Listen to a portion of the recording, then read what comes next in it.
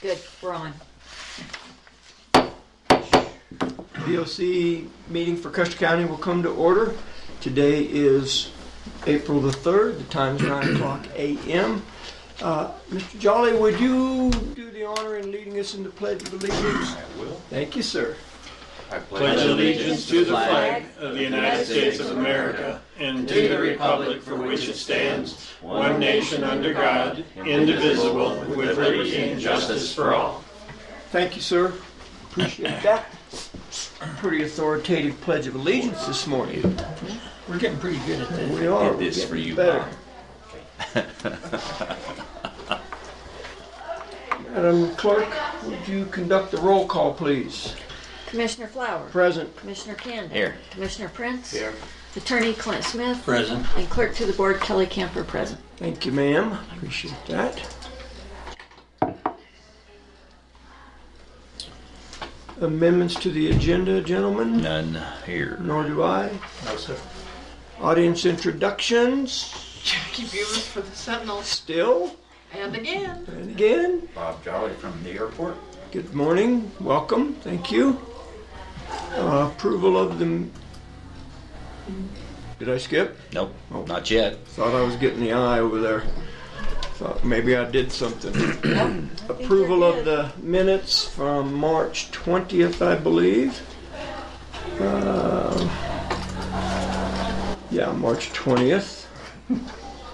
We'll talk about that in a minute, Mr. Kanda. I would move that we approve the minutes of March 20th BOCC I meeting. move, or I second that. That was held in Wetmore. Been moved and seconded to approve the minutes. Discussion. Everything looked good. That was our assistant BOCC clerk's efforts. So thank you, ma'am. She did very well. Yes. Thank you. Except for the roll call. Yeah. Well, you know, Next time. I've seen our full-time clerk struggle with She a roll couldn't, she call. couldn't remember where she Remember. worked. Remember who I was. Further discussion, gentlemen? Yes. Hearing none, proceed to vote. All in favor, say aye. Aye. Aye. Opposed, nay. Motion carries. Minutes of February or March 20th have been approved. Thank you, ma'am, for taking care of that. Commissioner items. Commissioner Prince. Nothing official. Spoke to Rusty this morning. He has his truck en route. Should be here hopefully Friday. Since we previously approved it, I told him that I didn't feel another board meeting was necessary, that the chair could just go ahead and sign the paperwork that we've already previously approved. Yep. I mentioned to Kelly that there is a bill in the Senate right now that the sheriff brought to the Westcliff town meeting yesterday, that if a judge that the statute will say that a judge must release someone, if a judge finds to release someone from custody either with bail or whatever, personal cognizance, the sheriff must release them from prison or the jail within a 2-hour period. That, Sheriff Biley said, is not normally a problem, but if it happens later in the evening or on a weekend, he may be asking for more people to add on to his staff. So I just wanted to mention those two things. Okay. Thank you. Sure. Commissioner Kanda. Nothing new. Okay. I just have one thing. I went home and watched the live stream of the meeting yesterday. I didn't watch it in its entirety, but I watched about 2 hours and 20 minutes of it. And I want to make a couple friendly suggestions to us, not to you gentlemen, to all three of us, because believe me, I certainly critiqued myself when I watched that video. And that's why I watched it, to see what the public was looking at. I really had not watched a long meeting or a meeting in its entirety. I've gone back and researched a couple things, but I just wanted to sit and watch that thing, and I was a little discouraged about a couple things. One is I've noticed in a meeting when I move forward to either look at something on my computer or write something down, obviously I'm a block between you guys, and I noticed several times you had to back up and look around to continue your talking. So I will try to stay back here during discussion as much as I can. It was very disconcerting for me. Felt like I was disrupting the flow of those conversations. So the other thing I noticed was that we, as all three of us, I'm not pointing out anyone more than the other, I think we're all three guilty of talking over each other. That and interrupting, I just believe if we really concentrate on trying to do a better job, it will look more professional. I think it will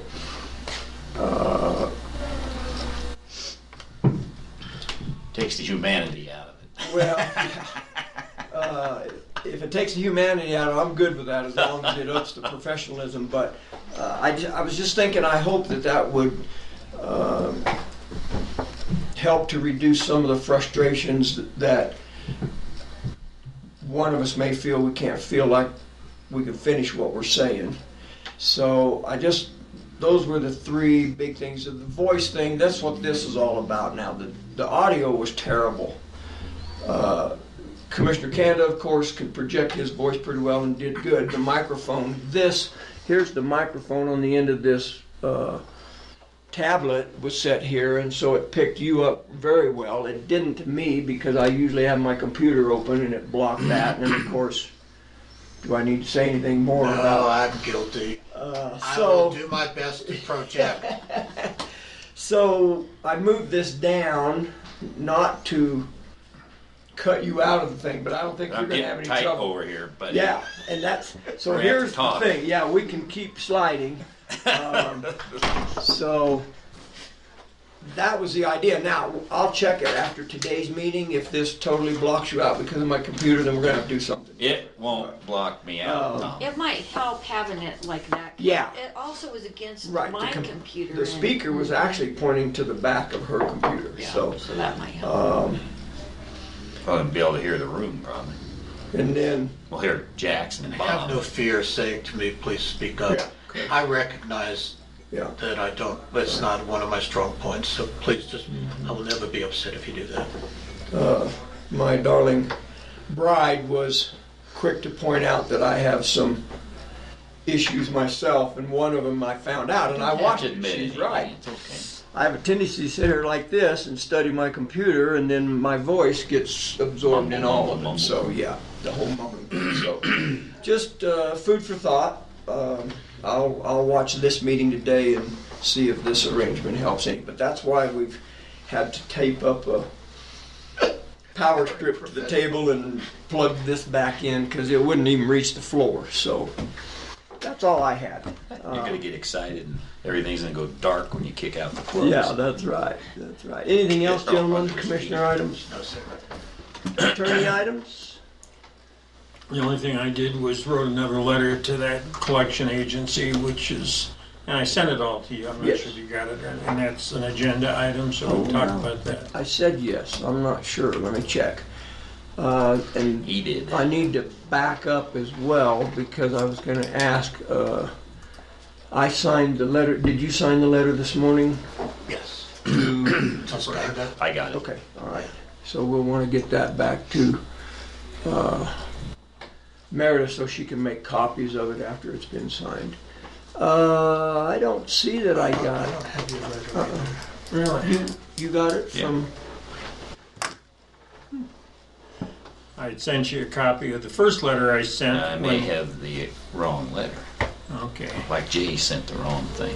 I don't have Well, No, I've I got don't need it. Let me a copy see. of Maybe. the current letter. And Meredith, Yes, I sir. did see. I guess if they didn't get this, can you just make a photocopy of this Scan whole it. thing for all three of them? Yeah, that's a better idea. Scan Yeah, it I've got it. in for them, I guess. Would you like a scan copy? Scan, please. Yes.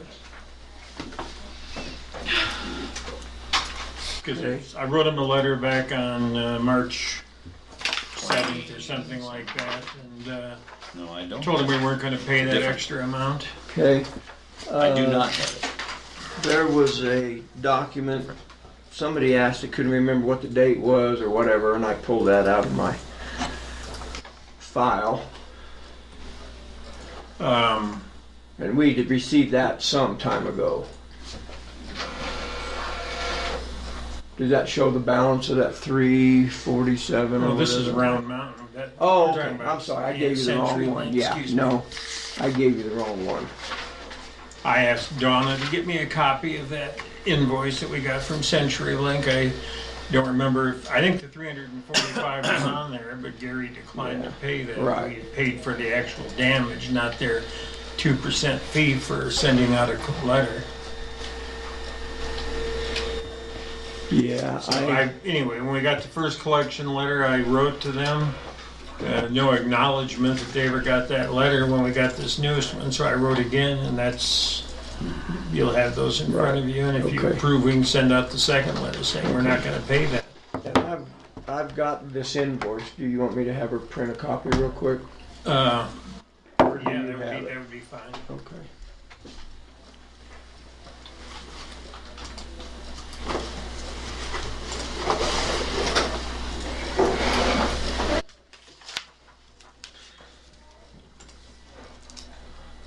I just remember yesterday somebody asking about the date when we were invoiced, and January 7th, 2019. So, And I asked Donna to get that information from her. I haven't heard from her Okay. yet, but I just wanted to know when we got the invoice and how quickly we paid it. yeah, I think we paid it fairly quickly after we got the invoice. We didn't get invoiced for almost 6 or 8 months, but when we got it, we paid it. So. I emailed those letters. All right.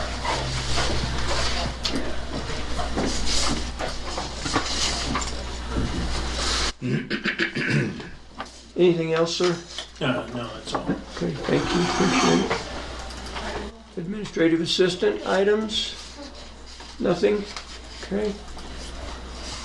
Public comment? I'm back commented out, thank you. Good. We'll move on. Staff reports. Good morning, sir. Airport, first up.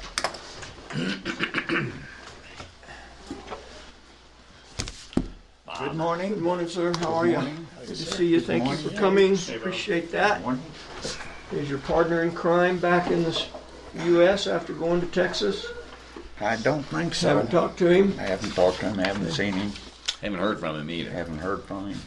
I thought he was getting back today, maybe, but I don't know. It'd be nice if he gets back one of these days. Before the middle of the month, right? Yeah, it'd be nice. How's things going for that meeting for the commissioners at the airport? Everything okay?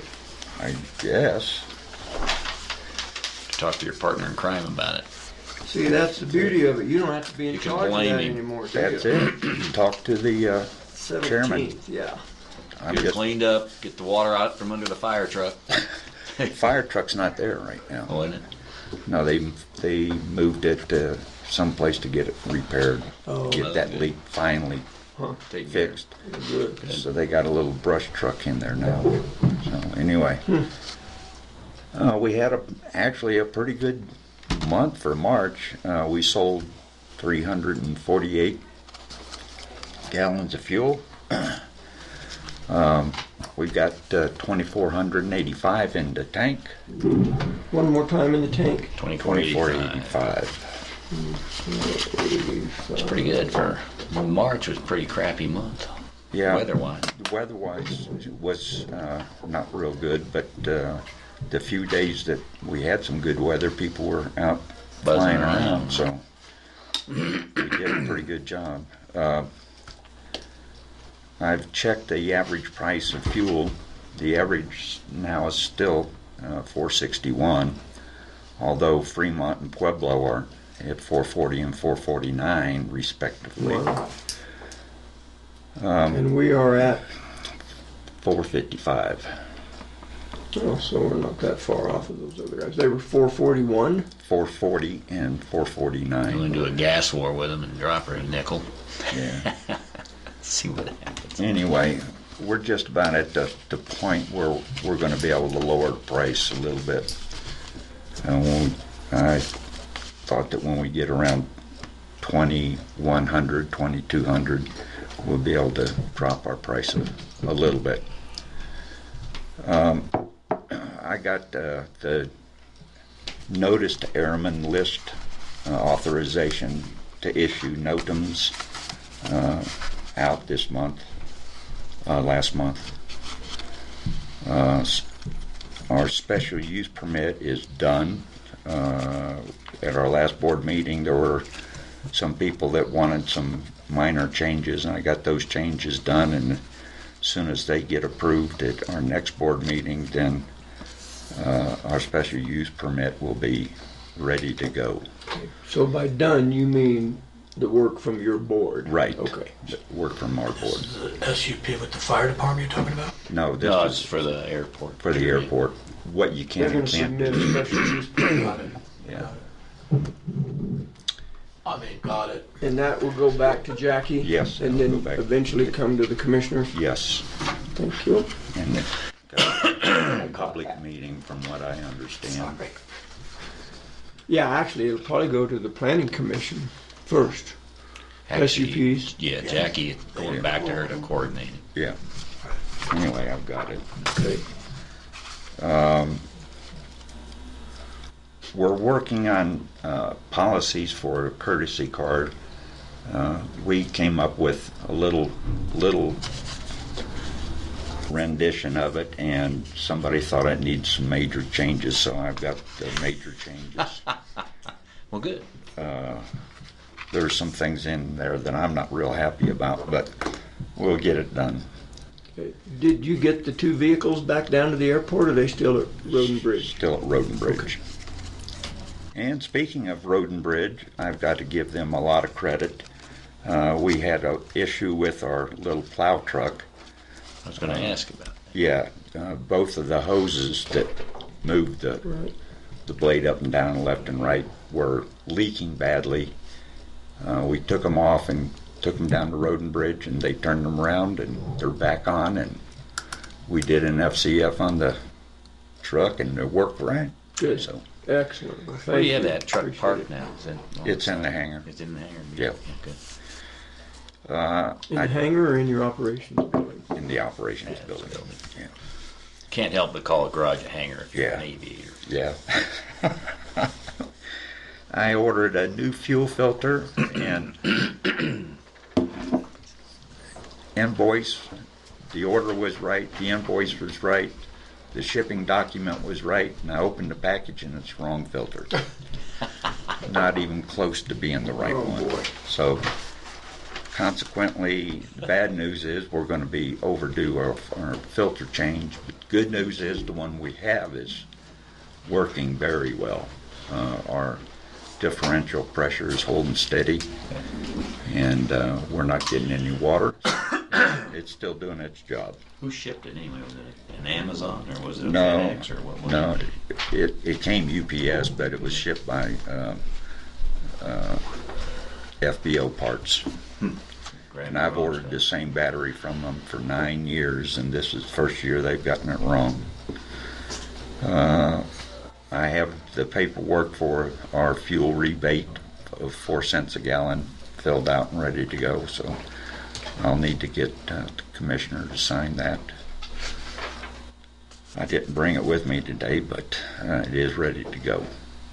And that's about all I've got for the airport. Go ahead, sir.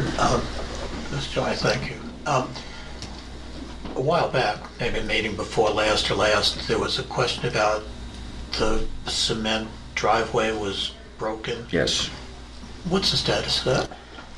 it's still broken.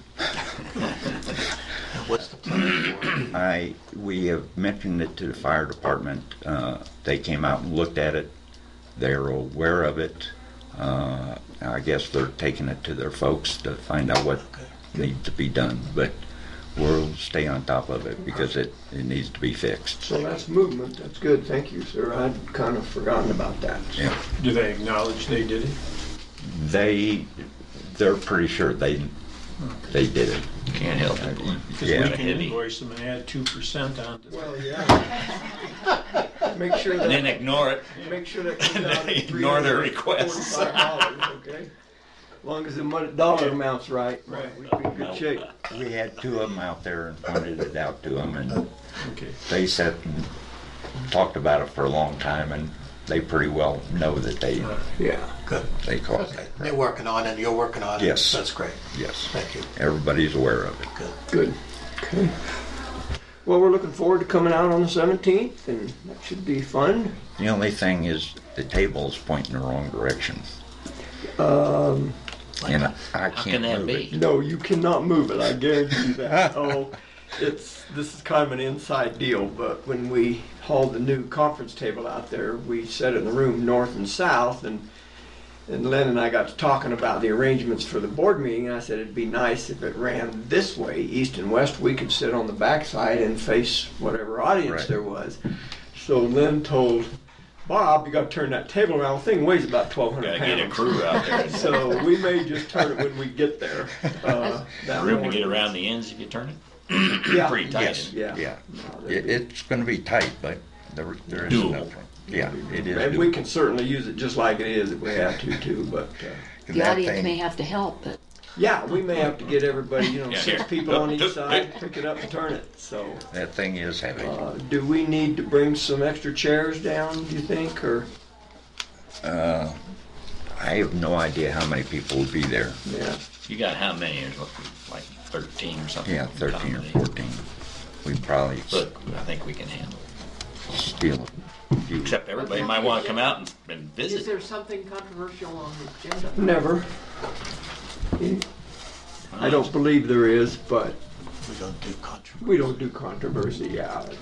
That would be crazy. What silliness. I could load some of these chairs up and bring them down too. I hope we have a big crowd, actually. I do It'd too. be nice if they come out and take a look. Yeah. Yeah, what do you think the chances are having a plane or two sitting on the I think that could be apron? arranged. Be kind of fun. Yeah. We got a couple right now out there. Okay. We got them. We got Free 'em. rides? You might get a good crowd. Tell you what'll get them is get some apple fritters. Well, yeah, you want food. Apple that's fritters what- and Advertise that. Yep. Yeah, we'll get the coffee pot going. Yeah, I mentioned to Lynn, oh, it'd be nice to maybe have a little hot dog after our meeting out there before everybody runs back to town. So we'll see how Serve that lunch. Well, it's goes not- along. It's a long drive. There's lots of things you could do to promote this, Bob. This is not a hint. Yeah. Out of the clear blue sky, I got a phone call from a gentleman from Oklahoma. And he wanted to know about the red airplane sitting out at the intersection. oh, did he call you? He called me concerned and that- looking for your number. Missed the runway. I said, I can tell you what I know and you'll be disappointed because it's not much. He said, well, I'm interested. I said, well, my understanding is a Russian fighter training jet was donated and there it sits.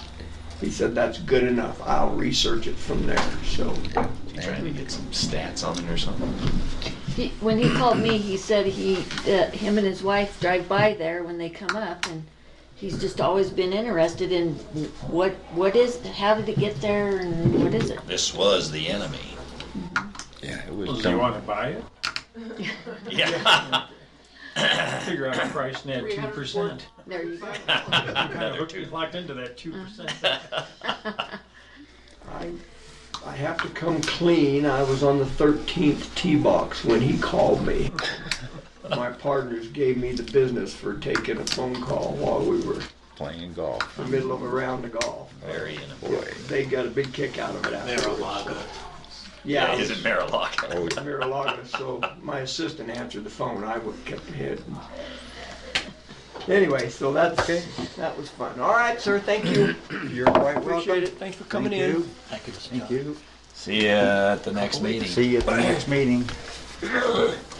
Our next item. We gotta keep it on. We Just gotta trying to keep after save it. you the Save me the energy, energy here. Trying to save you the energy. Good morning, ma'am. Good morning. How are you? You're back among the folk. Was I Cindy. missing? I thought you had a couple days off. Oh, well, yeah, but I didn't Well, I missed you. I didn't get to go to Utah. My doctor's appointments were just rescheduled because Oh. of snowstorms. Everybody Oh. canceled everything when it snowed. Got it. How are you? I'm okay. Good. Good, good. I have a few highlights on that report, updates I want to give you. May 21st is going to be the 402 class, which is Introduction to ICS for executives and elected officials. I know Jay's had it. It's being hosted by the town of Silver Cliff at 2 p.m. Eileen, I think, or at 4 p.m. May 21st, yeah. What time? 4 p.m. And it's either going to be at the Silver Cliff building, but Eileen may move it to Tony's. So we'll have a flyer out. It's a month out, but What's it called, Cindy? G402. Yeah, I've been reading about that. And Christy will teach it, so my advice Is is it O or 0? 402. 402. Yeah, I read Keep the that. war stories to short and Okay. keep her moving. And it could be a 2-hour class. Block it out for 2 hours. They've got it scheduled for 3. Starting Christy when? likes to go as long as 4, so there was some conversation of I missed the start times. 4 p.m. 3 hours? No way.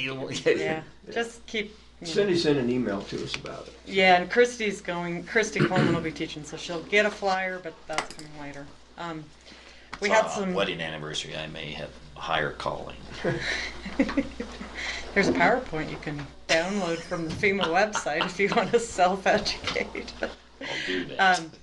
Yeah, hopefully the new mayors and mayor pro tems and some folks that haven't taken it will take it because it is a good class to have a heads I up. remember it was very good. Yeah. The radios, there were some radio issues, and Buck has a friend by the name of Mike Knox with State Radio in Pueblo. Mike taught me everything I needed to know in about 20 minutes on the phone, and got me a copy of the state inventory. We actually have 381 DTR radios on our inventory in Custer So County. that, yeah. 377 are active. I know there's a lot of broken ones. The big thing is the aliases are not right, the zones are not right, the organization who owns them are not right. It's a mess from way back from the original Homeland Security grants in like 2004 or 5. So. And for the first and only time ever, I actually used my radio a few days ago. VOCC2, I broke And it. you were on the wrong channel. You came across on EMS. So, in case your ears weren't burning, they probably didn't hear you, but everybody else did. Good news is, the bad news is. We need a radio training. And Vernon had an open mic for 10 minutes, and there were some other issues. So, yeah, it's radios. I apologize Yeah. for doing that wrong. Well, I I caught wind of apologize for doing that wrong. There you go. I'm practicing. There you go. How in the world? I mean, I've been on my radio. I've not Yeah. called out on it, but it's tough to know what channel you Well, are. Yeah. I was able to listen, so I thought, obviously not correctly, that if I just keyed on that channel that I'm hearing from, I'm broadcasting back onto the same You channel. probably were on scan and you were actually on EMS and hearing traffic on a different EMS channel. said, "Who was this and what was this about?" And I answered it. Yeah. Okay, sorry Yeah. about that. No, I heard about it from dispatch. So, Not surprised. and then also just an update: Elbert County is also upset with Motorola. Has been evaluating Kenwoods, and they're going to Kenwoods. So I think even SARS turned around on to the Kenwood program here. So I just thought it was really interesting that Elbert County had as big a frustration as Shannon and Beth and some of the other folks. On the Ready, Set, Go, I signed the extension to the contract yesterday with Kevin. We added 5 parcels. They gave us an extra $1,880. They were offering us $5,000 more, but I just couldn't get another home in there. I had some people turn me down. So we should wrap that up. I got an extension yesterday, signed it as well. I've got to have all my paperwork grant closed out by the end of May. the work should be done in the next 2 to 3 weeks. I'd say 2 if the weather holds. We're at 51.96 acres and 13 homes treated. Of the first group of 9, 8 of them had a cost share, 1 of them's doing in-kind. And 4 of those 8 have already paid their cost share, so they're in the deposits. And then I got all those grant applications in on the Homeland Security Grant Program.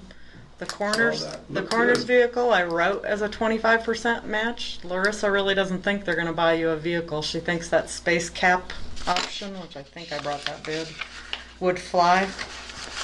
I guess I don't have that bid with me, but the problem with the vehicle is they're going to want to know who's going to drive it, and is it only going to be driven when it's Right. Corners business, and not to a town meeting or anywhere else. And I'll fight for it at the April and May meetings. And I got all the grants for around the region yesterday, and Fremont County, they had gotten a mass casualty, vehicle, I think last year.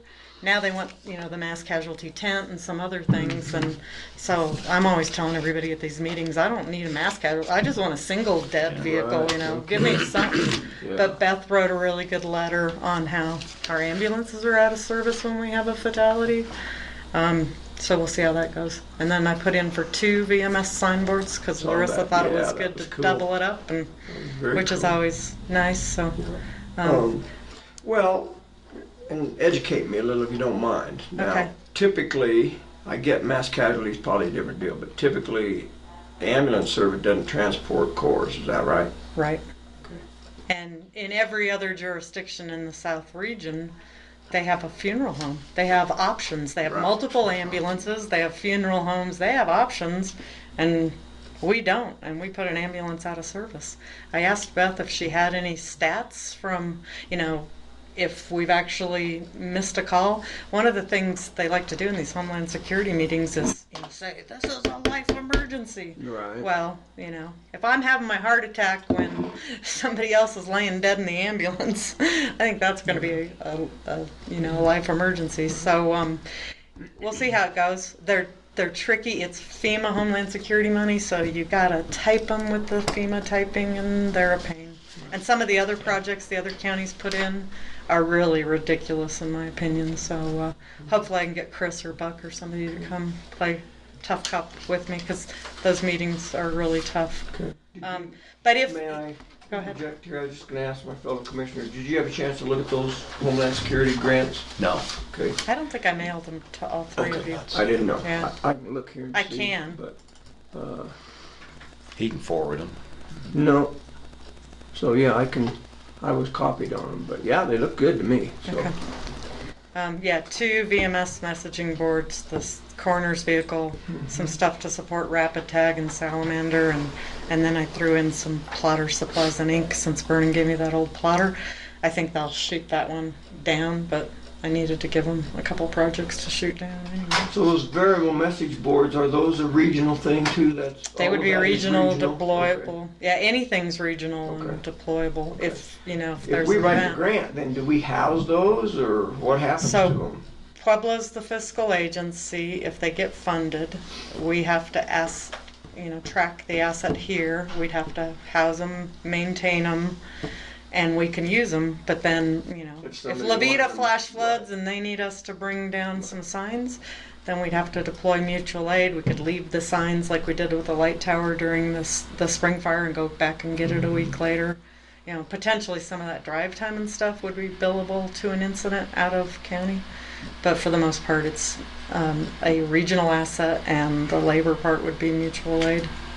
So if we had, I'm just thinking, toxic spill south of town, which has happened, Yep. we could quick run one of them variable message boards onto the south of there and use it or not? Yep. Oh, Okay. well, jurisdictionally, that would be between CDOT and probably Shannon, and Shannon would probably win. But I'm not. Yeah, we could But- use them anywhere, but I don't know the CDOT rules, so Okay. I won't. Yeah. Right. Yeah. Okay. I But get yeah, that. But if Oak we Creek wanted grade to use washes them- out. Right. Exactly. We could Hermit put them on Road. County Road. Mm-hmm. Sure. They'd be ours, and I did it. If you saw the text on that, I pulled it out of the master plan, but I included how many miles of road Right. I Road saw and Bridge that. maintains, and we did. I think we had Oak Creek Grade and Copper Gulch, and we've had issues on Hermit Road this year. Right. So there's So if we had a fire in the sangria. Yeah, smoke advisory, prescribed burn, you know. Oyster fries.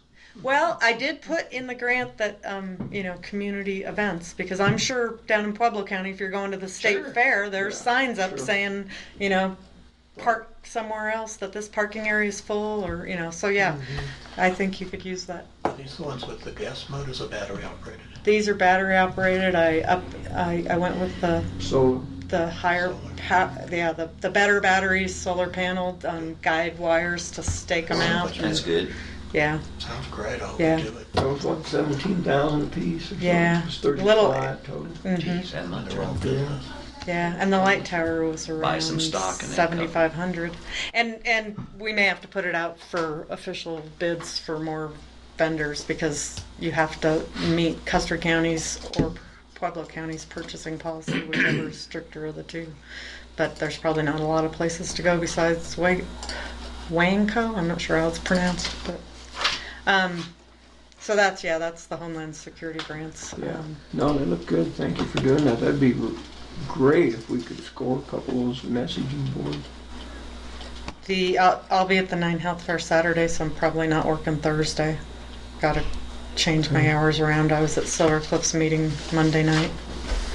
And then Vernon, I know Vernon's out. I'm having some issues with email, and I can't email Meredith. I can reply to hers, but every time I try to do the BOCC admin, it just shoots it out. So there might be some other issues on my I think it's PC. admin BOCC. Maybe you got No. it backwards. No. BOCC admin. I think it's right. So it's not rejecting it as like a not found, it's refusing to send it. And so far I don't see having problems with anybody else. Yeah. But and then I've got Spammed is what the problem is. something. Yeah, she's blocked me. And then I'll start working on my EMPG quarter closeout with the reports. They didn't move that all online yet. Someday it's going to go online. It's going to be a mess. And I do have to start turning in all my hours with EMPG now. That's a new federal requirement. Christy Coleman said, that's okay, just put down, 8 hours Monday, Tuesday, Wednesday, Thursday. I said, no, I'm going to put down exactly what I track like I always track them, because it's not just 8 hours a day, and I don't necessarily just work 8 to 4 Monday through Friday. So you had asked on my leave request for a copy of hours, and what I do is I keep them on a phone. On an app. I paid to upgrade the app to download them. When I turned in my leave request, it was supposed to be marked vacation, annual leave. It wasn't. The one before wasn't either. But I went through last night, and I do have a lot of comp hours.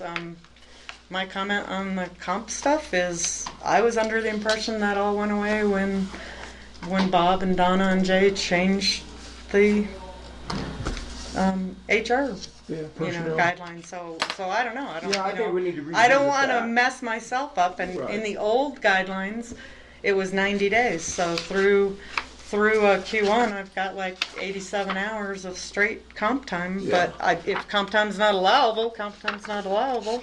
But I think we all need to be on the same page. No, I 'cause- think it is allowable. I think by FLF, Fair Labor Standards, right, that the Yeah. employee has the option of taking it as comp time or paid overtime. That's my understanding. I looked to Miss Donna.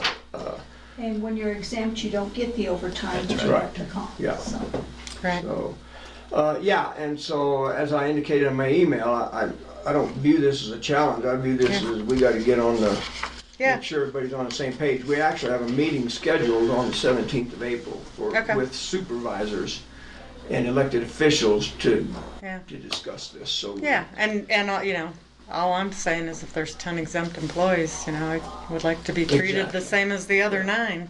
So, but, under the old guidelines, Special, come on. those, I am special. Well, and here's the thing, too, Cindy, in all honesty, I mean, and this is a problem, it is not your problem, this is a commissioner problem, and I've spoken to Donna about this. If any one of those 10 employees come to one of us and say, I'd like to turn in this leave request form, Yeah. unless these two gentlemen are operating differently than I am, I'm going purely on faith and trust. I have Yeah. no record keeping, and that is absolutely not acceptable in my opinion. So Yeah. it's not that we're challenging everybody. I think we need to do a better job as commissioners Yeah. for the employees that report to us. Certainly you're one of them, but you're right, you're 1 out of 10. And so I just think we're gonna talk about that on the 17th and try to come up with Okay. some. Yeah, I use this app called Worklog Pro just because when I started, I wanted something to use, and I remember one time Bob Katnick wanted me to go into more detail, and but I can view my shifts, weekly, daily, monthly, and I put in notes, and then that helps me write my reports and my EMPG reports because it helps me remember what I was doing that day. I don't try to break it down by 2 hours doing this or a half an hour doing this because then it just takes too much time. Okay. Yeah, so- I've had some conversations with other supervisors, elected officials, and have looked at some of their processes. And that's what I want to talk about Okay, on the yeah. 17th is And what that's does the fine. commissioners need to do for a process? That's Okay. probably as efficient as anything. Yeah. Um, Well, it's something to give me, Right. to help me know where I'm at, especially when I'm going to a meeting on a Monday night or a health fair on a Saturday, because it's just not a normal, Right. 8 to 4, Monday through Friday in my office kind of thing. So, Well, I just think is, did you need to hang on to this, or you I just wanted can, to see? unless you need it back. Oh, I don't need it back. Okay, yeah, I've I'd got like- copies. Okay. Yeah. Yeah, I think as commissioners, we need to have a process and plan, and so that's what we're gonna try to talk about. Okay. Yeah, and I know I had asked for clarification a couple different times because I wasn't sure on that. So, anyway, Okay? I don't. And so Thank- the one that was marked Well, annual vacation is the one that you wanted, right? I've gotten 2 of those. yeah. Yeah. Well, the first one I didn't mark Right, annual. okay, And so this comp is- time was just like a blank. It was on my form. Donna sent me a new one without that written in there. Yeah. Well, unless you're wanting me to So use this my is the comp time, I'll accurate take one. my annual leave. But one way or the other, I want to take it off. Right. So. And your request here is for comp time. Well, Is that what it was that's for? originally supposed to be vacation. I forgot to check the box because I didn't think that I get comp time because I'm exempt. Okay. If you decide on the 17th that I have some comp time coming, I should use that and save my annual leave. So But- your records show you have comp time. well, I figured this out for you yesterday. I inserted the lines and did the hours. I normally don't do that because I thought comp time went away. Well, to be honest with you, I did too, but then, So yeah, so maybe. figure out what the consensus is and treat me fairly, and that's all I ask. Is, but I was originally planning on vacation because I didn't think there was comp time. But if there's comp time and I'm going to forfeit it in 90 days, You can Then always I don't. ask Donna. yeah. Well, she doesn't have a record of it. Confused. That's And the so problem. no commissioners have ever asked or given any direction on those particular employees. You just said the other 9 are taking comp time, didn't you? Comp time is rarely accumulated because we work a 35-hour week. Right. And comp time doesn't come into play at 40. Right. And not many people work 20 extra hours in a month in order to even start that ball rolling. And so it really does not come up as much. So you're a lone ranger. Well, Vernon could if Right. if we were in an emergency situation. Exactly. Well, and that's where, and I haven't had time to do it, but that's where I tried to propose a plan where you transition during emergencies. Because if we have a fire and all these folks accumulate comp time and you give them a comp time or a bonus or whatever down the road, none of that will ever be reimbursable during a disaster. And I know it's a huge can of worms, and I honestly don't have time to get into it now, but it is a consideration, when that bad day happens. Right. Not the rest of the time, I think we're fine. Well, your position is specifically listed as an exempt employee. Yeah, it wasn't when I started, though. In the handbook, I was not exempt, and in my job description, I was exempt. And then when they got updated, they had to sync them because one said one and one said another. So, Go ahead, sis. So obviously, we need to come up with a policy with HR and we're gonna be working on that. And I'm sorry you're in flux at the moment, but we'll have a plan. And I'm sorry I just didn't check the vacation box. I meant to. Yeah, well, and I didn't never do anything with Yeah. it, and then next thing I Yeah. knew, I got the updated copy. Yeah. So I was gonna wait until today when we had a Okay. chance to visit with you about that, so. I have no worries, other than I thought I'd take vacation before summer hit this year so that I could go into summer with a little bit better outlook than being Okay. toasted at the end of the season. So, All right, um, very good. all right. Yeah, I Thank don't you. think there's anything else Anything big on there. Good, all right, Right. well, again, thanks to those Yep. Homeland Security. Yeah, fingers crossed. Yeah, no Let's kidding, see. that'd be great, but Okay. you'll get some kind of award if we get a coroner's vehicle out of that deal. We might As long give- as I don't get a I ride. gotta say, maybe we give you a ride in the back. I'm not gonna ride with you. That's like sleeping in the long-term bivvy sack on Yeah, search and right. rescue. You Yeah. don't want to There's do your- that. There's your award. Thank you. Good morning. All right. Next item on our staff report is Human Resources and Finance. Thanks for coming in. Timing was impeccable as always. Yeah, not bad. Thanks to Meredith calling, saying it was. Oh, yeah. You're up. You're up. Yeah, I do believe we need to keep that on the schedule on the 17th. And what time was that? Let me look. I think it was at 2 o'clock. Okay. Yeah.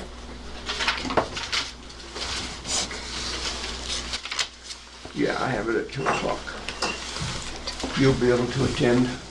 Good. Okay.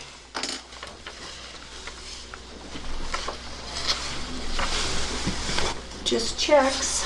Okay. On field questions. May, what was that said? 17. Thank you for setting in on the That's- meeting yesterday. That's Rob. when you're, April, I said May. April 17th, I haven't sent anything out yet. Yeah. Meeting with the elected officials and supervisors on comp and overtime. Yeah. in what time? 2 o'clock. After the BSC. Yes. And you know, one of the questions that I have on it is, not that people should get comp time or not, but how to track that. The You know, that- process. And how that it's okay. As overtime, staff, if Kelly were to pay overtime, she would say, I need you to work overtime.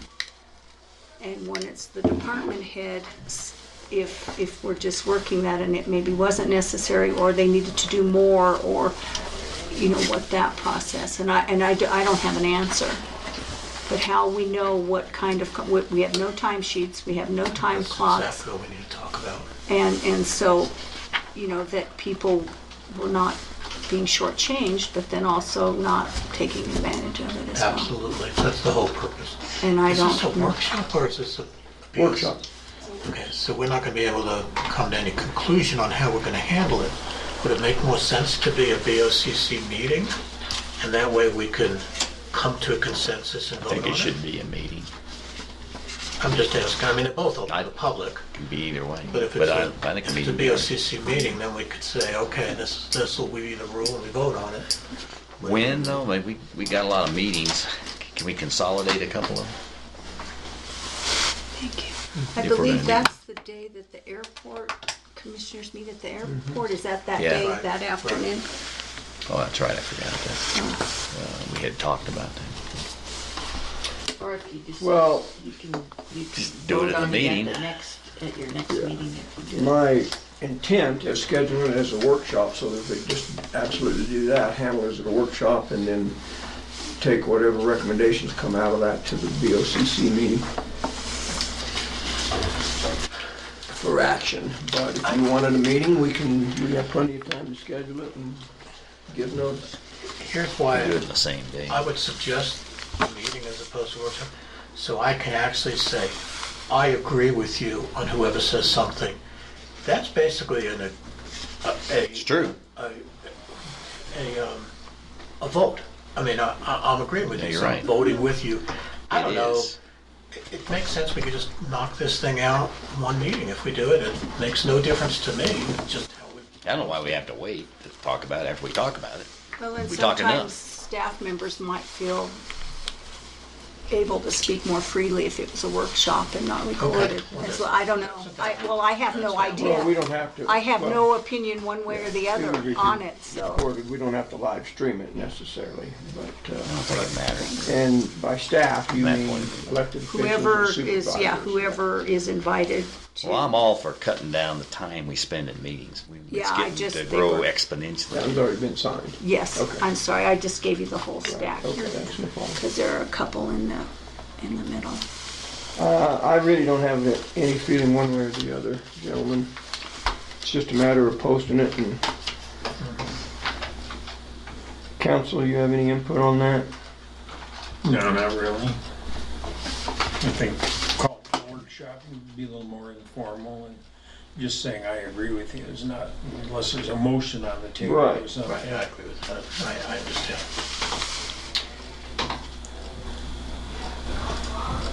And maybe once everybody knows what they want, maybe they can shift Can add questions.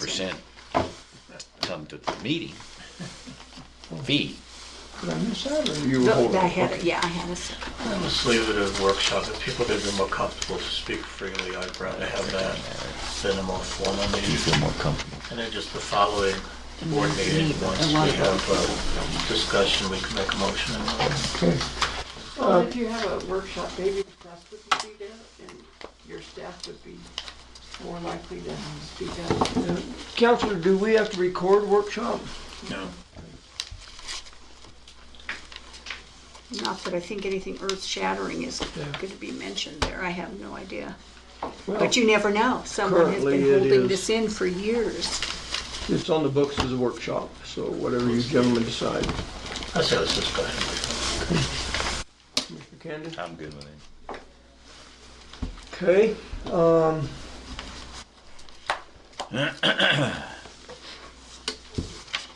got a question, I can ask it off the record later, I can ask now, has to do with IT. Okay?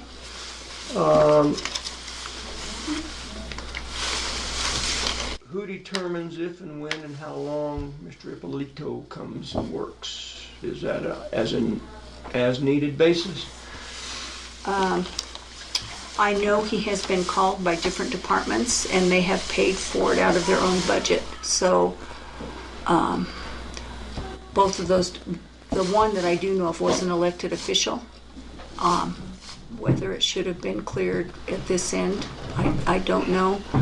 But the one thing that was for sure that it wasn't coming out of the IT budget if it was a specialized item for their particular part. But I, Thought we discussed that and said that was the procedure, and we agreed to do it. I'm unaware of this. Could you kind of fill us in on what's going on? Well, after Chuck retired, correct me anytime I start getting off the rails, because I'm trying to recollect. yeah, see, me But too, I can't really. After he Don't remember retired, details. we maintained in the budget a half-time position in the event that we needed it. We never said we're gonna hire somebody, we just budgeted that money.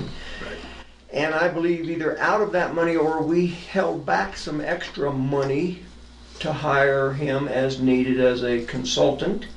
I know he's been here off and on ever since he retired. I don't know if that's being paid out of general fund or out of IT or out of these elected official or whoever else calls him in. It is being paid out of theirs as contract. The first, that 6 months when he was being retired, it was being paid as salary. Yeah, but I But mean he is after that. contract now. Yeah. And so if Extension Office used him for an hour and billed it, it would be out of Extension, contract labor, or salaries at their end. And then Okay. he's liable for his own Social Security and Medicare. on that. And if Vernon taxes. uses him, Same thing. comes out of IT. And if you use him, I better find another money pot. Otherwise, she's gonna take the day off, hire him you in. haven't brought him in specifically. I have not. Okay. And if Kelly Yeah, needs him. if she had brought a whole set of computers, then she would, that Now I'm way. talking about Chuck, not Vernon. And, Two different deals. And completely. if for some reason Kelly did not have that, because I believe everybody's budgets are pretty tight, then maybe we would come and ask you if you would let us have some of Vernon's From money IT or for from it wherever, on there, from that part-time if the crisis was big enough. on there. It sounds very appropriate to me. I mean, if an elected official or a group has it in their budget and they feel it's something that they would rather not have Vernon do for whatever reason, he's too busy, they need something immediately, they need a full-time person working on it, and they choose to expend their budget on it, it sounds to me like it's working well. Yeah, I agree with that, as long as we don't get into an issue of outside of the elected officials. Well, I think we just heard that if it's not out of a budget from an elected official, he would come to us for approval and we would determine where the money Where it would come comes from. On there. I would ask, but I would have to ask Yeah, there's because I certain- don't have, any. There's certainly no policy that exists to make what you just said happen. Actually, That's there why I brought is, it up. Tom, if you think about what are informal, or it's not informal. Everybody knows we have an IT department. If they're working for us, that's the first course they go to, right? If for some reason Vern can't do it, he'll tell them, and for whatever reasons, and then that would, if it's something that he thinks ought to be helped, then he'd come to us for them, or they can come to us. I mean, I don't think we have to spell it out, My thought would as long as they be, come to us. I think we do have a policy for this. That's why we have in their budget that they can hire contract labor, Yeah. and we don't dictate what kind of contract, trying very hard, what kind of contract labor to use. And even if we have an IT person on staff, if they feel that for whatever reason, that they need to go outside of that, maybe it's beyond Vernon's expertise or whatever, that's why they have that in their budget for whatever. So I think we do have a I policy think for we're it. okay. And just as a side note, as far as Vernon's expertise, I've not heard anything bad about that. Right. The problem is arising is these are programs that Chuck has written. They are his programs. And when they take a digger, unless you're the programmer, I don't know if you can fix them. I mean, I don't know if, like my check writer or my 1099, if I came to November or December and it wasn't working, I would have to call Chuck to fix that because he is the writer of it. And I would say that is a problem that needs to be That's what I was addressed. gonna say. Because Sunday Chuck's going to move away or say, I'm done, I'm not coming back. I would hate to be an alert. So I would say we need to come up with a plan or a procedure to phase into something that So is that would not be, dependent on a single individual. so that is perfect for Vern, because he's the guy that's gonna have to, he's the overall IT guy. He gotta look at what's there, what needs to be replaced, obsolete, things that need to phase in and out. He could bring that to us at some point. I mean, some of this is pretty old stuff. Right, And and like he's gotta look the at it check anyway. writer program, is all the handwrittens go through there? I don't think we have but maybe one typewriter in the whole building. And that replaced it, so it saved us a huge amount of money that I just set it on there. It runs through and I use it. But if that were to go, would I go to town of Westcliff and sit in the corner? I mean, I don't know what I would do. You just have to come up with a different program. And Because one of my programs that Chuck did wasn't working, and it's because the data that I was putting into it added, where they sent it from, added an extra column. So it didn't mesh with the program. And so I've been talking with Vernon, and he said, I think I can come up with a better way to do this where you don't have to use that program. And so that's what we're kind of working on. Yeah. Yeah, certainly that's the issue with custom-built programs written by someone. They're tailored to that person. Right. Or a company or whatever. And Vern ought to keep on top. And he should, I know he is. If somebody's got an issue, they come to him first, right? yes, I believe so. But that, I mean, it saved us untold amounts of money with that, but like I said, if you can't.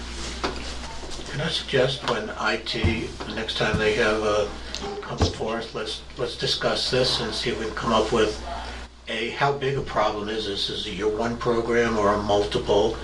And then what can we do to have a backup plan? Because if we have one person who does it, that's just not a good plan. I was talking And you about can't go back to the old-fashioned way. I know, it's like that, but that would be really bad. Well, I don't think I can print them by hand. The typewriter I don't mind, but I don't think I could write them if I don't have something. Sure. That's a problem. Thank you, We'll man. move forward. Anything else?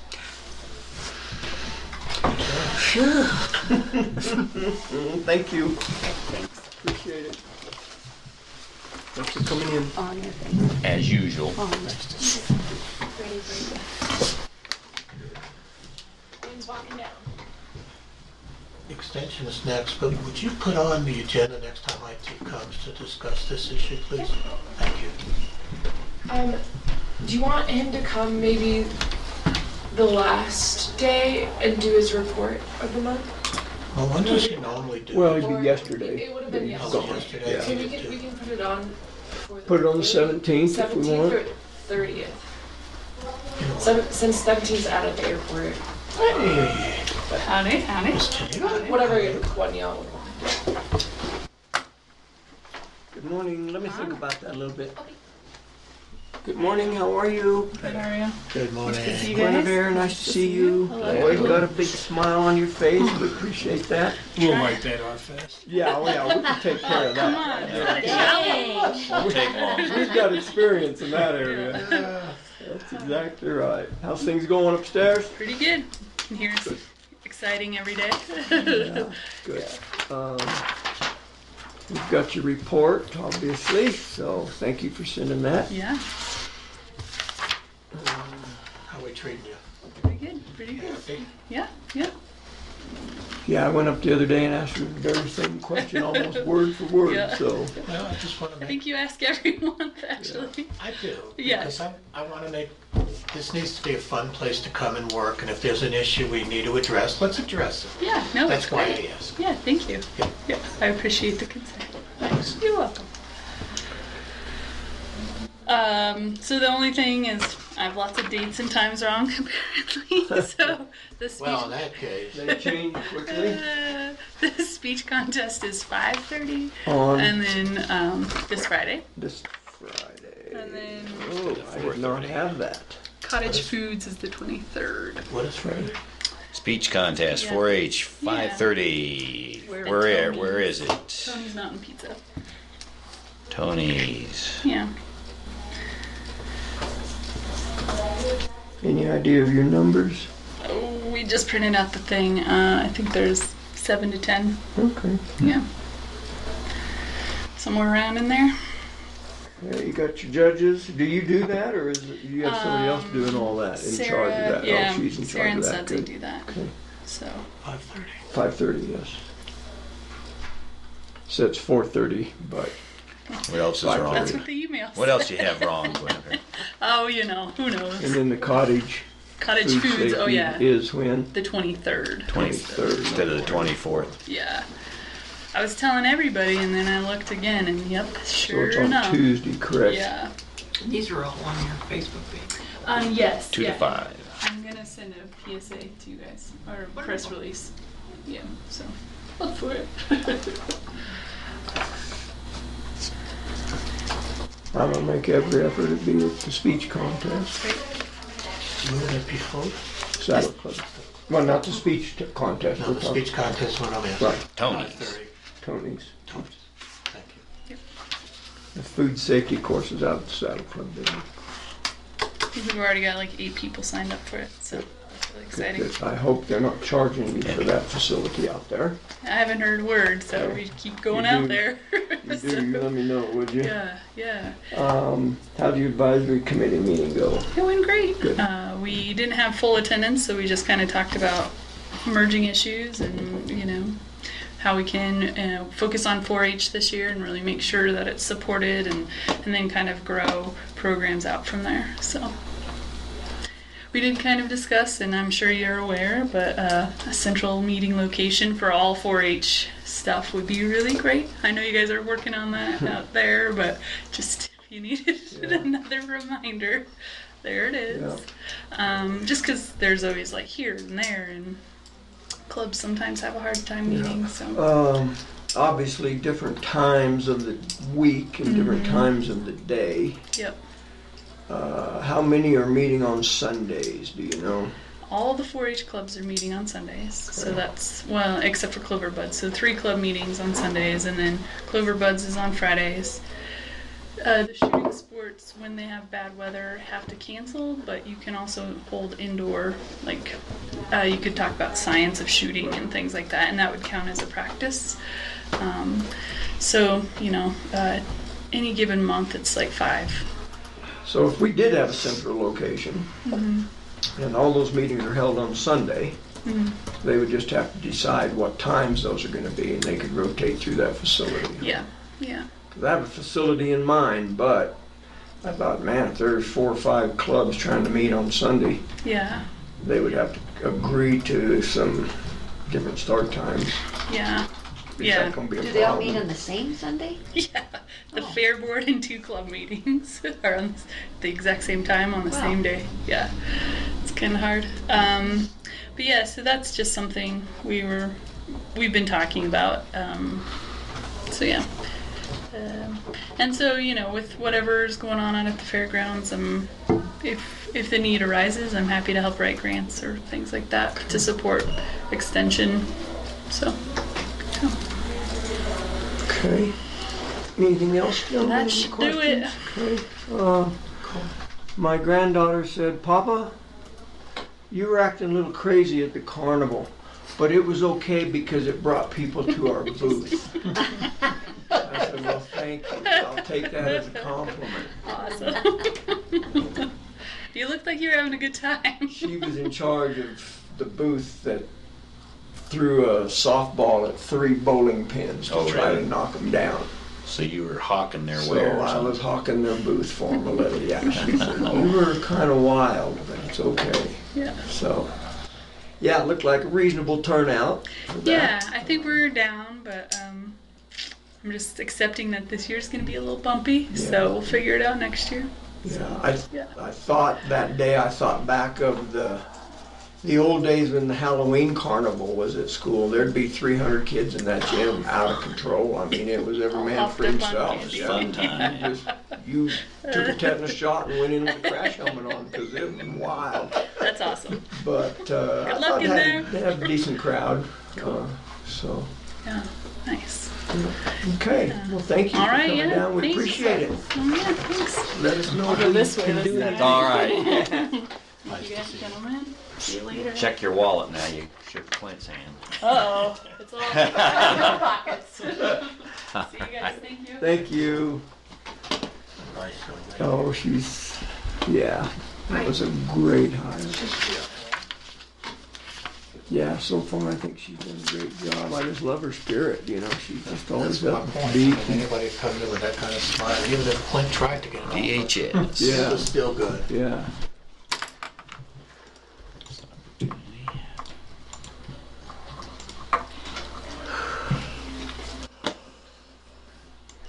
DHS.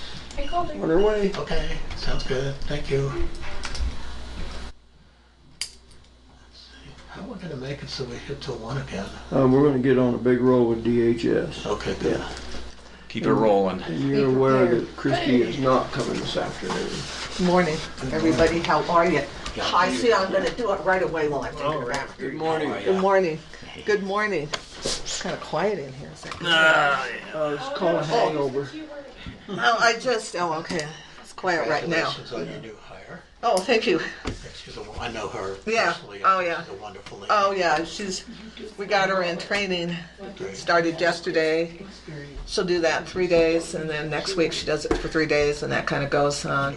Yeah. And we were doing the trainings in Fremont County, and I don't know what's going on with Fremont, in the state, but anyhow, they're not using that training center anymore, so we thought we were going to have to go to Springs. But they're having them in Pueblo.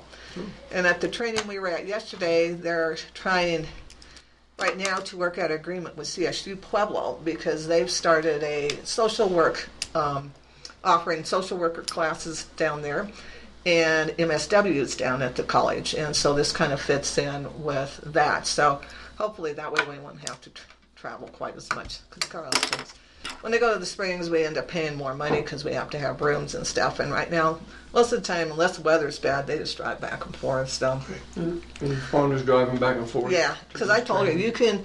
She's in Pueblo, and I told her if you want to. And she's right on the edge of Pueblo. And so I said, you can drive, you can get a motel room. She said, well, I think I'll just drive because it's not that big of a deal. So Good. whatever you want to do, if the weather gets bad, but this time of year it's not too bad, so you never know. Yeah, so I'm just going to follow up on Jay's comment. I don't know which is more exciting, have a new hire or have 3 new desks. well, I come in and because Tracy Kitchen got my desk put together on Friday. He was still working on it. He was still working on it when I left at 6, and he pretty much told me to go home after I went and got him a sandwich. And he says, it's going to take me at least another hour to do this, and you don't need to sit here. And I said, yeah, just close the door and turn off the light. It's just going to lock itself.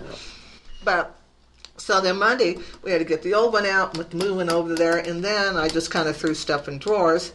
And then I had to be gone yesterday, so I come in, and I'm like, I don't know. We had this form, and I don't know where I put it because it was on my desk, and I had to move it, and now I don't know where it is, and I need this thing, and it's like... Clean house, can't find a kitchen table. Well, this is it. I had to get, and I'm like, I don't know. I feel so displaced because I can't figure out where anything is, but it'll come around. It will. Just two Hopefully, but it'll work. And then when Vernon gets here, and I can have him do some stuff because where my hard drive is not really working, and we want to put it down here, but the cords aren't reaching. So I don't know if he's got some additional cords so that we can get it on there, so I can get it off of where it is. But we'll get it worked out. Good. I'm confident we're going to get it worked out. I am too. I'm hoping maybe.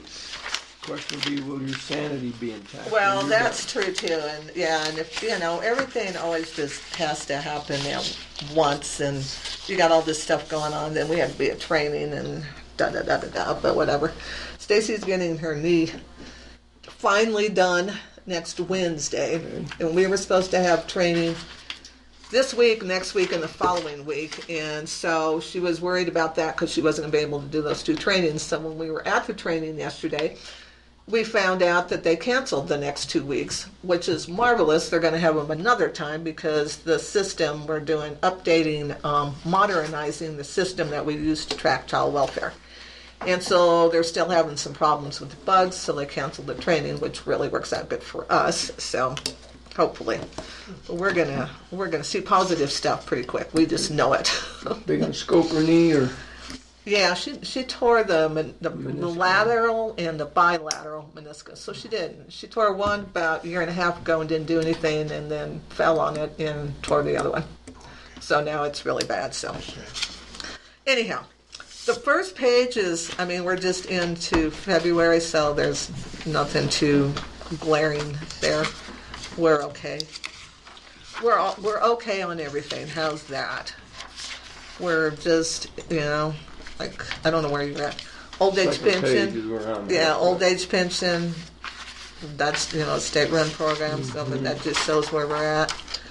And LEAP, if you look at LEAP, that's for February, that's 150. That's a big payroll because that's the second payroll of the LEAP program. So that combined the first payroll and combined payrolls for October and November. November, December, January, and then February. So they're all combined in that. So that's why that looks more. Yeah. And we are, compared to last year's numbers on LEAP, we're down a bit. And we have sent stuff out. The state has sent out reminder little postcards to everybody. But I don't know. It seems to be down a little bit. So we'll see what happens with that. Rhonda sent out some stuff again the other day, so we'll see what happens with that. And then our Medicaid transportation, I found this one interesting because we had more payments for less amount of money. It just depends on where people are going as to how much we're doing with that. And then our community service block grant, we still have money in that. I'm supposed to get more, we'll see, but right now I'm doing fine with that. And then Energy Outreach Colorado, same thing, I still have money in that. And I've had more people asking me about help this month than I've had last month, so it goes in cycles. I don't know why. And then our food assistance house. Is this what this one is? Oh, yeah, SNAP. Yeah. So this is our food assistance. We got 230 households. Yeah. Is that what we had last year? I don't know. I don't know. quite a bit. I could look because I have these reports from last year. I could look to see. That's quite a few. Yeah. Yep. We're definitely seeing. We see it goes up and down. We see people come in and leave, and come in and leave, and come in and leave. And so this time of year, we always have more for the simple fact we have a lot of people that do construction and stuff, and the weather's bad and they can't do it. On that SNAP assistance, is it restricted on what you could buy with the? I mean, can you buy alcohol? Oh, no. And those kind of things. You can only buy food products. Got it. And they can't buy dog food, or they can't buy cleaning supplies, they can't buy alcohol, cigarettes, or any of that stuff. They've had a thing where, because you get it on a EBT card, a debit card, and you can get some people, if they have a money payment, like old age pension or something, it goes on that card. So you get casinos like in Cripple Creek that have ATMs in there. And so we have to give the people the things to sign saying that they won't use it in any of those. They're not even allowed to go into the casino to get their money off of the card. In Black Hawk and Cripple Creek, those counties, sometimes that's the only places there are ATMs. It's hard not to pass up a one-arm band. Yeah, but they said, like Cripple Creek, they don't have I don't know. They may have a bank. I don't know. I think they have a bank there. I don't know. They must have an ATM. But they said, some of these people are just getting it off at the ATM because that's the only place they can get it off. But we have to have them sign something that says that they will not use their EBT cards at those type of facilities. Let's see here. I was looking a year ago. Oh, because you got it in there. Because, I could look because I have them back too. But Number of payments, I'm not seeing the number of households, but that's what you were asking about, Yeah. Canada. Yeah. yeah. Yeah, it should have households because if you got payments, you should have households there. But I It's can look it up. EOC, right? Not LEAP. No, he would Snap. Snap. Sorry, We're I'm looking on the at wrong Snap. document. We're looking at Snap. 210. February of last year was 210. Oh yeah, January so was it's up 220. by 20 households. Yeah. Yep. Yeah. We feel it too. We have more people walking in and Bet you do. yep, applying online. I see a lot more applying online. The reason I asked, I heard, and I don't even remember how I heard it. The word's out, come to Westcliff because the services are better. Well, we're not better. I mean, it's good advertising. I It's know. bad. It's bad from for the point us. of view that Yes. we attract a lot of poor people that need help, and they come to the worst place climate-wise. Yeah. I don't get it. Oh, I don't get it either. We have somebody here that their health is horrible and they're living here. I don't know how they get up here because they can't afford to drive. Yeah, and I'm like, I don't know why Crazy. you're here, and they're going up and down the hill to doctor's appointments all the And time. it costs us money. And now their vehicles broke down, and she's going, we got to get the vehicle fixed, and I'm like, why are you here? You need to be at a lower level. I don't understand, but that's just how it goes. Okay, I'm trying to think. I don't think of anything else that's outstanding. Thank you. We're just trying to, with all of the new modernization, CBMS, that's where we do our food assistance and stuff. They're modernizing that. Trails is modernizing. I went to a training yesterday with Stacy on the fiscal side of that. She's doing the case side of that. So that's coming up in June. Trails the daycare program is doing a different House bill was put in, they're changing the rates, so I had to do a new county rate plan and a new rate schedule and all that stuff, so that's done. That's coming up in July too. So it's just been kind of hectic here.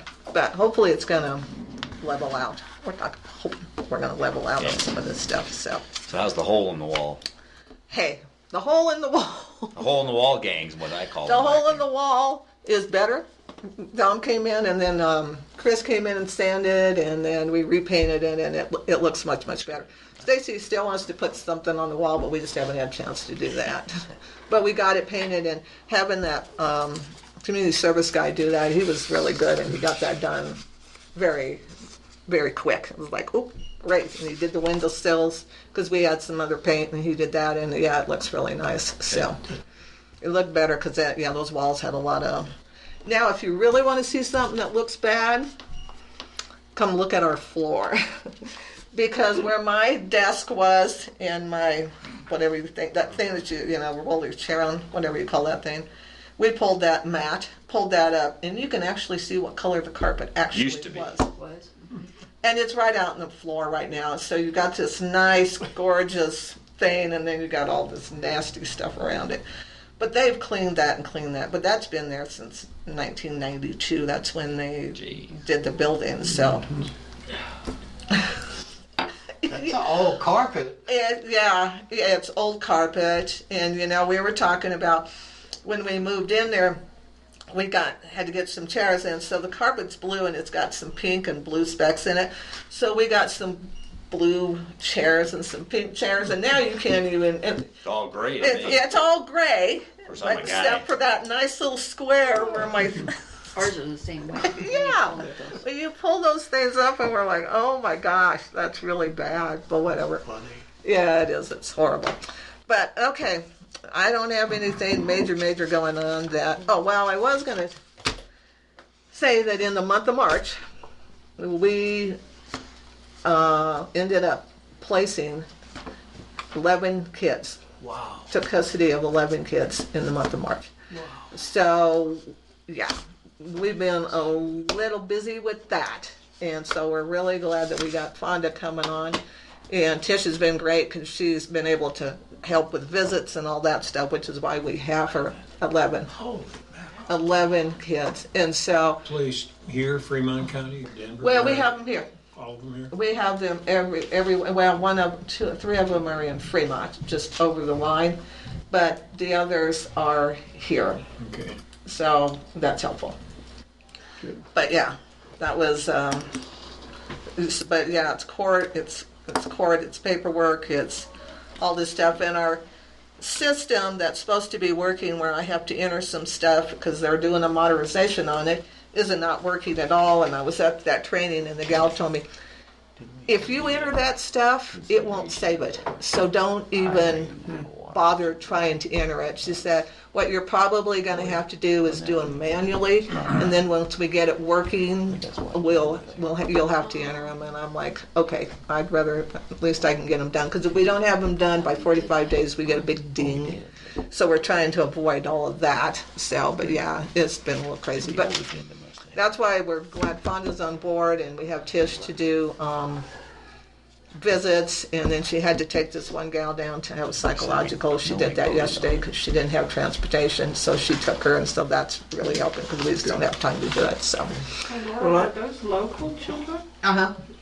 And my question, Give it's them not 11 different 4,000 families or siblings there. No, it's three different families, but 11 children combined. All right. Yeah. I had a couple of Is things. what that One, is. I just want to compliment you on your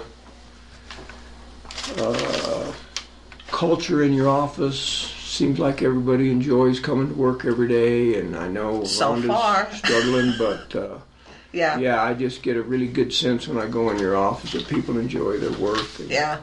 We're trying, but yeah, we got, like stuff going on, but we always try to keep it light if we Yeah, can and right, stuff like yeah. that. And so, but thank you. Well, I certainly noticed it. So. Yeah, so And then if we could go back to CSBG. you can.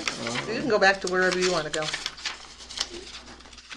A couple of things. Okay. One is, of course, on the bar graph, it looks like there's just a huge disparity Yeah. between January and February. It's because payment. And then, yeah, that was, and then could you give us a couple examples of services that are covered under the CSBG grant. Rent. And so we pay rent, we pay utilities. We can pay if somebody needs to have like a hot water heater replaced or something of that nature. We can do that. But mostly we see rent and we see utilities. Okay, tied to the home more than, Oh yeah. not vehicles, We can no. travel. We do, but we can help with vehicle repairs. If they are working and can't get to work because their vehicle is broke down, we can do that too. So, yeah, CSBG is emergency is what it is, and so we just use it for that time. There's an income guideline. We have to follow the income guideline on that one. But yeah, we use it for that. But mostly we see it for rent, and we see it for, even though people have LEAP, sometimes they don't get enough LEAP money, and so they come back in for that. And so I just got an application today for somebody that's got a shut off for $300. So, and I just did one. Can I do that? Oh no, I did that one out of EOC. So, but I've had a couple recently. All right, thank you. I You're appreciate welcome. that. All Anything right. else, ma'am? I don't think so. Gentlemen? Nope, very good. Good. Appreciate it. So if you walk by and you see us shaking our heads and pulling our hair out, you know why. Okay. Good to see you. Okay. Is Stacy in today? No, she won't be back until tomorrow. She's up in Denver at training, but Oh. she'll be back. Well, no, she won't be until Friday. Tomorrow's the last day of training. She'll be in on Friday. I'll call her. Okay. Okay. Sounds good. All right. See you guys Thank you, later. ma'am. Uh-huh. You Bye. bet. Okay. Nuts, are we done? Unfinished business. Mr. Kanda? Not me. Mr. Prince? No, sir. Nor do I. We'll move on to new business. We'll allow public comment on action items if necessary. First item of business, approval of the liquor license. Seems like we just did Didn't we this do that? For a Alpine? year ago. No, we did just do one. Oh, we for 'em. just did one Because for they have Alpine. two. Oh, They've got one where they sell beer in their store, and then this is the one for their For the restaurant. restaurant. Yes. Gotcha. And Morning, they're John. just a few months apart, so. So yeah, this is for the restaurant. And their application's complete, their fees are here, they pay $100 to us, $500 to the state. The sheriff's report is just the same as it was, well, I can tell you when we did the other one. December. Yeah. So we did just do one for them. Well, we So, approve it if you haven't got any other changes. yeah, do you wanna? Yes. Anybody wanna? I move that we approve the liquor license for San Okay, Isabel. I'll second it.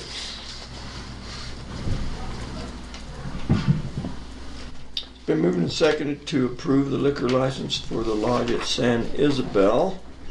Discussion. The fee is 100 to us and 500 to the state, Plus 2%. plus 2%. To Clint. You're gonna make a lot today. Yeah, I can turn this into a money-making position. I'm overpaid already. Would be good. we now have that on record, sir. Yes. Fine to me. They don't know I pay them just for the privilege of sitting here and listening to all these Mumble words of along. wisdom. Yeah. Yeah, there's found them. Entertainment value. In that super comfortable chair. Yeah. Further discussion, gentlemen? Public comment? Hearing none, we'll proceed to vote. All in favor of approving the liquor license for the lodge at San Isabel, say aye. Aye. Aye, pose nay. Motion carries. Can you just sign Bottom below? down there. Yeah.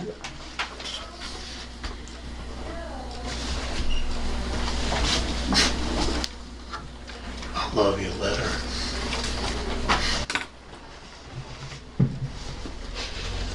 It's great.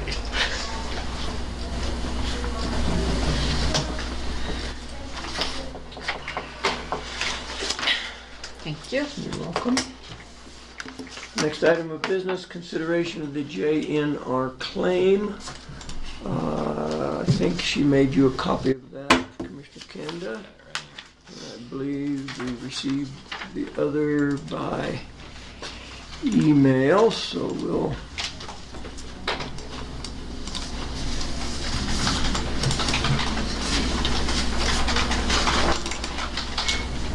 Went to the wrong city.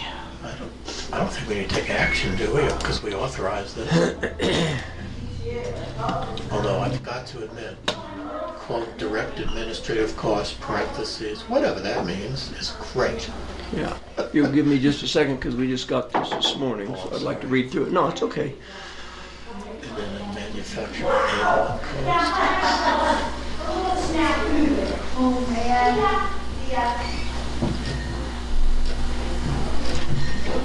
You know, my experience in dealing with collection agencies is that they never acknowledge any correspondence and they act like they've never heard from you before.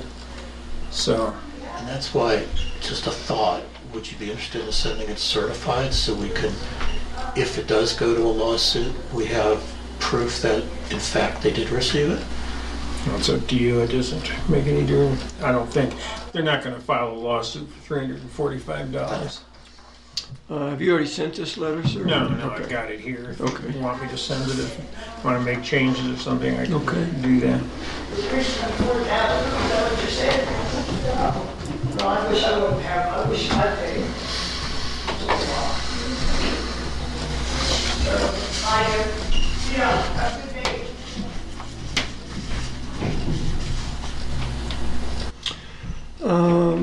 I don't mean to be,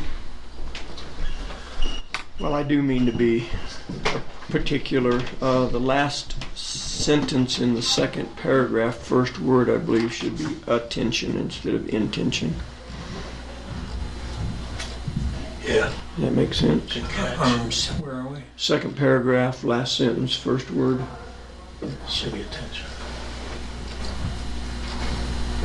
When it was called to our attention instead of okay, I see intention. where you're at. Yeah, Thank you. that does need to be changed.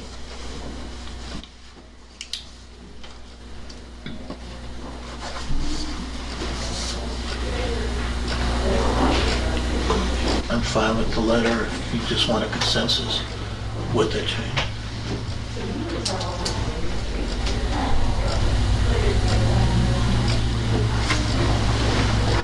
Do you have it pulled up, sir? I do. Could you scroll down to the last sentence of the document? Be happy to. Thank you. It looks like my font on the sentence "then you can" file gets real strange. Might have been the scan. That's scanned in, it can't. You see how the Yeah. then is so, but yours looks normal, doesn't it? It might be the scanned in. Yeah. copy. Okay. Thank you. PDF file. Or is that? Yeah. Yeah, it is. That's one. So it can't be different unless they printed it. Yeah, for the record, I would move we authorize Clint to send this letter to JNR. I'll second it doesn't need a motion. I don't know. I'm doing it out of safety's sake more than anything. It's been moved and seconded to authorize Clint to send this letter to JNR as a follow-up discussion, public comment. Hearing none, we'll proceed to vote. All in favor, say aye. Aye. Aye. Opposed, nay. Motion carries. Thank you, sir. Appreciate that. It was on the agenda item as consideration of, so I don't know if it matters one way or the other. Meredith, can you print this out on letterhead or not? Or if you can, then I'll just sign it here. I've got an envelope already. Otherwise, I have to go home and do it because I don't have it on my. You want me to send that back to you with the? Yes. You have the. I would Word make copy? that change. You have the Word copy. No, I That's do not. not. Yeah, so I can't do that anyway. Do you have it? She does not have a copy, does she? No, I didn't Yeah. send it. Okay, so we'll have to make the correction and then, I'll do it. okay, thank you. Do we have a I was postage just- machine or use stamps? Postage machine. Can you do that with this? Then I can And just do stick you- it in the mail. Do you have some letterhead at home or do you want? Yeah, no, I have Okay. letterhead at Okay, home. good. All right, thank you, sir, appreciate that. Anything else, gentlemen, under new business? Mr. Kanda? No. Mr. Prince? Nor do I. We'll move on to public comment. Morning, Mr. John. Morning. How are you, sir? Good. Any public comment? Well, possibly, but not on what you're doing. Oh, well, we're in the public comment You can talk segment. about anything you want, John. Well, I'm very concerned about this water issue, and I represent quite a few people that are very concerned. And I want to bring up one aspect. Bill, you represent in your precinct 80% of the water holders. Water in this deal. And we don't like Upper Ark. And we want you to refrain from making deals with them and not representing us, because we have the deeds to the water. And we don't need some outside entity trying to manipulate our water. And every time we turn around, we got to go hire an attorney. Right. And also, as a responsibility of Custer County Commissioners, I believe that it's your responsibility to look out for the good of Custer County people everywhere, including everybody's wells. We know we're going to have additional growth, and we got to keep the water here, not flowing in a conduit, which is a creek, down to be traded off somewhere else. We're all very well aware that Upper Ark has changed from its original intent long ago when Custer County engaged with them. Now they're a water trading, merchandising entity behind the scenes. And I wish for you all three to not get caught up in that. And because it's going to be very detrimental. I know there's an individual here that in this community that's a realtor that is basically devoted his life or going to devote his life in that avenue. But all you have to do is go up to Upper Ark meeting and see all of the acre feet of water that they're trading on and manipulating around. And we are the last place for them to get water. A lot of I will state this, there are people on the Upper Ark board that have a conflict of interest because they have developments and they need the water from Upper Ark to make their developments work. We don't need it to come from us. So I encourage any letters to come from this county to be very firm. We want out of Upper Ark. We absolutely don't want any damn blue line deal, because that's over the top in my book. The audacity of some organization come in and overlay your planning and zoning, that's crazy. And to even support it or talk about it is over the top yet. And people are pretty upset about this, I can assure you, and especially in this precinct. So I just want you guys to stand very firm, and I want you to be united. I'm going to get him a copy. And Okay.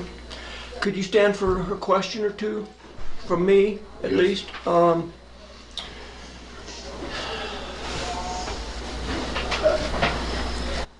I think I understand. You are not in favor of this proposed augmentation plan that includes Custer County. that's correct. I'm asking you this as a ag water user and a water right holder. Yes. Do you believe there is a need for an augmentation plan in Custer County? No. Okay. Not with Upper Ark. Okay. Do you believe there's a need for an augmentation plan from the agricultural producer's side? I'd have to think about that. Okay. It's been bantered around a lot in the last month or two. I've had it said to me that ag water users are not going to benefit from an augmentation plan because they couldn't afford that water in an agricultural setting. Doesn't matter really what the price was unless they were giving it away. But because of the volume and all of that, it's just too much money for ag people to utilize an That's augmentation exactly plan. right. Okay. That is exactly right. The other thing to do with the augmentation, a lot of the issues on the rights that may be held that you could augment with are way downstream, and so you would buy a piece of paper and never get it where you deliver. And Upper Ark's augmentation is buying a piece of paper for a given number of dollars with a wish and a promise and a dream that you're going to get the water, unless it's a situation like Donna Hood where she had a good well. See? But the interesting part of that is when you're figuring all this, go back to the very, very basics and down to your gallons that you're dealing with, and this piece of paper won't cover in perpetuity. It's a money scam. It's a different form of money scam. And if the water stays here to our benefit, to this county's benefit, this county's got to be worried about this county, not the people in Fremont County across that county line. They're regulated by Fremont County. They're a different set of rules. But you three fellas need to be worried about here, not dealing with outside people, irregardless if somebody else is involved in some other game that's going on. And that's what it is. It's a bad game. It didn't start out that way because I knew a lot of the old guys that started it. And it started, I believe, due to a river call on the Arkansas River in a drought year. That's where it started. My second question, John, is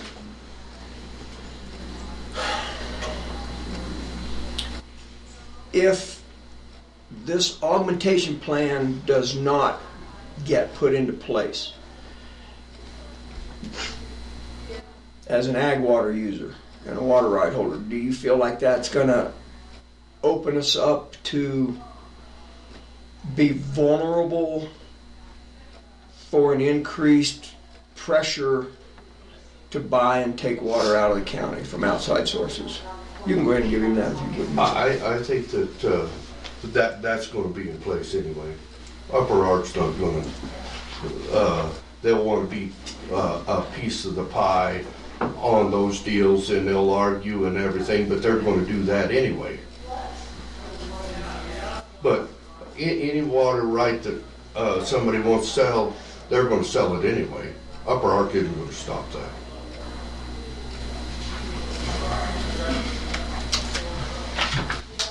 Go ahead, sir. Just a quick comment. I just want to tell you, I hear you loud and clear. I've heard it loud and clear from day one when this issue came up. I personally am unwavering in my stance, and I appreciate you coming to remind us how important this is for you and the people you're speaking for. Well, I thank you all for giving me the time to vent a little bit, but it's important. When it's gone, it's gone. My dad was from Ordway Crowley area, and my great grandfather was instrumental in the Colorado Canal, the Twin Lakes. See, and you see what that is. Then you go up to Nathrop and see what's happened there, and the water damage of to the neighboring ranches and whatnot. Upper Ark's not going to prevent any of that. They're in the game of all of that there. And none of the upper Arkansas River drainage is ever been as productive as we are in the Wet Mountain Valley. Right. Never. No question. You can drive the land, and outside of right in that area where Nathrop is, there isn't any of it compares. So we're asking you, as three gentlemen representing us, to stand firm and protect us. So, Thank you. thank you. Can I have a shot at this too? Oh, let's, Hey, John, I want to thank you. You're right on the money. And I'm going to tell you something. My family has been here for 100 and some years, whatever it is. And we have water rights also. And from the get-go, and everybody's heard me say it, the number one thing I care about is keeping the water in this valley, period. And as what you said is a good point. There is hay from this valley that actually goes to the Kentucky Derby. That has been sold. Some of the stuff that I've had in the past has done that. And so you're absolutely right on. And I've been talking with everybody in the district. I haven't gotten to you yet, but I want you to stick around so you understand what's been going on. Because it's unfortunate you can't be involved in every meeting that ever happens. So, and I do need to talk to you. So if you got a time to do that at some point, you want me just to call you? You're going to be around here today, tomorrow? Yeah, Okay. yeah, get in contact with me. Okay. Yeah. Yeah, absolutely. So But appreciate the help. I've talked to a board member or two on Upper Ark, and what they tell you, it's a bunch of fertilizer. I've talked to the fertilizer too, John. Yeah. And And I've been I was upset back in 1967 or 76 when a lot of this stuff was going on. That's just initiated after they changed the decrees, on the wells, and you had to go forward with the new process. So I got worried about it then. So and I have not quit being engaged with this since that time. all right, now I have a question for you. Sure.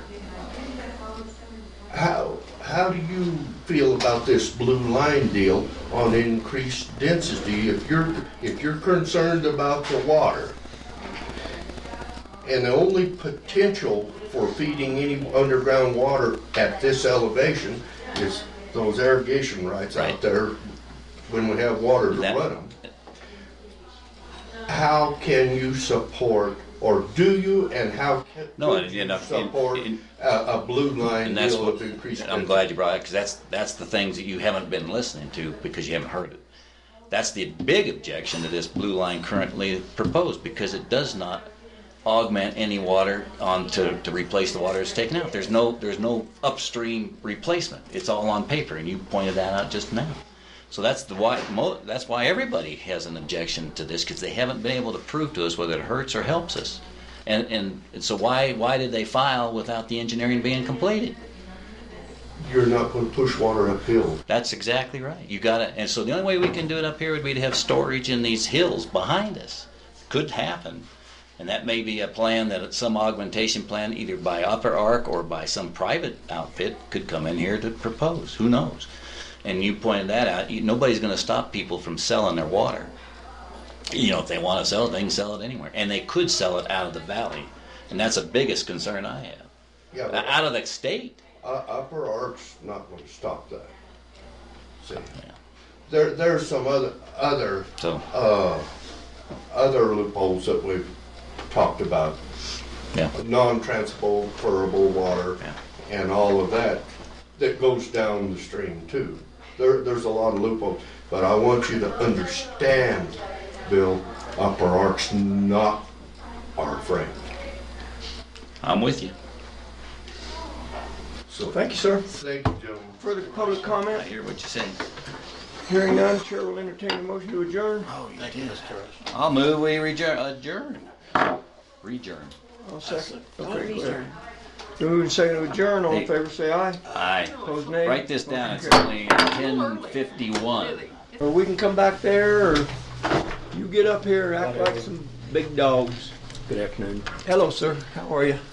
Good morning, sir. That's right. This is actually a meeting. I was gonna say, I where's your Yeah, gavel? never mind. Yeah, you have Yeah, to- you come forward and we'll start over. Well, let's pull up. I was getting ready to do the pledge. I know. May I suggest You're confusing may I suggest an agenda? Coming back? An agenda? Yes. Yes. I'll sit here. I'm good. No, pull a chair. Come on. We envision three things. One, we've danced around it, but we have not talked specifically and to a quorum about the relationship between economic development and BOCC as it relates Okay. to. Hold on. Let's get started first. Okay. Oh, Yeah, excuse me. we're gonna- Go ahead. Yeah, after we talked and I told you at the meeting, then I spaced that out. So Kelly is recording this. We'll call the meeting to order. So for the record, this is a special BOCC meeting. The date is April the 3rd. The time is 2:00 p.m. I would ask Mr. Dale Mullins if he would lead us in the Pledge of Allegiance, if you don't mind, sir. Pledge allegiance to the flag of the United States of America and to the republic for which it stands, one nation under God, indivisible, with liberty and justice for all. Yes, this was, you guys were the only item on the agenda, so I didn't even write up an agenda. Well, But your point continues, sir. Yeah. like I say, we have not discussed in depth and we've talked about memorandum agreements and stuff like that that's necessary to support this contract. So we'd like to discuss what our viewpoint is on it. The second thing would to give you a status on how we feel the progress or lack of progress is we've got with the EDA contract. Right. And then third but not least, the questions that were submitted to us Sweet. to the time that's available. So, Okay. Anything else need to be added to that, Commissioner Prince? Sorry. Yeah. So your viewpoint on our arrangement between your group and ours, basically. Yeah. Okay. The working relationship. All right. because we do envision it as being different and, than what we've had on previous contracts and such Yeah, like one that. more and I'll leave one for Bill. Yeah. Was, there, Oh, there you go. Okay. We say men How are you? Afternoon. and Jackie. See, Got to be proper nowadays. right. Was Tim gonna show up? Does anybody know? Tim. From Centerline. I CenturyLink. don't know CenturyLink. all we know Oh, is Tim we- Kunkelman. No, I haven't heard from him. Franklin, yeah. No, Sorry. not that I know of. I was thinking of Trent. I was trying to think too. Who? Trent's not. Trent's off-site, Right. having a meeting for the next 3 days. I didn't expect him, so. Yeah. Okay. Okay, just to bring Commissioner Cand up to speed. So I missed 20 minutes of Three meeting things- already? Yeah, the three things we Be were going to talk deducted on about our pay. today is this, a discussion about how the working relationship between the county and the Economic Development Corporation is, and then the status of the EDA contract, and then we'll look at those questions and some answers and conversation about that. So that's the general plan. So, okay, so go ahead. The concept that we have internally gone at, and as it relates to a number of discussions we've had with potential, and I misspelled general contractor, this wasn't, but was that our role would, and helping this would change from, or be more formalized to the extent that since it isn't a heavily involvement in, a $2 million contract, that we would be an interface between the county and its functions with the contractor community and actually perform under a contract or as part of the total contract as a funded deal. Understanding that we've kind of set a precedence, like Wilson's and my involvement with Small Business Development Center. We get, for the benefit of the Economic Development Corporation, we do bill Small Business Development Center. We're certified business professionals in their organization, and we get, it's not an insignificant, but it's a certain billing amount that we get for working with businesses and stuff like that. But it goes into the fund of economic development rather than to any of us individually. So we would propose that we would be in that role, and we would basically act as a liaison and coordinator with the other contracted entities for appropriate reports, because we envision that through much of this there'll be weekly meetings and coordination, on-site coordinations and stuff like that, that really your schedules would not allow it. But we are offering that as kind of a quasi-staff under contract to the county, that we would have working relationships with the legal department, potentially road and bridge, depending upon how we would see them as being involved in possibly maintenance of access roads and such like that. And of course, your finance element as far as the contract funds and stuff like that. The funds would, obviously come to the county, and our coordination would be validating that work has been appropriate such that the county can make payments. We don't envision any of the funds other than our contract that would go to CCED to see. No, we've got other copies. So can I ask questions while you go, or do you Yeah, want to? no, that's okay. Do you have an extra copy? Thank you. What do you got next? ITT, is that our IT department? Yeah, and I forget what the second was, but Stands for Information Technology and Telecommunications. and it would obviously be y'all's decision as to the staffing that would be appropriate to be a responsible response to y'all as it relates to this contract. But we would offer there that gives you the benefit of that function that's organic to the county, as well as us as contractors in that. So, and we would assume that, in the operation, day-to-day operation with it, we wouldn't have any, conflict or such like that, but it would assure y'all that you've got Let me understand. your man. I'll get my hands around it. So what you're suggesting is that the broadband initiative basically goes through a general contractor, which reports to you, and then you would report to us. Yes. And there's no direct line with the BOCC maintaining the day-to-day operations of the broadband initiative. Is that the way I understand what I'm looking at? Yes. Okay. That's why I just want to make sure I followed. And then you would have access to all of the entities within the county that would allow you to work with the general contractor to make all this happen. Yes.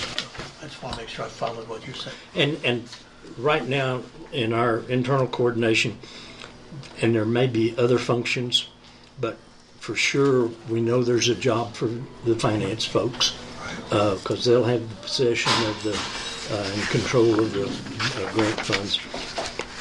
Road and Bridge is dependent on the decision we make as far as what their involvement might be within their access to the towers. Yeah, and the maintenance of access and stuff like that, we might find out that it's within the capability of Road and Bridge, and it's a good thing from an expense standpoint to use them. So that just brings the awareness that that's a decision that needs to be made someplace. And obviously, legal, to whatever degree we need, is going to be an ongoing situation. And you mentioned something about Economic Development Corps getting revenues from this? Yes. Is that a portion of the revenues that are being generated from selling broadband from the towers? It'd be part of the grant funds. We'd be a subcontractor, basically. Okay. Have you received any subcontractor fees to this point from any grants? No, that you but we received? haven't been involved in a $2 million contract before. Okay. That's fine. I just Yeah, want to make sure I'm up to speed. You bet. So this, obviously you guys have talked about this, first opportunity for us to look at it, which is why, one of the reasons why we're here. Let's, I struggle with this. I understand where you guys are coming from. You want to be on this same playing field as all the other departments that you're talking about here. I don't think that's realistic in my mind, but I think that you guys, if we move forward, would obviously work for the BOCC as a subcontractor or whatever. And I suppose if you want to get to any of those other 4 departments, you're going to have to come through the BOCC to get to them. I don't see us saying to you guys, anytime you want to use Road and Bridge and contract them Oh, to do no, work, I agree with that. have at it. I think there's different degrees of what the road and bridge function might be opposed to either legal or finance. Yeah, and I don't. I think anything that needs to be done, I just don't see you guys having direct access to the finance department and bypassing the BOCC. So On a you $2 see this million project. You see this line from this line going directly to coming up this way and Exactly. like that. I almost wrote that. Yeah. And we're talking, right? I haven't Yeah, made yeah. any decision. I almost did that. Yep. Well, I'll put it this that's way. my- Historically, we talk to your people, their staff functions informally without a decision said or Yeah. without an obligation. We do that to facilitate any and all the grants that we've had in the cooperation with the county. Yeah, but we're not talking about a $2 million grant. Well, but the fact is, I think Historically. the key point is you still got the decision. We're all still staff, and so Well, guys, rather than getting bogged down on this, because we don't even have the money yet, but I'll tell you my thought too. Never ever have I seen in any guy, and you haven't either, where a contractor's hired by the government, whoever it is, that give them carte blanche to walk around the halls, except when the program is there and there's a relationship set up through a program management office to the leadership of a SPO or an organization. And I look at this like we would have our own quote SPO being us basically, because this is our project and it would be our money. And we would load these up just like Tom is saying.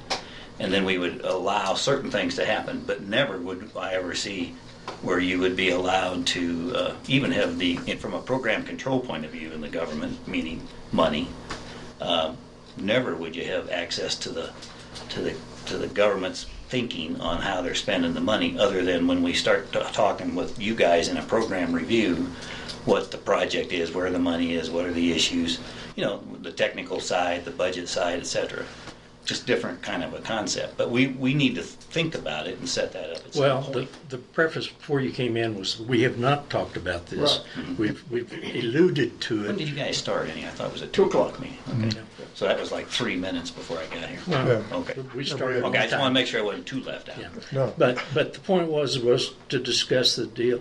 I was a program I know manager you for an aerospace contractor, and while I always had the interface with the program managers and the contract administrators, Right. I didn't have to necessarily go through the program manager every time we coordinated. That's true. It depends on the program manager setting up whatever that. But we can talk about that. Yeah. What do you think of what Tom wrote down? Was it his Before he did that, I cut this, and it's Yeah. the same thing. same thing? Okay.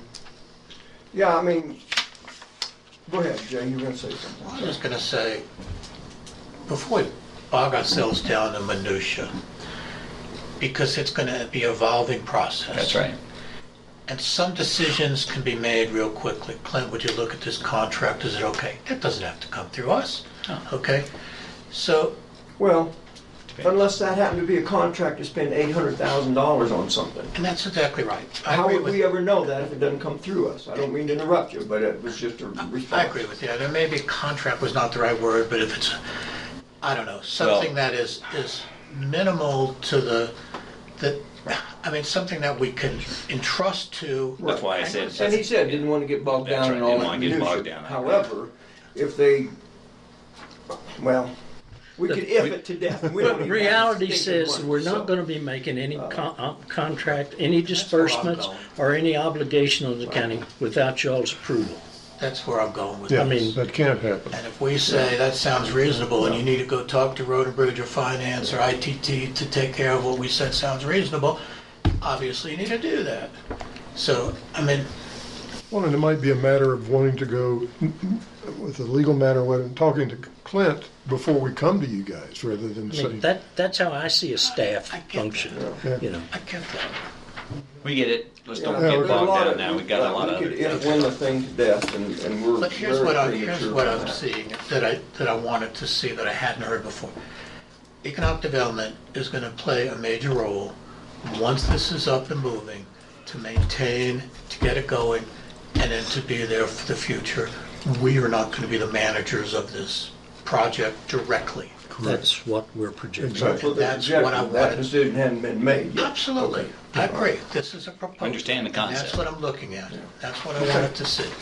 And I guess, you know, we foresee we're dealing with a bunch of civilians and a bunch of contractors, and there'll be issues that come up that I would hate to say that at a certain level, well, I've got to call the county commissioners and we've got 72 hours to quote a meeting, and you know there should be a level of responsibility and trust that we can keep this thing going on an expedited, as efficient as we can process. So that's the the whole intent. And then it'll be a matter of where we've talked about a memorandum of agreement and such in the past. I think really it's more appropriate that we would it'd be a contract because of the reimbursement standpoint.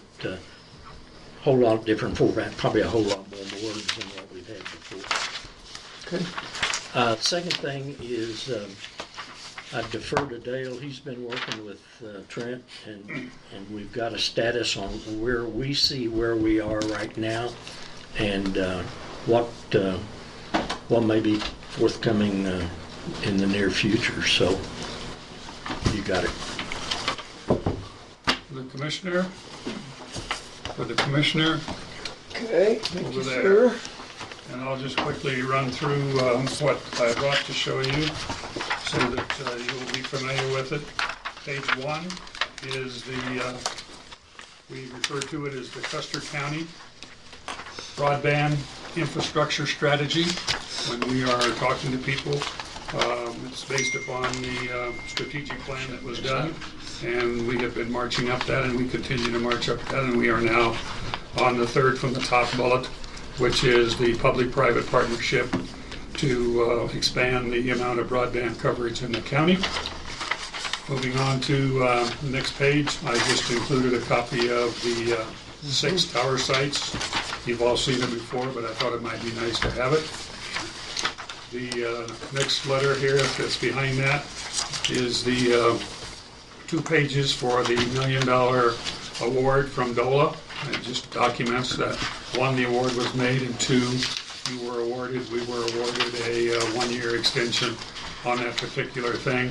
The next page is a summary of the items that are outstanding that we are addressing here. My primary reason today to address is we have 4 things that need to go into EDA. You're talking about this document now? Or am I off The next one. Next one after that. Okay, thank you. and it talks about the 4 things that we need to deliver to ETA for us to have a completed submittal of the formal application.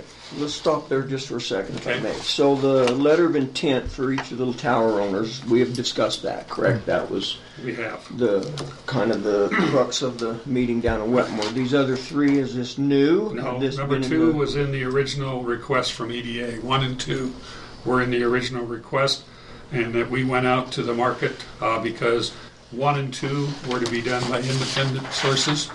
And so we found, actually talked to 3 people about doing that. The first one was HR Green, and they gave us a quote. It was kind of a casual quote, but they said it wouldn't be more than $15,000.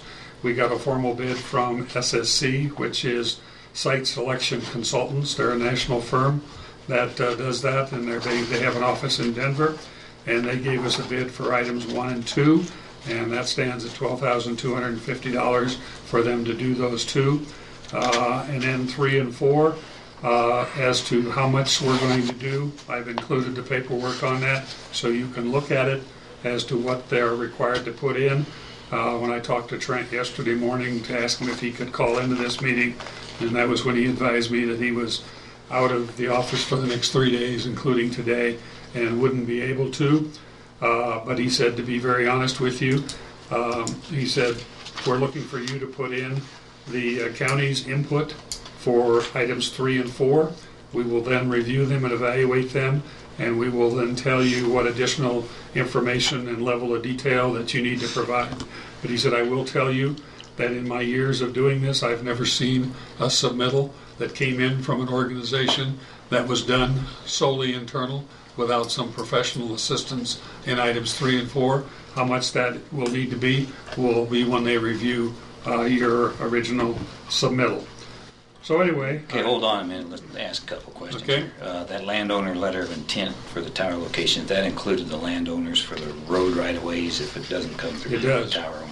Yes, the assumption is the whole that enchilada. the landowner will make available an easement for a road from the base of the tower down to the nearest county public facility. Right, and it could go through 2 land. My only question is, Right. it would involve whatever it takes to get the Right. road right away, Right. as well as the rights for the tower For to the be where it's tower, located. Yes. Okay. And the power company. Same thing. It'll be Same an thing, underground right. easement to come up parallel alongside of the road, is the plan that we've discussed. Okay, and then you were blowing through it so quick. You said somebody made a bid, and that was going to cost $15,000 for 1 and 2. That was the company HR Green out of Cedar Rapids, Iowa. They have a lot of presence in Colorado. And they're hired to do what? They aren't hired to do anything I right know now. they would be hired to. They do have what? bid on items 1 and 2. To bid on, but what? So what are they going to do? They're going to actually They deal could- with the Landowners. cut the landowner deal. That's right. As a And second you've got party. those, Their specialty is doing that very thing for cell tower companies, everything else, of acquiring landowner rights. And they were going to do an analysis of the rental. They're going to deal with deals with the Right. subscriber. EDA the requires an providers. independent fair market value analysis of what in a rural area for a broadband wireless provider would be the monthly rental to live on county towers. Based on the costs of the rights of ways, et cetera, right? Or not. So what are the, it's an independent fair market, a monthly rental rate. Is that just the rental rate period? Right. If you But it's are, got to consider what that rent's going to pay for, right?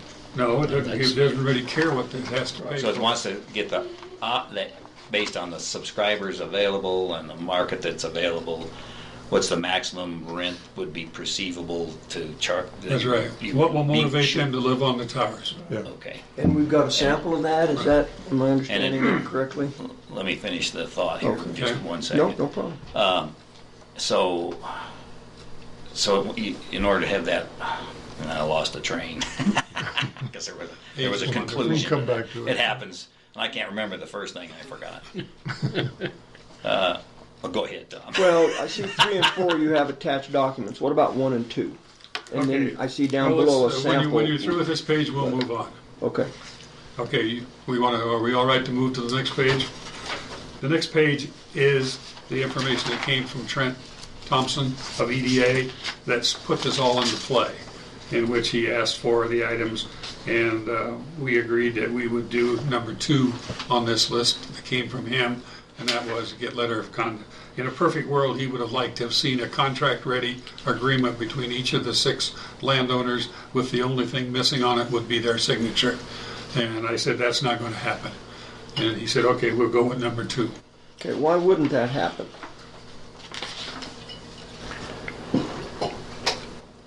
I guess it's timing. Timing, okay. Why would we want to go through all that work up front when he's willing to accept number 2 and take a letter? Because we don't have the money yet to do that. Yeah, if he's willing, and obviously through the communications I've seen, it appears that he is, then I get that. Okay. And then the bottom part down there is they need an external outfit on the second page there. All right, I remember what the thought was here. An independent fair market value analysis of what that the environment would support for a guy to put his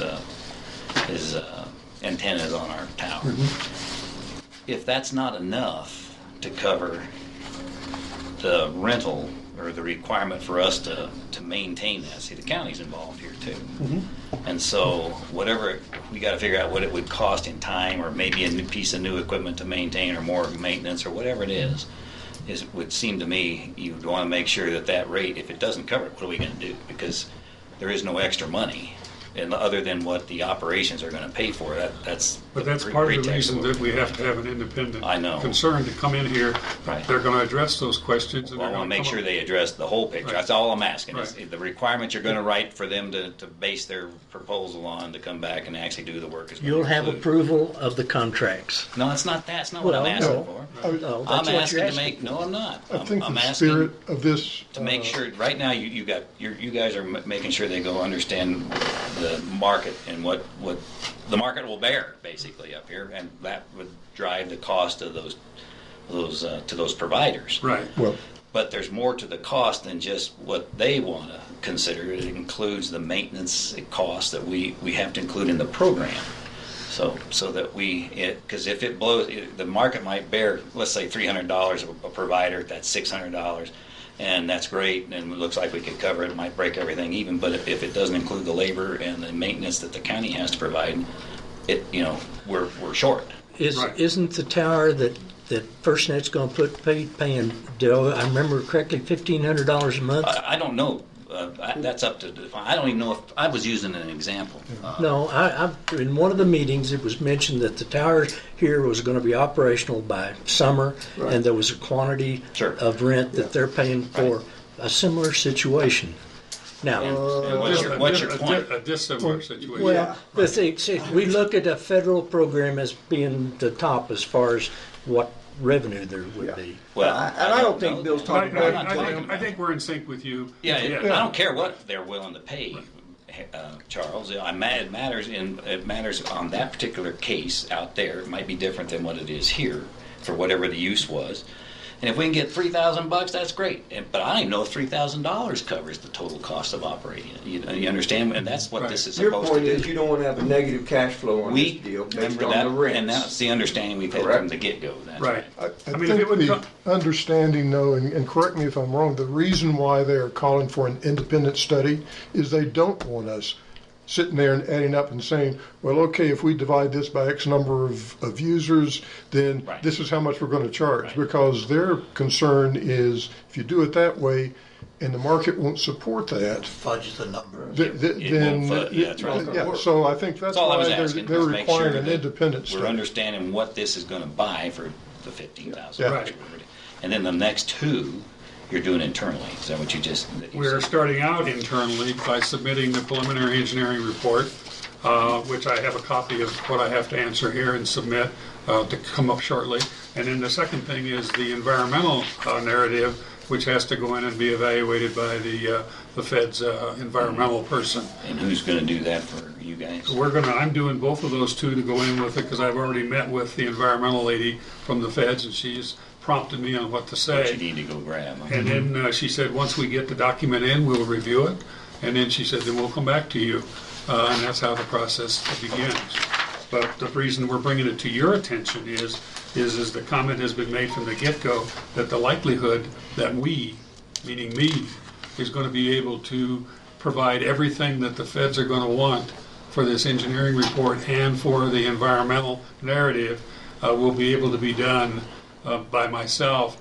They're saying you're probably going to have to get some professional So you're expertise looking, to do we're it. going to have to subcontract that out to somebody. Some additional of that, yes. Okay, you don't We're know just how giving much. you a heads up, and we don't have a clue at this Okay, point. that's what I wanted to know. But I'd like to avoid surprises, so I'd sooner give you a heads up and confront it now. Okay, moving on to the next page there, which will start out with letterhead from SSC. And this is the bid that... Wait a second. Right, but you believe this is part of what we just discussed. Yeah, we just right? discussed So that. We're good with that. I am. Okay. We'll come back to it. Let's go through it all. All right. Doesn't mean we don't have any questions, Okay. but Next page is the letterhead from SSC, and this is their proposal for them to do items 1 and 2 that the feds require point blank be done by outside firm. And so we have those, and you see the bid, and we have clarified. Wait a second, I'm missing something then. I don't see that, I missed it. should have been Okay. right behind I this. think I in gave the you a order bogus right copy, there. or did you take the clip off? Did you have a clip on your No, packet? I didn't take anything off, I just opened it This up. one? No. Right You there. don't have that? Yeah, Oh, it was caught on the staple. Okay, got it, caught up with you. Okay. Anyway, item number 1 there, we saw that, and in our own internal review, we said, woo, they're willing to do 6 of these, and this is turnkey. From the time they go out, they find out who owns the land, they determine who that is, they find them, they negotiate with them, and they get the letter of intent. We said, what if we have 2 or 3 of these landowners that refuse to sign an LOI? Not uncommon. And so I asked them, I said, now you guys have to be able to come back and be able to assure us that you have picked a corresponding high point nearby that will still provide the percentages that we're going to end up with when this is all done. They said, yep, we have that capability, and that if it takes you 12 negotiations to get 6 LOIs, you'll do it. And I have a letter that says that that is correct, that we are contracted with them to deliver 6 LOIs from 6 target locations.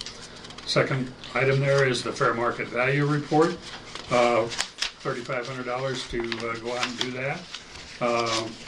They would have done everything remotely, and I'm not a fan that likes everything done remotely. I said I want you guys to be here at the kickoff meeting in front of our commissioners so that everybody understands what the get-go is. And so they added their trip down here for that kickoff meeting. And so the total price there is $11,250. And when we have that money and can deliver a notice to proceed to SSC, that work will commence. Okay, so the 11,250 is part of the 15K you gave us up front? Yes. And the other 3,000 is for what? No, the 11,250. What I said earlier was we had 3 proposals that were 2 of which were responsive. First one was from HR Green Okay. for 15,000. That's All off right, so the you're table. showing the high point. Right. When you said 15 up here, on this is your. Yep, that's the high point. This We is did your not briefing. go. Right, we didn't go with that. Okay, you didn't go with it, but now you're showing us one that is for 11,250, so that's what we. That's correct. That's for that. Right. Okay. And Green was a comparable. 15. Yeah, they'll do the same thing for 15. These Yeah, guys. the work was going to be the same. Right. They'd contact as many as they needed. And to part get of set the up. part of the reason for the lower price here is that SSC feels they already know Custer County. They've been down here. They've met you guys. They've met. They've done all of the site selection for the AT&T tower.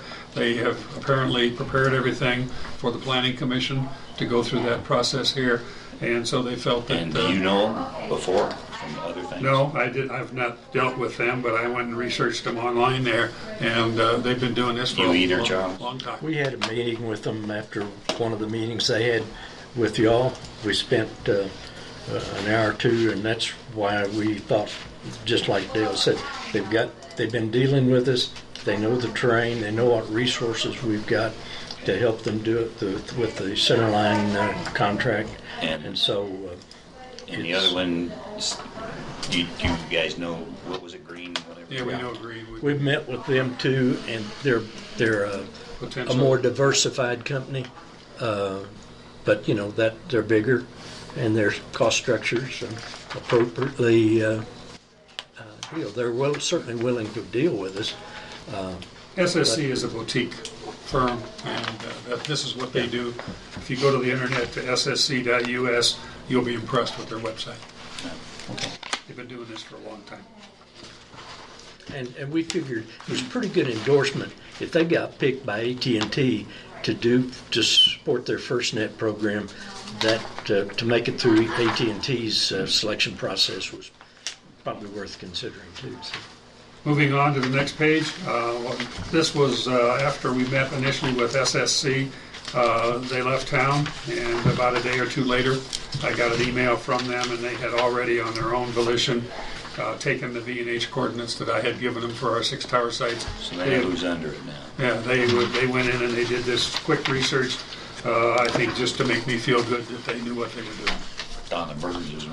And the next page right there is I called them up and I said, you know, we're going to meet with the commissioners, and it probably would make me feel warmer if I had a copy of the letter of intent, a draft letter of intent that you would start out with, that we will have to massage. One quick question. Yep. You're on a roll. On the people that are under the towers, there were no other landowners that would a right-of-way would have to go through, or do we know? Don't know at that point. So that's just wondering how energetic they were in trying to figure out where. And of course, if somebody turns them down, we'll have to relook on the priorities, and it may be a different situation. Okay. Anyway, the next 2 or 3, 4, 5 pages is a copy of a draft letter of intent that will be signed between each of the landowners of the tower site and the county. Is this their boilerplate or yours? This is theirs, that they drafted for me and gave it to me. That's what I meant. Yeah. Ask a question, please. Yep. The sites, if they have to move them from the ones that you originally said, and you said, I heard you mention, they need to pick a relatively high spot also. Yep. Will you verify that those sites that they're getting letters of intent on are functional sites for the project we're talking about? Absolutely. Yeah. I mean, I don't want to go with what they established. No, they won't just they just won't deliver us an LOI that we're not involved with and that we haven't gone back to. You know, we have a relationship with Centerline that lives on, and with the engineer that did that project, he and I talk on a regular basis. Yeah, these guys are not radio dudes or broadband experts, or no, they're just people that are they're reacting. negotiators. Go. This is a spot of ground I want you to talk. Right, and they know how to say the right words to make people feel comfortable that they are not going to be raped and ripped off. And when we did the initial study, one of the things that we were cautioned about was this is not the sort of thing that you can just say, oh, I know him, I'll go out and talk to him. It's got to be done by... And the fact is, if we upset some folks in the process, we've got to live here, so it's better to have somebody from down there. I didn't do it. Those turkeys did it. That's right, you got it. Those kids from the city did that. Yeah. Anyway, moving on to the next page, I just included 2 copies in one of the questions we're going to address later. I noticed that you had asked about LOIs, so I included a copy of the LOI from CCOM and a copy of the LOI from Hilltop.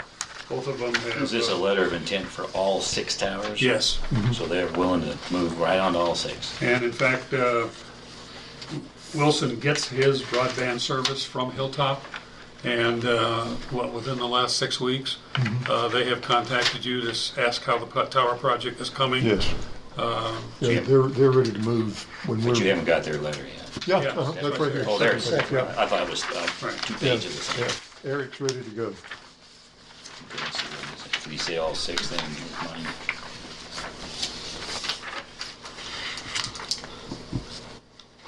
And then the next page is, the next 2 pages is a copy of the questions that I have to finish answering for the feds. And this is their preliminary engineering report.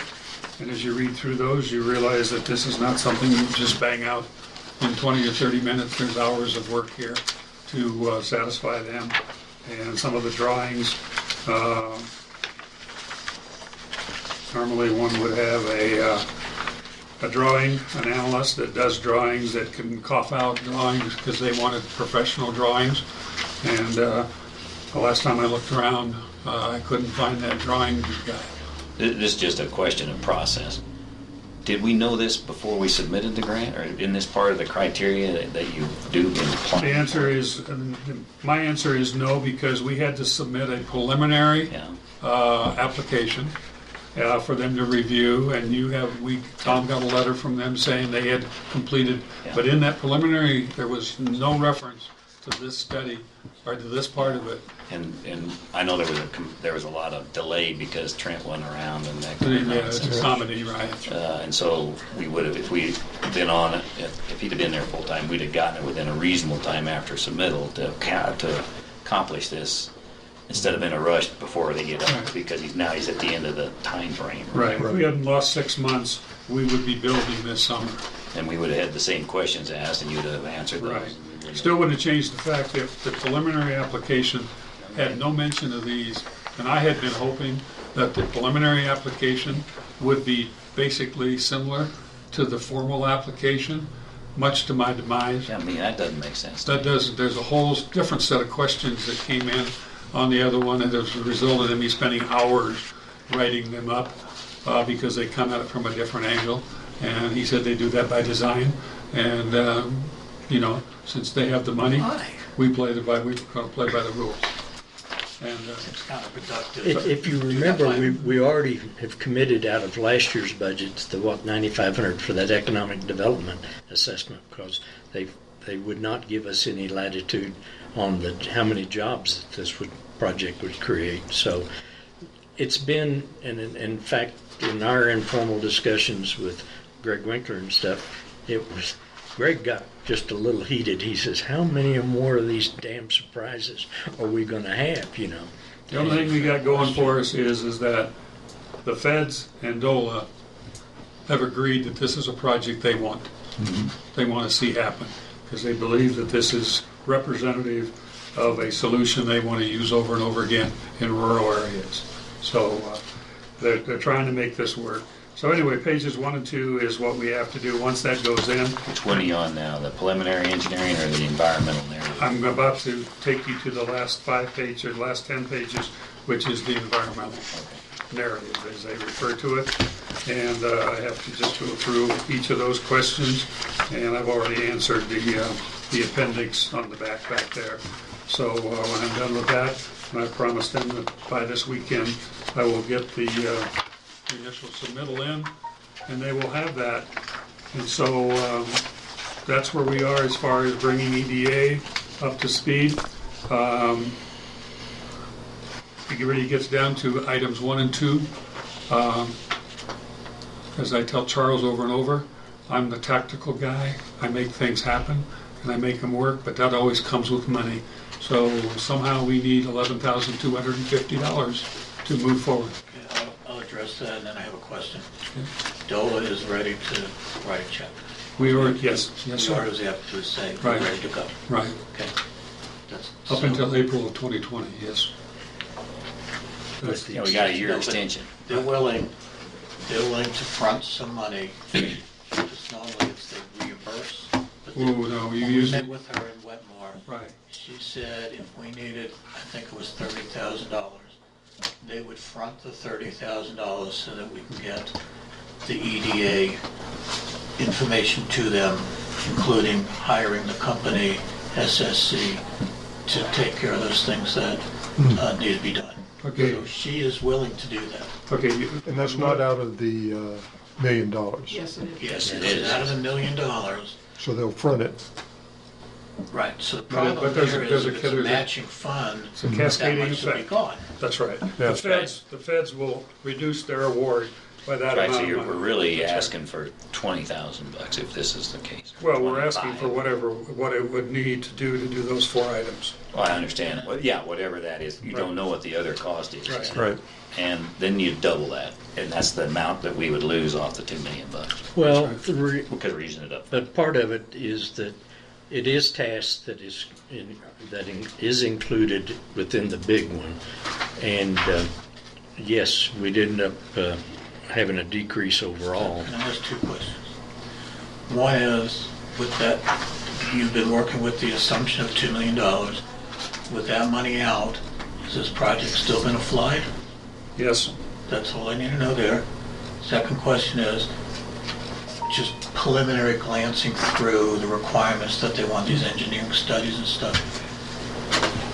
No offense, are you capable of doing this without outside engineers? I would suggest that with our history dealing in the total thing over the last 5 or 6 years, we've got probably a better chance, because of Dale's background, of passing go with this input than a lot of places would, that would ultimately have. But the answer is we're not going to get done with just my input.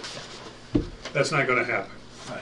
So we've got 11,250 on the table that we have to fund, and we're going to have to come up with some additional money for some additional engineering resource and for some additional environmental resource. When I've talked to Greg Winkler on that, I said, Greg, what would you do? He said, I would make sure that I had $50,000 available to me. He said, I may never use it, but he said, what you don't want to do is you don't want to come to the well more than once. Okay, so that's 20,000 more than what we discussed down at Wetmore. I don't know what you discussed in Wetmore, but that's okay. I'm telling you, we discussed It's actually more than that. 30 is what And she being Christie. Christie did, Right. thank you. Christie seemed very favorable in doing that, if that's going to make the project work. There She was was not two. opposed to But there was two approaches that they talked to me about. I get briefed easily on what goes on with them. And number one was they were going to divert some of the grant money and upfront it and get approval for that. Correct. That was going to have an impact on the totality of our money because we would lose that amount of money from the FIT. Absolutely. The second one was they weren't comfortable with seeing the shrink down of the $2 million. And so they said maybe they could find other DOLA money. Now, they made no commitment to me, but there's two approaches. One is find alternate funding so they don't damage the $2 million, and the other one is steal from the $2 million. Right. Neither of those have been agreed to. Right. She seemed very favorable to A. And I do remember a comment about B, finding additional funds elsewhere Right. to not compromise the $2 million. Okay, let me restate it, because make sure everybody's on the same sheet. I understand it, and let's see if it's the same. So, we know we need 11.5. We know we need more. We don't know what that amount is yet. You got to go. And when are we going to know that? And how long? What's the process you're going to use for that? If you're going to go out for a bid to somebody, you got. We've got to wait and find out from them what additional things Yes. we need. Okay, wait to find out from From Trent. EDA, Okay. how much additional So you're going to. They'll review what Dale has done. So let's just make a supposition, and it's going to cost X dollars. That X might be as little as 10,000, maybe as much as 30. 25 max. 25. Let's take they use 25.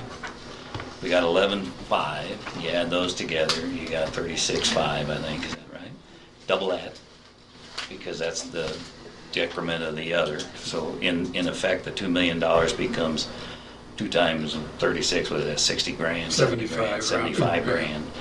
So what the question Jay asked is relevant, and that's where they were concerned, is can we complete the project for that much less? And that's what I think Trent would evaluate in his, or Dola, I guess, is more concerned about us being able to perform. So I just want to make sure that that's what we're, and now, if they come up with their if they can come up with other funds without impacting anything, then we would only be $3,600. Well, then we wouldn't be anything. It wouldn't be anything. Oh, they're going to upfront everything. Oh, Right. so they're not comfortable giving us anything, then, let alone the. They'd like to see us keep the $2 million intact. Okay. And what's your timing on that? No clue. Other than it isn't, it isn't overnight. Right. And so. Well, and again, they don't know the number either. I mean, we don't know what that number is. And Dola has got a new hierarchy with the election Right, of they the got a whole governor. new boss. And that there's a certain, transition, putting it nicely, that I think Christie and Craig both, they're dealing to some extent in an organization that is not proven yet. Is that a good way of putting it? Yeah, and I understand the new guy's a nice guy, but it's not as sharp, or his forte is not broadband or technical. The good news is we've got, I think, between Christy and particularly Greg, who will be probably in the time frame we're talking about when Christy goes on maternity leave.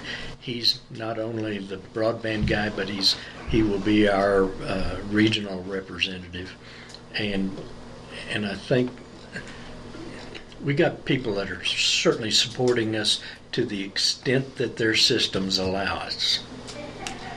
Okay, so we're over there, and you got a question now, Tom? Cheryl, take a question from Jackie. Dale, you said 50,000.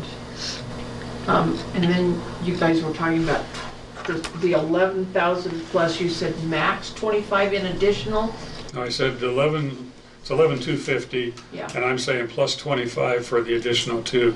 That's the number that Mullen is putting on the table. 36.5, double that. Thank you. And the only reason you're doubling that is because it's going to reduction shrink in down. the grant. Yeah, I was gonna say, we're gonna be careful about our term, we're not doubling that money. In the long No, term, we're losing that double that amount. loss. That's right, we're When you losing say that we're doubling amount. that amount, people are gonna think now you're No, looking I at was just saying that for us, not to make sure And we that. also have to understand that DOLA will Understand the not, laws. you cannot use DOLA money to pay for expenses that have been previously done. That's right. So, if we were to say county would front us so we could get started on 1 and 2, We don't get DOLA reimbursed for it. can't do that. That's right. Okay, you done with this packet, sir? I am, that's all I brought for you. Okay, Good, thanks. we'll start over. 'Cause you're exactly right, Bill.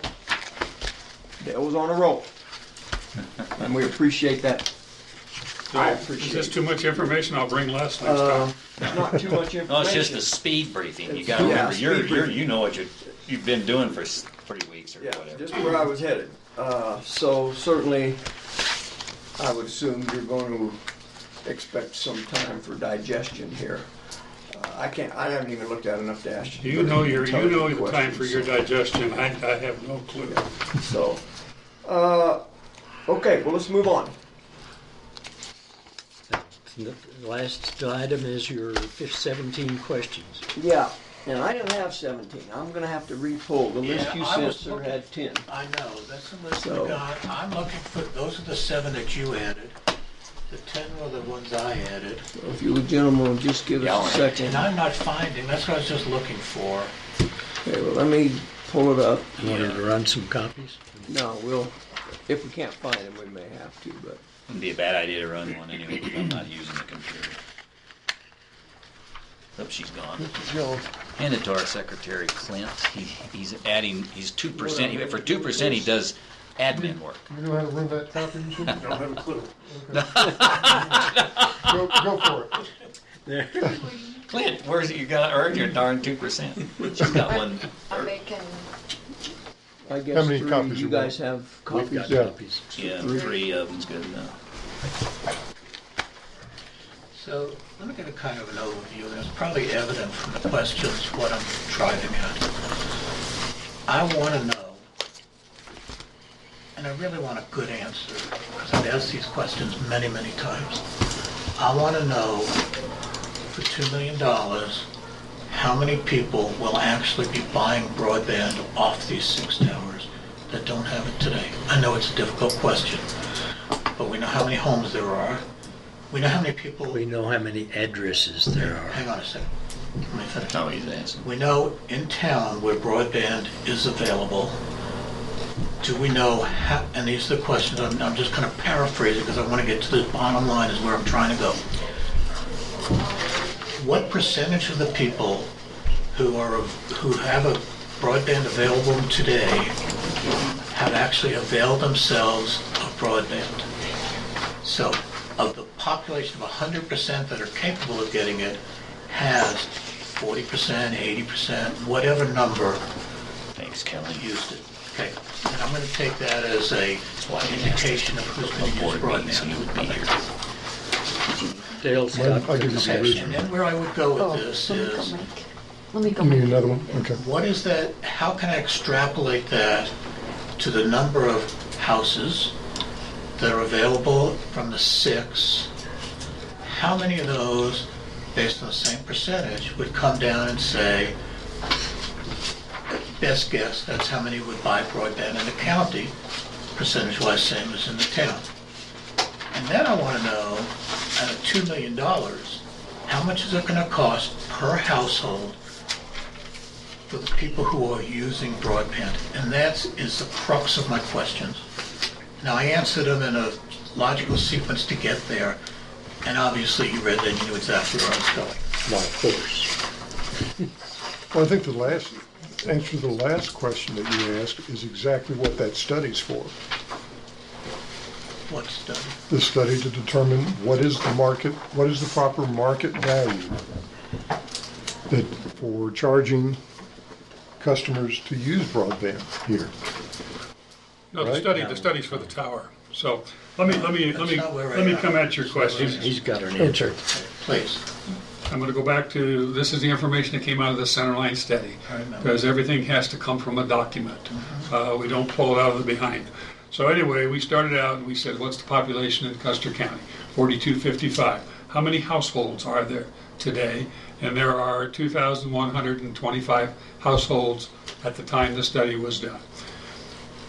We then said, okay,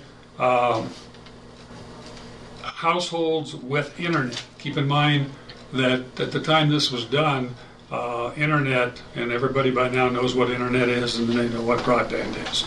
And we're only focusing on broadband.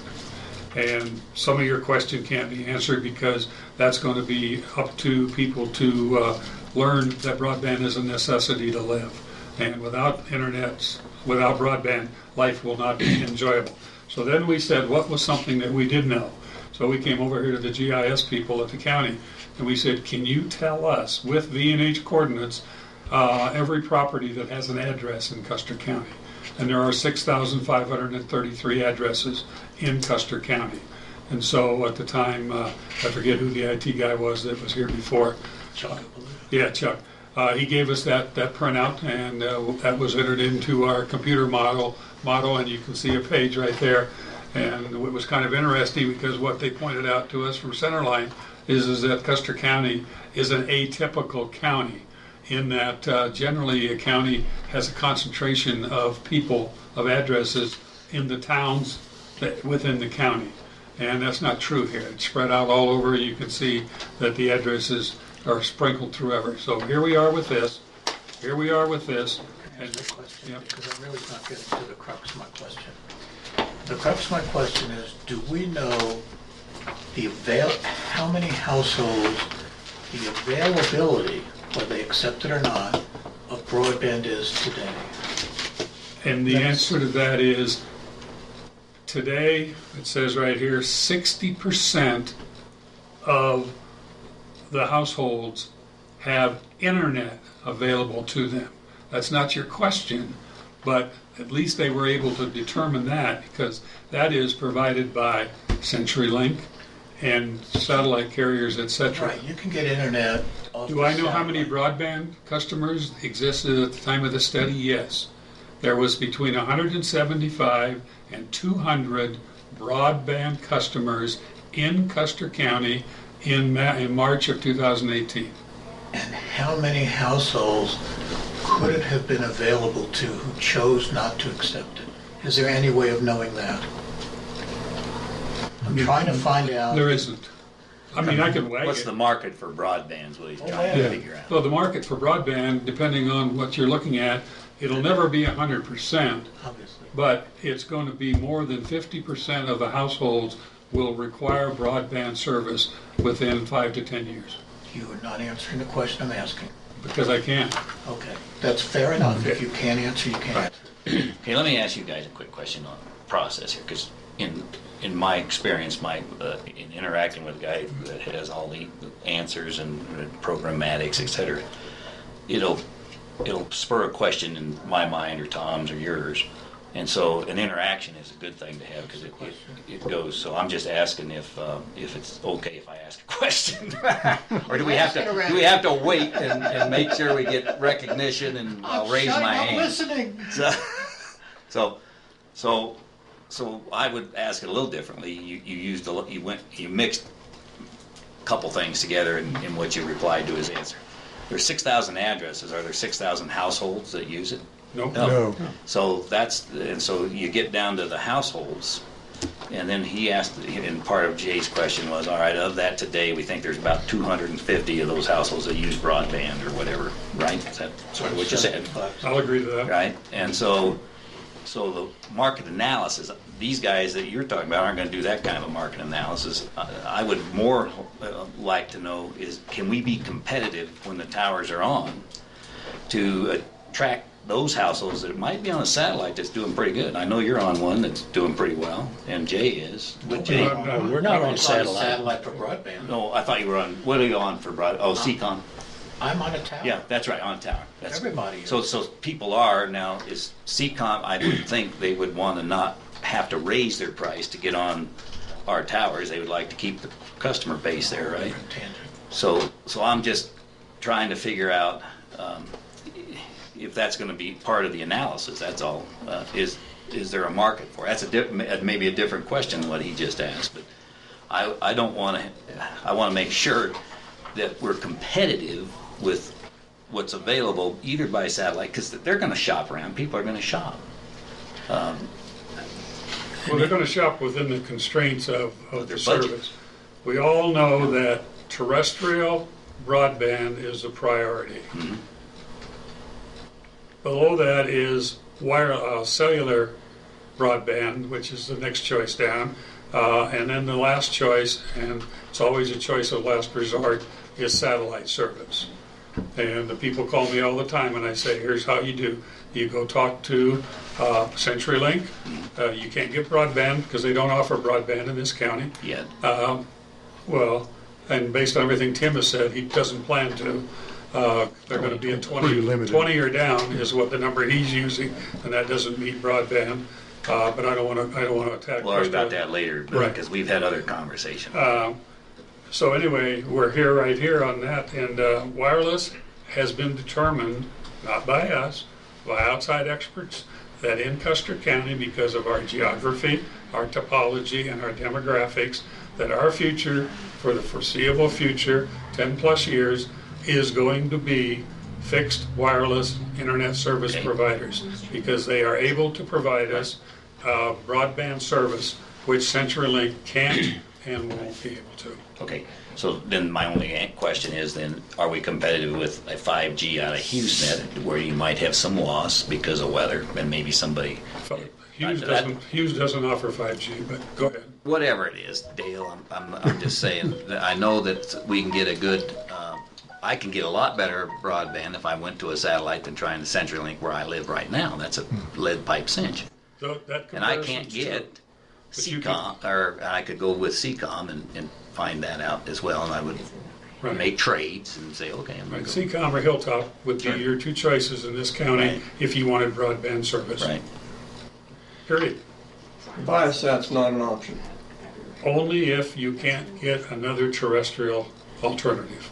Doesn't matter whether you can get it or not. Can I go to Viasat? Anybody can go to Okay. Viasat. So But it's that is expensive. an option. If you want to pay more It's very and have That's not limitations. the point. Now, you specifically said there's only two options. I'm challenging that. Can Two you options. go to Viasat? And you can't get broadband from Viasat.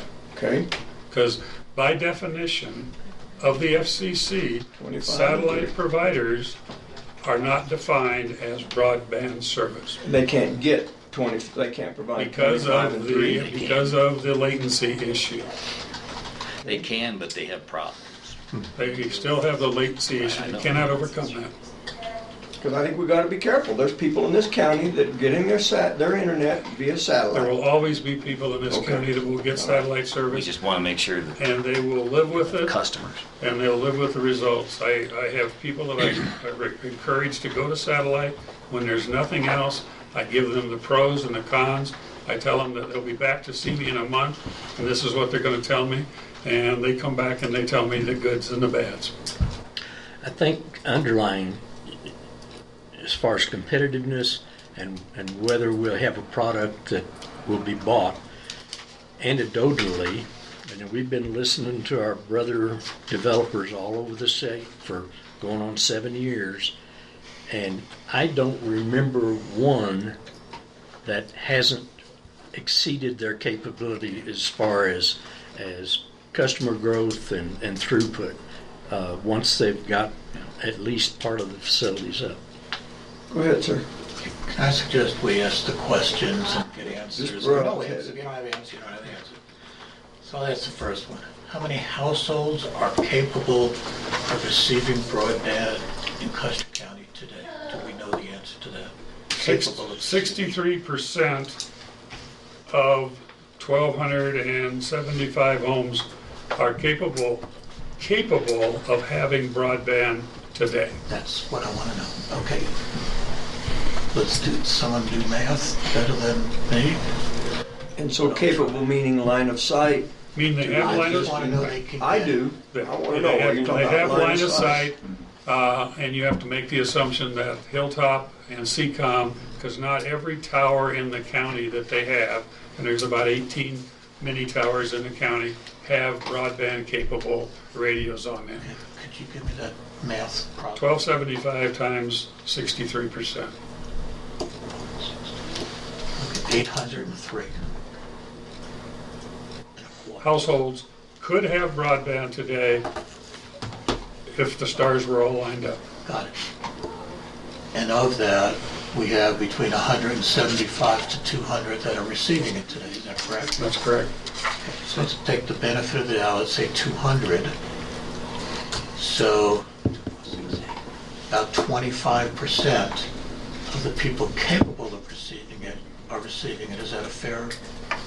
So you're taking a look at your top number. What numbers did you get? Because I missed them. 800 and 200. Oh, 803 So four households, of which I'm taking the higher number, 200. So approximately 25%. I'll go along with that number. The math works. Yeah. Right, I understand the assumptions. I'm trying to get there. Right. You know where I'm going Right. with this. Okay, so approximately 25%. Right. After broadband is brought to the 6 towers, how many current households in Custer County will be available to receive broadband that cannot receive it today? Do you have any idea? Well, I would take that 6,533 addresses. Hang on, let me get that number in this little. If you're going to do that, we need to not call it homes. 6,000 what? That's right. That's why he's Addresses. saying Fine. Addresses. I'll call it whatever you want. I know what you're talking about. You're talking about a house. No, No, he's we're talking not. about a piece of land that, you know, Okay, we piece say of we land. have 3,500 lots available in Custer County. Right. Okay. 6,000 what? 6,533 addresses Yeah. total. Okay.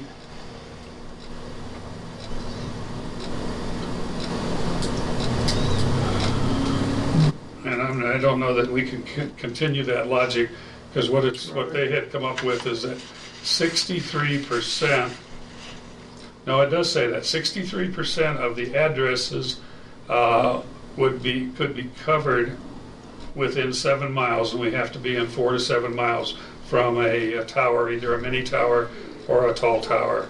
So just take 63% of 6533. Yeah, that'd be it. That's 4,150. Okay. And then take 77% of that number, Why? because we keep talking about 80%, but I'm just giving you the true number.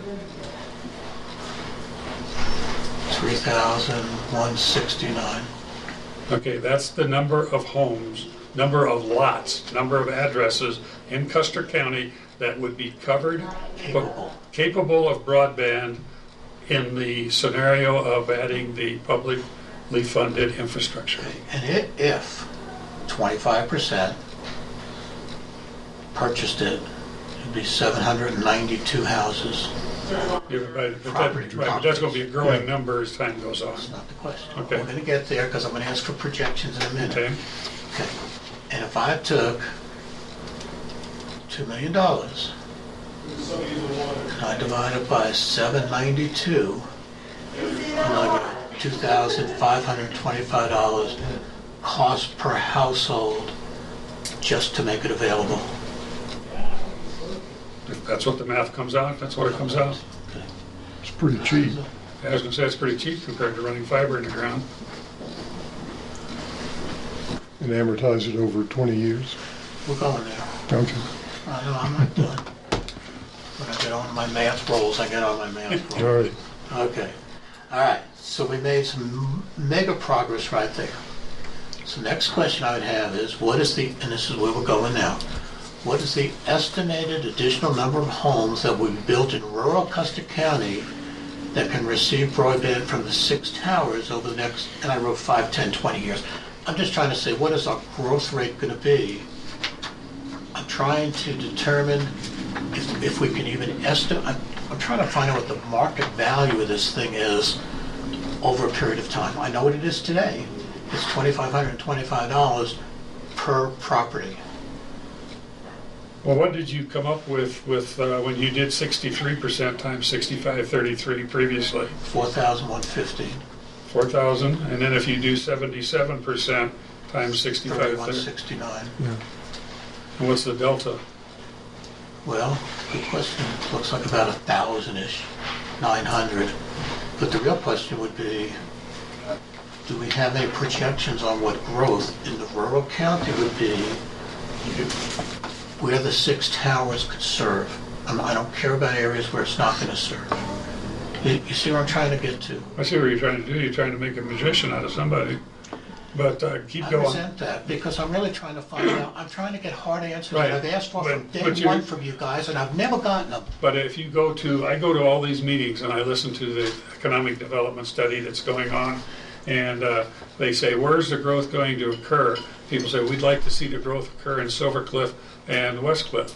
And then I go and I talk to DOLA, the demographic office, and they say, no, that's not where it's going to occur. It's the people coming into this county for the next 10 to 20 years are going to be teleworkers in the range of 10 to 40-year-old with kids and retirees.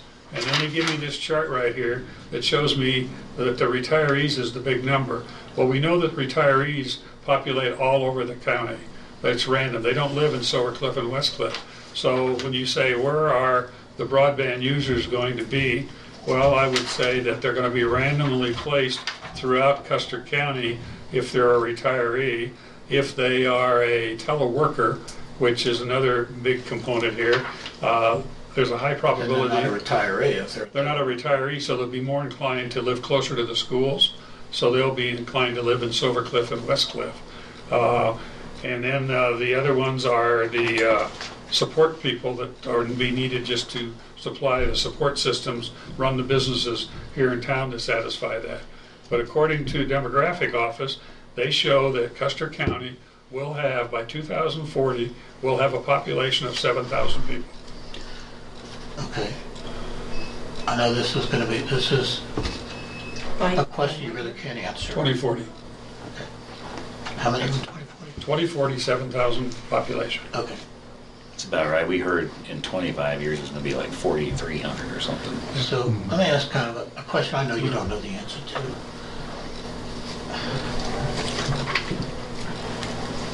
I remember 15 years ago, maybe 20 years ago, I never heard of a cell phone. I had a rotary phone.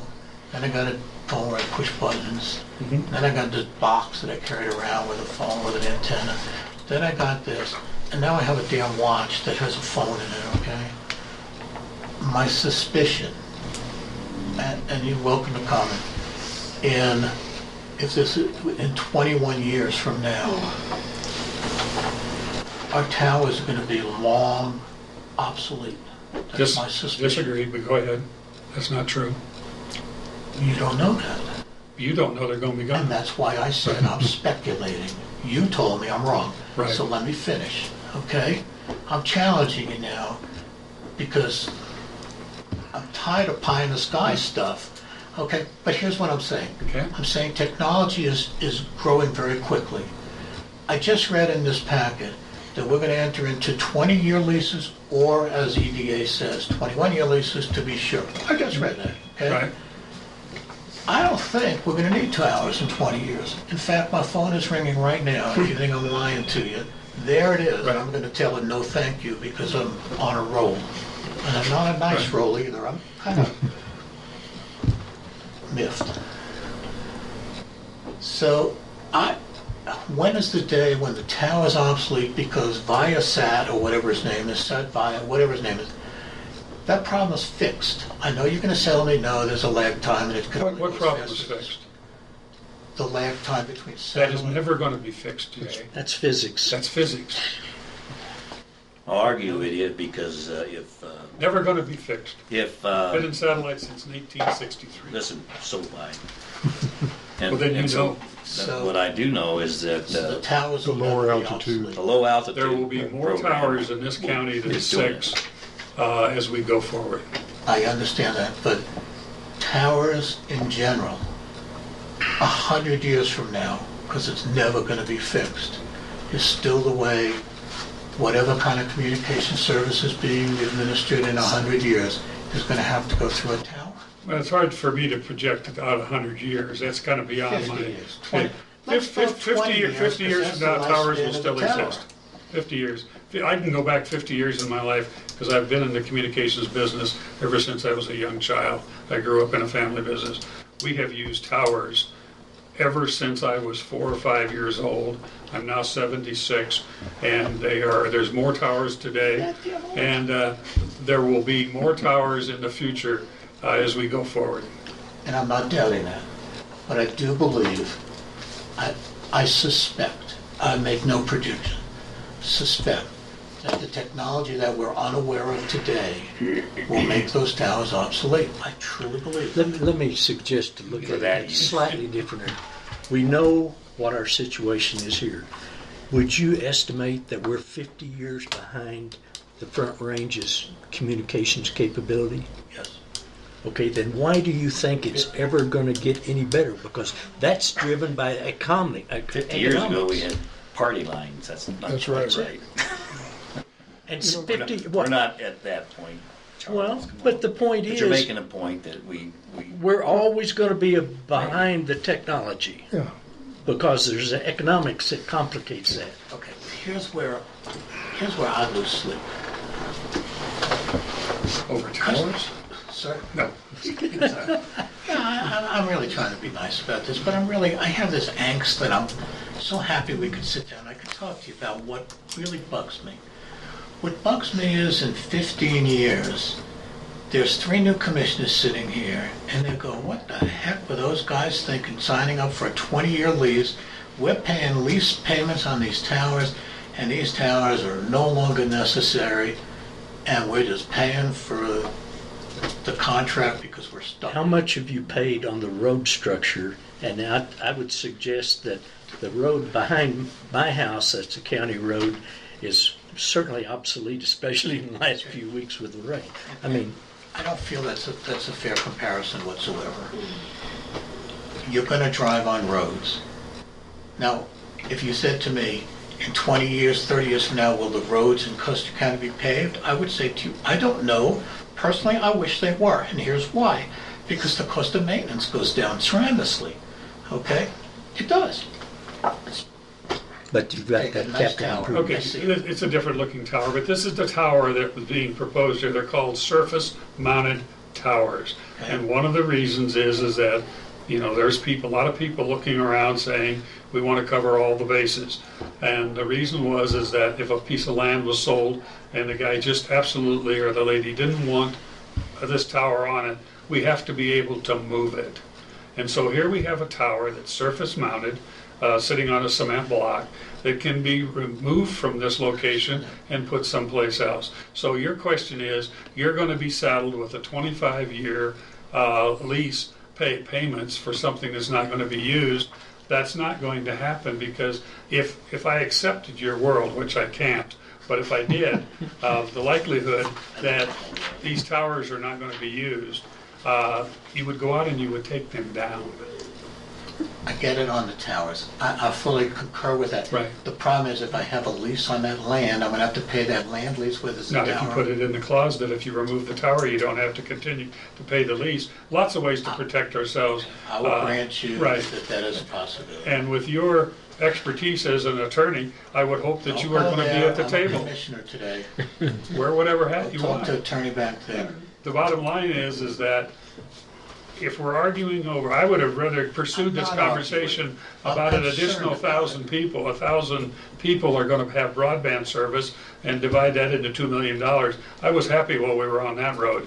But when you diverted off onto this one about towers are going to be obsolete. I am just giving my thoughts on this because as fast as technology improves, I have this supposition that electricity will not have to go through power lines anymore. We'll be able to beam electricity safely. I just believe that the technology just hasn't been invented yet, but if we can conceive of better ways to do things, some really bright person's going to do it. Can I address that line of thought? Your angst over technology. I mean, that's true in everything today. Your telephone that you just went out and bought for $600 to $1,000 is going to be obsolete. Correct. And you're going to replace it with something else. Correct. To me, it seems like the bigger question, assuming you're right that the towers are going to be obsolete.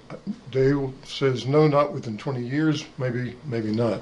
But the point is, what kind of use are you going to get out of those towers with the existing technology and with the next few steps of technology to come? I mean, it applies. 100% I used to. with that. I absolutely agree with that. My only concern is that I saddle future administrations, I saddle the county for payments for a piece of land, and Dale had a very good response. Right in the contract, tower goes away, we don't pay anymore. Mm-hmm. Maybe the letters of interest, the LOIs, we could ask SSC to say, please put that in your agreements.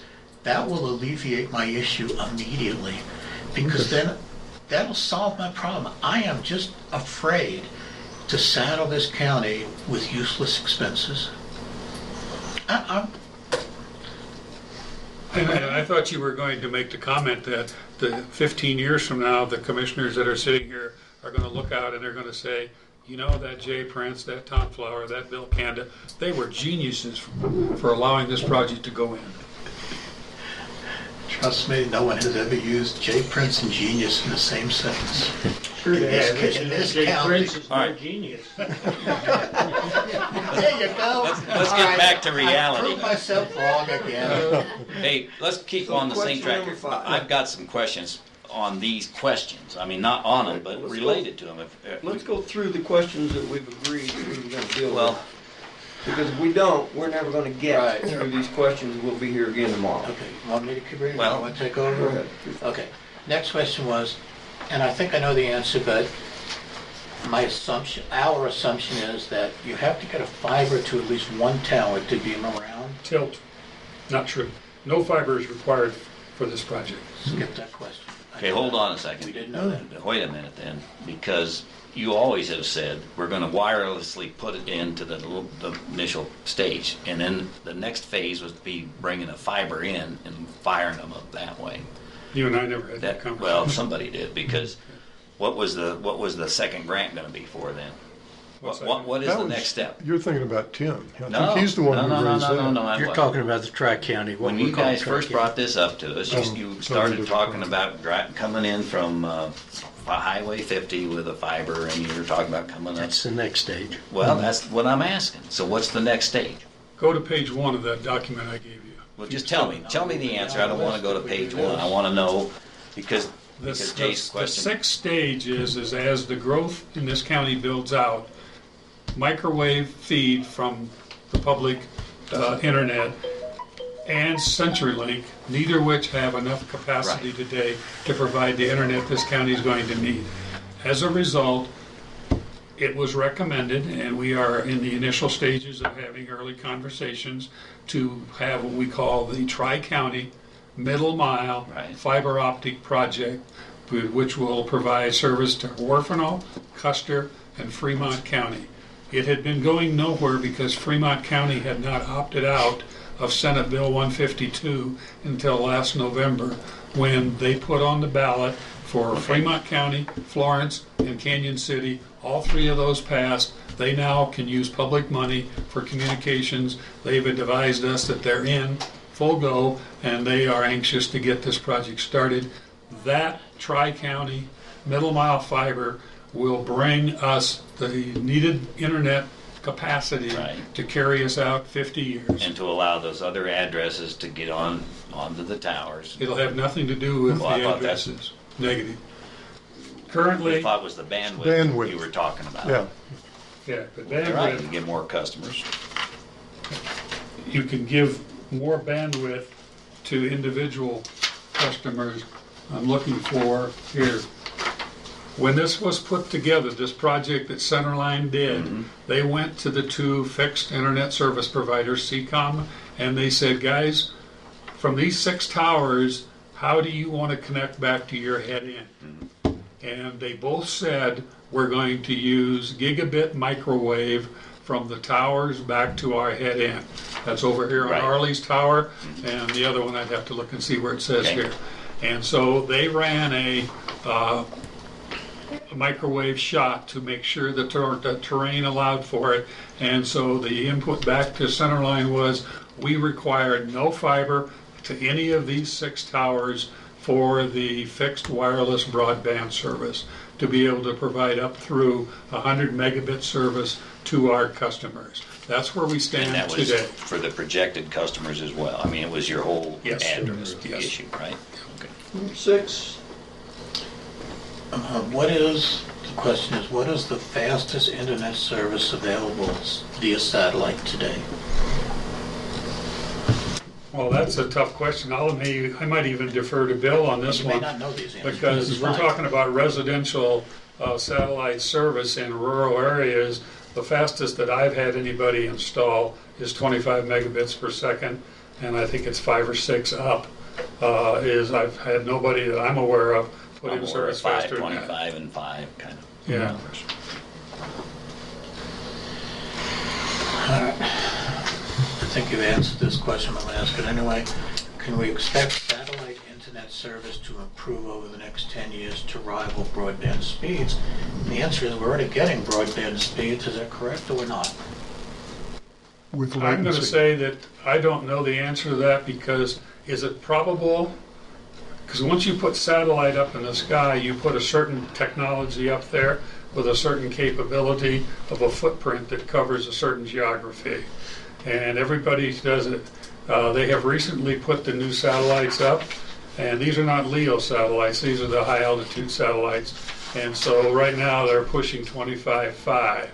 Will some of the low Earth orbit satellites exceed that? I don't know the answer to that. But if they're going to be practical, they're going to have to. I think they're shooting for 40 or more. But where their future is, whether it is in Custer County, in the skies over us, or whether it's in India and China, where there's a mass market or not, I don't know the answer to that. Fair enough. I appreciate that. Okay. And not knowing the answer is fine. These are just questions. What new technology is being developed or is on the horizon that could make Custer County broadband towers obsolete within the next 10 years? You've already answered. I know of Nothing. Okay. Number 9. If Custer County, this may be one we've answered also. If Custer County enters into 20 to 25-year leases for plots of land to erect the 6 towers, what's the likelihood that the obligations of the lessees will continue for many years after the useful lifespan of the towers has Zero. ended? I think one of the You've point already too, answered that. we talk about lifetime of the towers. We talked about this really if towers are maintained, 100 years, you told me that. yeah, You told me that before I asked that question. All right, number 10, how do you envision management? I said, you've already answered that, I'm not even going to ask that. It's maintained. Can EDC provide copies of the LOIs for the West? We received that today. That didn't come from EDC, that came from, oh yeah, it did come from EDC, you're right. Number 12, who will decide if the tower sites will be leased or purchased from the landowner? Okay. We'll make a recommendation, but you guys are going to have to bless. Well, let's talk about that for a second. Sure. it looks like you guys are all lined up to lease these pieces of property, true or false? That's the recommendation, because we're talking about a 20-foot by 20-foot piece of land to put this tower on. That's the recommendation from our engineering consulting firm, but that doesn't mean that if the county has a special interest in always owning what they use, that's your decision. Okay, who's this company you're citing? That was Centerline Solutions, a consulting firm out of Golden that consults in the cellular and the fixed wireless. Got the sales pitch, I was there. Okay. Just asking who you were citing. And what does Centerline say about roads to these, access to these towers? You're gonna lease or own that? That'll be an easement. Not what I asked. You're gonna own it or you're gonna lease it? Neither. It'll be part of the lease that is So assigned with the it'll be part of the landowner, lease. but it'll be an easement across their land Included and paid for by the lease. and paid for by the project, yes. That's what we asked up front a minute ago. But, I mean, And keep in mind that these roads are not going to be 20 to 30 foot, 40 No. foot wide roads. Understood. The intent was to kind of make them look like horse trails, but big enough that they could accommodate maintenance vehicles. And accessible 365 days a year. That's a discussion that will have to be had with the commissioners, because there would be some interest in having an agreement with Road and Bridge to clear these roads, not as a high priority, but as somewhere down the priority chain. Okay. Number 11? Up to number 13. Oh, wow. Does the tower site, we already answered this, Yeah. but I'll ask again. In fact, we can even skip it. Does the tower site include the right-of-way access? I've leased or purchased, I think we've covered that. Okay, how about the buried fiber access to the towers? And then the ownership of that. There is no fiber to the tower. Okay, now there needs to be, Electric line. you know, the fact that the subject of fiber always exists. I'm not making the statement that fiber to the tower base would not be beneficial in the future to people. I'm saying that our two companies that are incumbent today don't require it. Got it. But if somebody was to come along and said, you know, I'd like to put fiber in the ground so that I could then lease an infrastructure from the public internet to your tower, that would be of interest. I got it. I think one of my misconceptions was that the 6 towers, at least one of them would have to have I understand I'm wrong, one of the fibers would have to go to that tower and then you could beam it around the towers. That's not correct. It could get beamed from somewhere else to the first tower and then it'll be... It doesn't go tower to tower, it goes back to the home head end. And all of those will have, obviously, some Links. line Right. of sight. Right. Okay, fair enough. Okay. With that discussion, then let's use Arlie Riggs for example, because I'm over there not every day now, but so is it an assumption that all those radios go away, be replaced by something else? I mean, I'm gonna guess None of them there's go away. That continues to be, and there would be additional radio equipment installed at Arley Riggs that would point to each of these so 6 6 towers. more Yes. pieces of And equipment. the way radio works is it works point to multi-point, so you can have a single radio at the head end, and you can hit each of the 6 towers with a gigabit of service. So one radio hitting all 6, not 6 radios. That's hitting. one option. The vendors may choose not to do that, but it would be worth looking at. Okay. It's a point of failure to have one radio talking to 6. Number 15, why isn't the purchase of the tower site and access going to be paid out of the $2 million rather than a lease? If we had the $2 million, would it make sense to just buy those sites? I think is what the question really is asking. Out of the $2 million, so we don't straddle future generations of Custer County residents with a lease payment, whether they use it or not. Just I think that comes into the total economics of the project. Part of the issue is the estimates that we've got from Centerline are aging, and there's a cost of time. And we really don't have the sufficient data yet to make a good decision on whether, and plus it comes down to, first, are you inclined to buy rather than lease, to even look at it? But as we get smarter as to what the costs are and how much escalation we've had against the cost, it's certainly something we may. So right now, there's not been a trade made. The assumption is a lease right now, Right. and that's and a lease. generally the. We got to decide whether And that's a- and future that's a- generations. Payments will come out of Custer County budget somewhere. A purchase, if we make, To be reimbursed by the monthly rental of the companies. but it's not the issue. Okay. Okay? The issue is, this county is gonna have to write a check to lessees. Have to. Now, where the money came from is irrelevant at the moment. Or in kind, but go ahead. But if we purchased them, out of the $2 million, there'll be maintenance costs, but there won't be lease payments. So That would be profit. instead of Custer County paying for those leases, everybody in the large pool that fed EDC to give us, EDA to give us money, and DOLA to give us money, bought those for us. We wouldn't have to make that lease payment. So if there was money there, it seems to me like economically, long-term, that would make more sense to me. But I'm just putting that on the table as a thought. It was not included in the Got it. project at this point. Okay. Wait a minute, and let me ask a question on that. course. I'm not going to wait Of course. because I'll forget it. And I probably forgot the others I was going to ask anyway. But the fact is that would be profit to us. We don't know whether the landowner would want to sell it to us in the first place, right? But that would.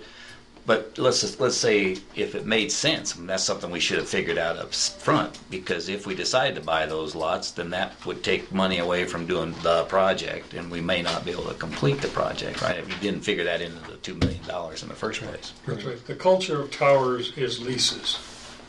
If you went around and looked at cellular towers today, they're leased, they're not purchased. And since we were dealing with a tower company, Right. that's how we got where we are. But we are going to own the tower, and physically. Right. And his questions on time are relevant because Dole even has a time limit. We can't take them down for 20 years, is what we understand. That's right. And that straps us if technology did evolve, and so now we've got towers that we got to do something with, which we can go probably get a permission to go take them down anyway. Probably at that point we'd have to go look or into it. after a certain period of time, there might be somebody out there that Right. you could sell them to. Or you can get the wreckage out of them too. For the last resort, we can get the metal. But so those are important things to consider when we're trying to figure. And I do believe, and this is my 2 cents because I'm going to give it the same. I do believe technology is going to evolve and it's going to change things. I do have faith in this LEO concept because I know it very well, and it depends on the inclination that they put the orbit in order to optimize the people that are under, like China or whatever. India or whatever. And they are optimizing it for the U.S., so we know it's going to cover here at some point in time, depending on what they put it in. We know that. And he wouldn't be wasting the money if they didn't think the technology was capable of beating the latency problem as well as the footprint and the bandwidth.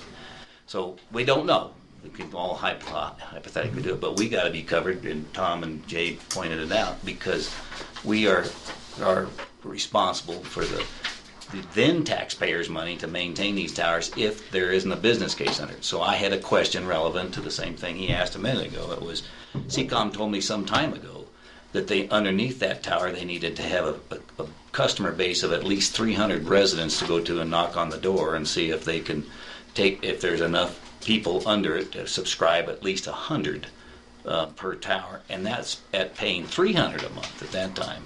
And this guy you were talking to was sober? It was John Saunders. Now you go ask him if he was sober. I will ask him that because and his he ops knows there's guy, not 300 people in the... well, I don't know where that. I'm just telling you what his ops manager, Enrique or whatever his name is, I'll pull it up off my phone. But they told me, I don't care what the number is, they do have, in order to make a business decision, they got to know that if they're going to jump to that tower and take, are they going to decommission their towers? I don't know. No. Probably not. And so that's a new cost to them. And so I'm just wanting to make sure that we are making them, we got to make sure what their letter of intent really is, and are they really going to follow through. Okay, and I'll just add to what you said that I disagree with some of it about the magnitude of the numbers, but we've also talked to John Saunders and his new COO, because John is no longer COO, and the engineering of the wireless manager in charge of that. And they intend for these 6 towers over here, again going back to the visibility of DOLA and EDA, they're going to go to the Colorado Broadband Fund, which is a fund that only awards money to private companies, and they're hopeful of getting the distribution equipment, the transmitting equipment to go on these towers from that fund, and so that will allow them to put the best, because we're going to require carrier grade equipment. Right, so they're going to offset their costs, so they're not absorbing it as a company. So that's right. But if they don't get it, that's an issue. They've already gotten one of the High Cross. That's cool if they can. But they got there's a lot of things working here. But again, radio equipment that goes on the top of these towers radiates 90 degrees, 90 degrees, 90 degrees, 90 degrees. Within that 90-degree segment, a radio can service a max of 64 customers. Okay. So if you look out to the north, let's say we're looking 30 degrees or 45 degrees of due north, whatever homes live in that area right there can be serviced by that tower. Right. Now, I can assure you that about 4 years ago, when we went to CCOM, before it became CCOM, Charles and I did, and we sat down and we said, okay, let's tell you what we've learned from our strategic plan that was done for Custer County. And the fact is, we want broadband service at our houses, and we want it now. And at the time, Mike, I can't think of Mike's last name. Saunders worked at the school. He said, you get 5 customers that are willing to subscribe to broadband, you bring them to me, and I will invest the money in the radio equipment and the backhaul radio to give you the service that you want. And it took us about 4 or 5 months to get the 5 customers out there, and we have been 5 happy people. So when he tells you he needs 300 homes, I don't doubt that he told you the story, but... It was 18 months ago that they said we need, not nominally, if we're going to go out and we're going to place a tower, and we want to make sure we can reach 300 addresses and hope we get 100. The centerline analysis... That's what he told me. Defines how many addresses a tower at 100 foot will cover. That's the 6 that you got. I just want to know if they think they got the base to go and be able to pay the rent. What we're going to require in order to get the towers paid. They're doing quite well in Custer County at the current time, and they want these new 6 towers because it's going to allow them they get calls all the time. They're telling me that they're displacing CenturyLink DSL service weekly here in Custer County. And CenturyLink wants out of the broadband business tower for broadcast. They're not. They want that. They want a partner. Is what they told me. Right. And that's a conversation that is worth having, but I'll leave that one. Okay. Okay, go ahead.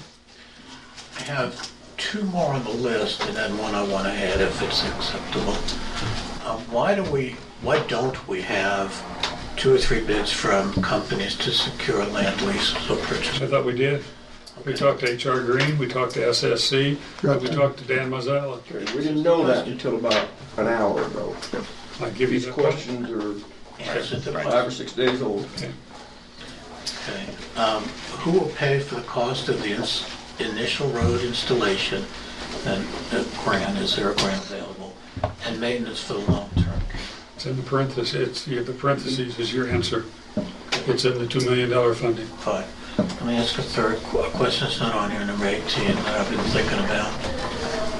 I'm so accustomed to hearing about governmental overruns on projects they're working on. I have no idea where we stand. What is the likelihood that we expend $2 million and we are not finished with the project and we X amount more, and where will it come from? we've taken the position that we've got at a maximum $2 million to spend. You know, the worst case situation, if we violate everything that we understand today, is I think the flexibility is the fact that would really question whether we drop a tower or not, you know, from a very practical standpoint. But what if you don't know that till you've got 6 towers laying out here? We won't know that until we get estimates and contracts. We'll know that when we get to, we go through the detailed engineering study. And I'll put it this way. In my program management experience, I never overran a contract. I see the smoke coming out of your ears. You're in the government business, you never overread a contract. He's near death, huh? I'm getting away because lightning's coming through that window. Before you get to that next question, related to what you just said, you gave us the answer that to his last question. The initial road installation is part of the $2 million, but the long-term maintenance is not. No, We don't know that We yet. understood that. Okay, you got it. Yeah, it was never indicated. But that was in his question here. I think there's two big decisions that I think we've addressed today, is and part of it is going to be based on cost factors that will develop and such like that. Do we lease or do we buy property? And I say we, because We the county, we're in the county, you Yeah. can say we. And the second one is when it comes to long term. You know, right now the 20-foot towers that Hilltop and them, a lot of the access they get to them is by ATV when the weather's good. And so I think in our minds, the biggest thing is we know we're going to have to access, and that's part of the lien, and that's part of, or however we get the property for the tower. How we maintain it and what level. We were talking earlier today. If we have a propane tank and a generator on the site, you know, how often are we going to have to go out there to refill or top off the propane tank? Yeah. How big it is, how much it runs. Yeah. So, It doesn't really matter to either any of us. What matters is if there's the money to cover however you do it. Yeah. That it's making the money to cover that. But we don't roll trucks anymore to sites very often because they're all monitored remotely. You know, generators start up, it's reported back to Operations Center. Operations Center knows that it was taken care of. It knows the fuel level out there. If this thing is done right, and it will be, that capability is going to live. Need to ask you gentlemen a question. And it's as loaded as you can get it. And eventually we'll get around to probably understanding why that is. Who do you 3 birds answer to? Wait, I don't understand the Who do question. you guys answer to? You're representing Economic Development Corporation. we Well, that's the president of economic development. we Answer to we for answer what? to the people of this county. Okay? So if something goes south, who's going to take the heat? Who's going to take the fall? You guys. Okay? But we voted for you. Yeah, I get that. So your CC line here, this is addressed to Dale. I see your name wasn't on here. Is that from Trent? I will Yes. get to my Okay. point, yeah. So Donna, is it Danielle? Donnell, who is Donnell? Donnell. She is the SCID Executive Director. Okay, and We're president of the Zach Graves, federal person, or Who's that, Zach? Zach Yeah, he's the Graves? financial analyst. Okay, all right. We're gonna go back clear to the first question I ever asked you guys. I never got an answer. Who is your board of directors? Who are we going to be dealing with? We're not gonna be dealing with you 3 guys. We're gonna be dealing with your company. I don't think, based on your professional experience, you would ever expect us to deal with somebody that we don't know who they are. Right now, our board of directors, I'm the president, he's the vice president, and Donna is the treasurer. We have an absence of our secretary, but I've got a candidate that I'll be working with. which in truthfulness is a new guy in the valley that probably none of you know, but he brings a tremendous history with him. Okay. You're not on the board? I'm not on the board. So, 3? Okay, 4 Well, total. 3 right now. We have 4 officers, 3 of them are populated. So you've got 3 board of directors right now. Yeah.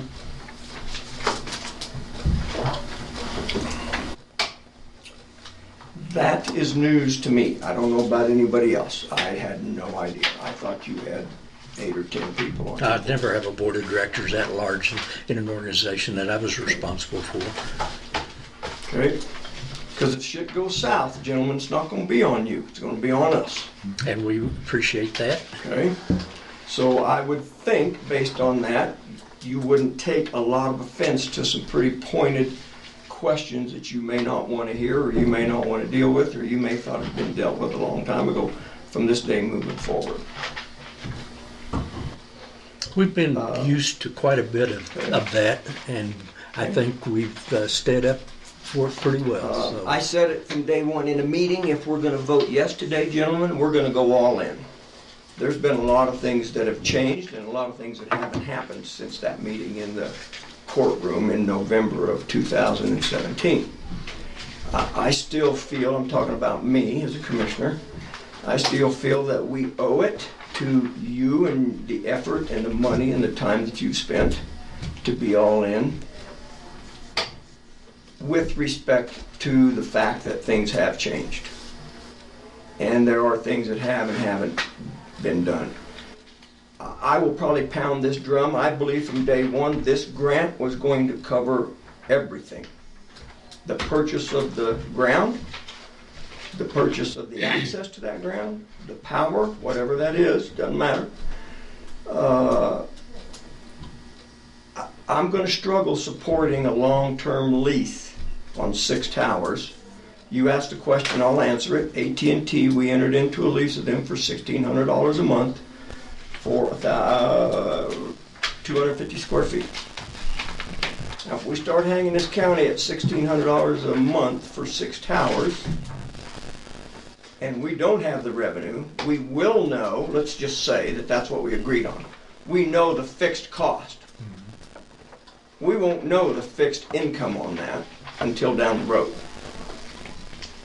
I think we will have a very good idea. We may, but we will not know. We will know the fixed costs, but we can't unequivocally say we can guarantee this is your income. So we are now at risk, right? Mm-hmm. We have talked before, at least we have, is that there's a decision process that if we could not, I mean, you've obviously been clear on the idea that you want this program to be self-supporting. Right. And when we find, and with what EDA is forcing us to do now earlier, we get these agreements, we'll have a very good idea of what the revenue will be. And if we have something that you all decide we can't stand, then there's one alternative, and that's cancel the program. Pull the plug. Mm-hmm. Okay.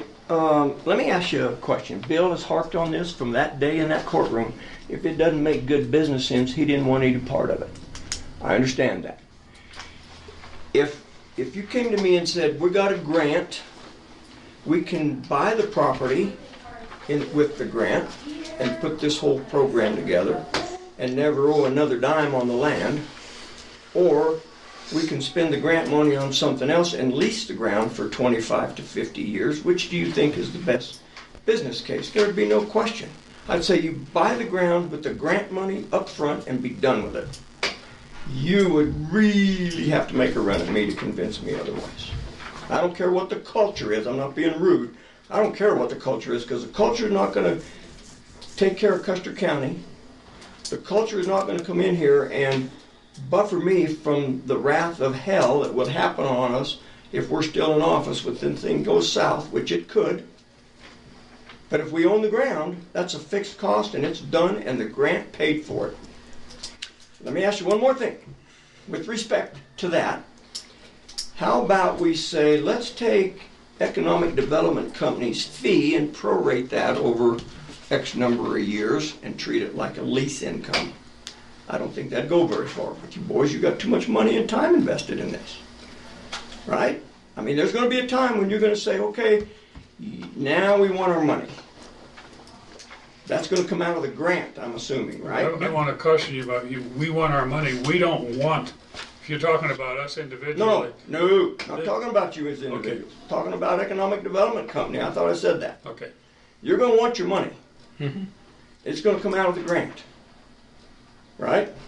That's the current plan. I wouldn't think you'd agree with, we'll take our money over the next 10 or 15 years on a lease basis. No, doesn't make sense. And I don't think it's going to make sense to lease this property. I think we need to buy it and be done with it. And it'll be interesting to talk to the SSC about that, because the conversations, and I spent about an hour and a half over here sitting in the coffee shop drilling into him about that issue.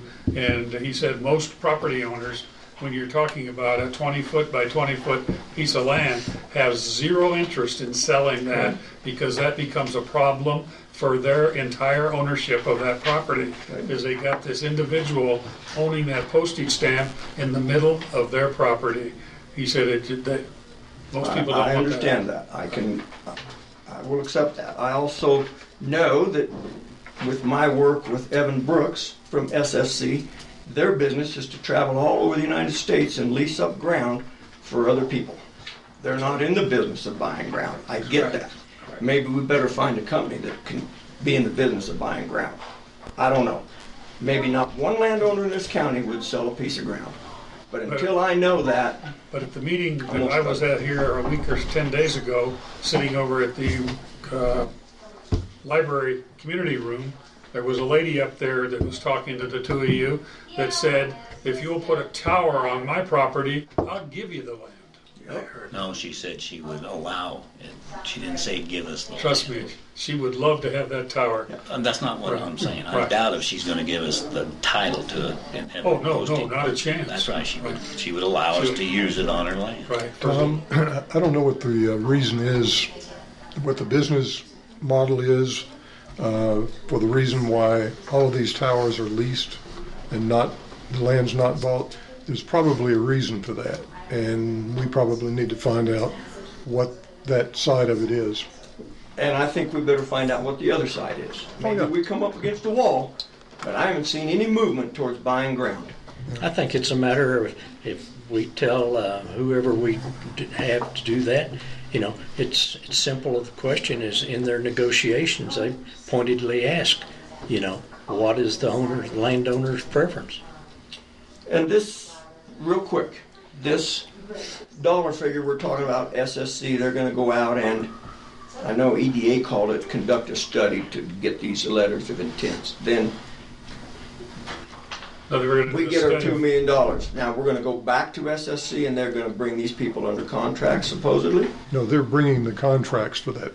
They're getting those signed letters for that. That's what they're being paid to do. Not the letters of intent, I'm talking about the signed contracts. They may or may not be SSC at that point in time, but it won't be our decision. That'll be the decision of the general contractor, being provided oversight supervision by the commissioners and EDC. The general contractor is going to bring these landowners under contract. That's right, because he will be holding 6 letters of intent that were provided to them, and they will then be responsible for finalizing that. So on the surface, SSC does their job, they're gone. We might use them again, we might not. And the GC might use them. Okay. When you add the next 6 towers, you might want to use them again. That was not funny. Go ahead. EDC is going to be receiving enumeration from the grants. How much? Is it a percentage? Is it a dollar figure? I've never heard what your corporation is going to receive. You've never asked. Oh, that's not true, sir. I've asked twice. I'm asking. And got an answer both times. I'll tell you what our current thought process is. We're assuming that this is nominally a 2-year project from grant authorization and starting. We are assuming a level of effort like a 1 man year and that's, to cover whatever's necessary. It won't be just one person, but it would be all of us at various times, and probably additional folks. And we're talking in the ballpark of $50,000 a year. Okay, so Based on a 2-year project. Yeah. Okay. Okay, And so nothing, sorry, just ahead. want to follow up while we're here. I know I want to follow up on it. And nothing from this day back. Is that basically, that's going to be rolled never goes into? back. Okay, all right. Yeah, you've got this one-time good deal coming up to it. Gotcha. But the reality is, this is the first time that we've got the kind of monies and the task that we foresee. Now, and I guess it comes down to y'all's alternatives is, do you think you can do better than that? We don't know. And it gets me to my question here, to be truthful. I'm going to tell you this. I appreciate you guys and where you came from to where you got to here. You've told us, and we've asked questions differently since we've been here. We've been new. Jay was here. And how you evolved by donating your time. That's how it came across. But we've never really had to talk, full disclosure, you're an organization, you are a company, and that's why things like these org charts mean a lot to me and to the public, and how we use you, because there's lots of ways to structure this. When we first got into the job, you had a budget line in the county budget, which was crazy to me. I mean, it was CDEC money instead of Custer County economic money from a Custer County point of view. That's fine because we're small organizations and everybody knows everybody and things go. But we're trying to straighten things up and be very diligent in how we organize our budget. We've changed our budget process within these lines here now. It's a whole different way we're doing business than what's been done in the past. And so I think you owe it to us for a full disclosure of the people, cost, admin, blah, blah, blah, like you would, because in fact, you are a contractor to us, the county, period. And so in fact, you're going to be the middleman managing a general contractor. In fact, it could be anybody to turn this project over to, granted, why maybe we wouldn't want to do that because you got expertise that's invested time here, you know a lot of things, you can do things that we'd have to have a contractor catch up on, but I don't know if that's the best deal or not. And what we could see is a concept of if we had a general contractor going to do the program, you guys are a consulting contractor on the outside, that can be useful, like a engineering integration contractor you see in programs, or a systems engineering contractor that's separate to the prime contractor that's doing the work for the program. I don't know what's right or wrong, and the fact is we, the county, don't have program managers. We got a few people, you got the three of us, and we each act as a program manager, in fact, for the program, for the things that we need to do, like airport business or housing business and that kind of thing. We each take on that point of contact for the county like a program manager would. I think you want from us that we have no conflict of interest involved with anything. Because we get a lot of people guessing what's going on. They got to be making millions of dollars. None of us have a problem because none of us are taking any money from any of the companies that would be involved to here. Haven't and won't, but I understand where you're coming Jay's from. got it.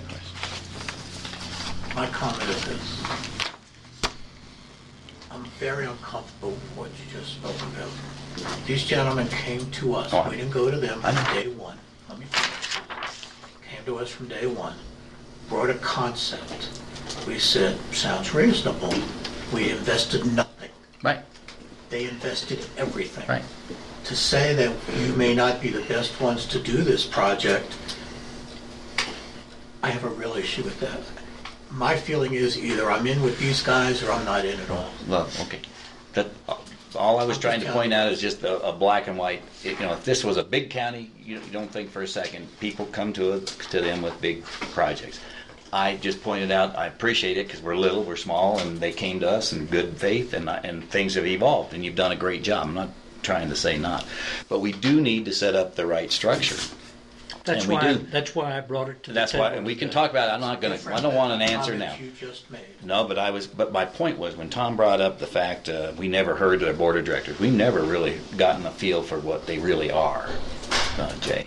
And this was very good. Just I thought you were on the board.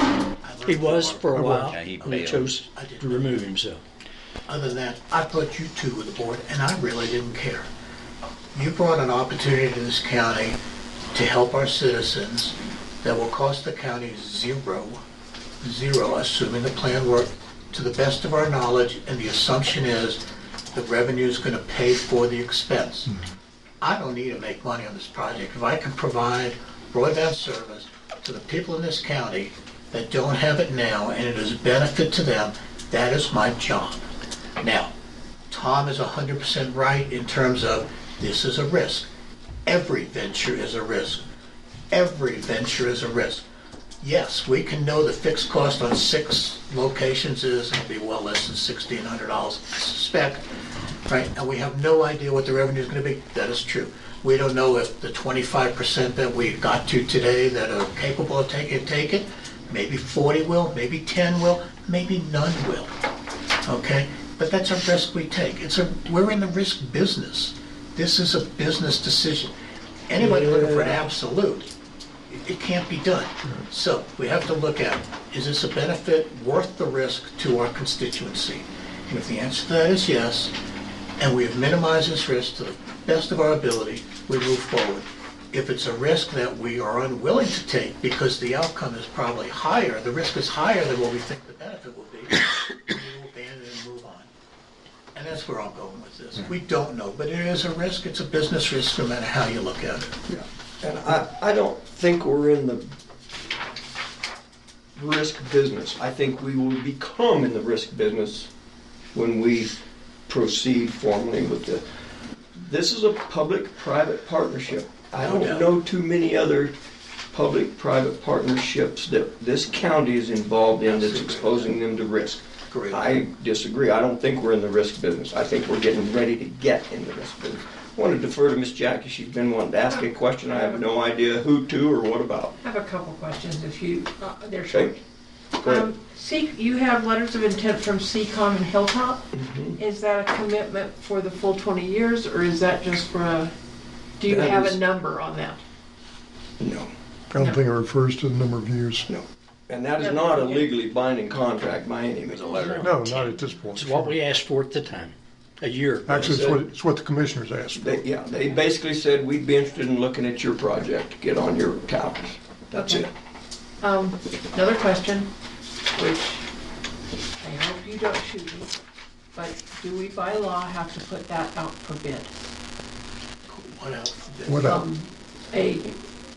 The job. This whole thing, really. I mean, parts and parcels of it, and that was one of the. general contractor piece could. I don't know the answer to that. Answer is yes. Okay. One of the questions I believe I had asked, maybe somebody else did, if I can find my question, was something about going to bids on the 3. So, here, a technical point, we'll cross all these bridges eventually. If you guys say, oh yeah, we got 3 bids, and I get a voter come to me and say, I'd like to know who those 3 bids are and how much the money was. Well, I can't tell you that because the Economic Development Company knows that. I don't know that information. But you can come ask for it. Well, but Tom's bringing up a good point. You by law, we had to give the people around be us careful. to Only compete. only above $50,000. When I was chairman of the Airport Authority Okay. Board, before that was dissolved, I I checked don't know this what out it with the is now. states, and they told me that if you were going to issue a contract greater than $50,000, it had to go to competitive bid. Now, you may have different rules, but that's state law. Anyway, I'm just saying we have to compete by certain rules. Our rules are 5,000, but Yeah. here's the way I'm looking at this. You do not have to go out for bid. You are a corporation, not run by this county, that came to us with a business proposal. We are in the process of determining whether we accept that proposal, we reject that proposal. That is not a bid process, in my opinion. But it is for the money, the source of the money. Both the feds and DOLA it is. are requiring It us is. to go to competitive bid. It Did is. you have another I question? just have one more, and it's really kind of I think it's, well, if you buy that little chunk of land from those people, does that not have to go through some sort of subdivision, something through? Yeah, the that planning was the commission? question I had. I'm not sure we can buy a 20 by 20 Well, foot piece of land And- because of all the subdivision requirements. And that would be open to all the neighbors coming in and Well, deciding. let me if they tell you want that this, or not, right? that brings up a point that I was gonna bring up. We have to go through the zoning and planning process just to get even to put a tower out there, period. Heights have to Does be. this county have any restrictions? Yes, a lot of them, 25 feet. There are several things that we've got to actually go through the process. There have to be a hearing. People, their neighbors have to know what's going on. They can object to a tower being next to them. I brought that up some time ago. There have to be special use. Special use permit has to be issued, and that has to go through the process. I talked to Jackie about that with towers. Did we have zoning ordinances on towers? Can't remember exactly how that conversation went. We're doing this one in town without that because it's in the municipalities. In the counties, another thing we'll have to. But your point about purchasing land in little small tracts, certainly, I can see that. That may be the problem. Yeah, I don't think there are any tower restrictions in the county. The reason why I say that is several years ago, I wanted to put up a 50-foot tower and called and talked to Jackie, and she said we had no. Yeah. The thing about it is, we're not the first ones who've done this. There's certainly references elsewhere, adjoining counties, whoever we want to do. And I'm sure if we go to some of the more disciplined, organized counties, there's good examples of anything we want to ask. And it's again, like I say, I think there's two major long-term decisions. Yeah. Maybe one of the angst I have is saddling this county with reoccurring monthly lease payments for God knows how long. Maybe we could do a one-time lease payment for 20 years. I'm just all about getting this grant to pay for this, not the county. Jeff, and I understand where you're coming from, but there's lots of options.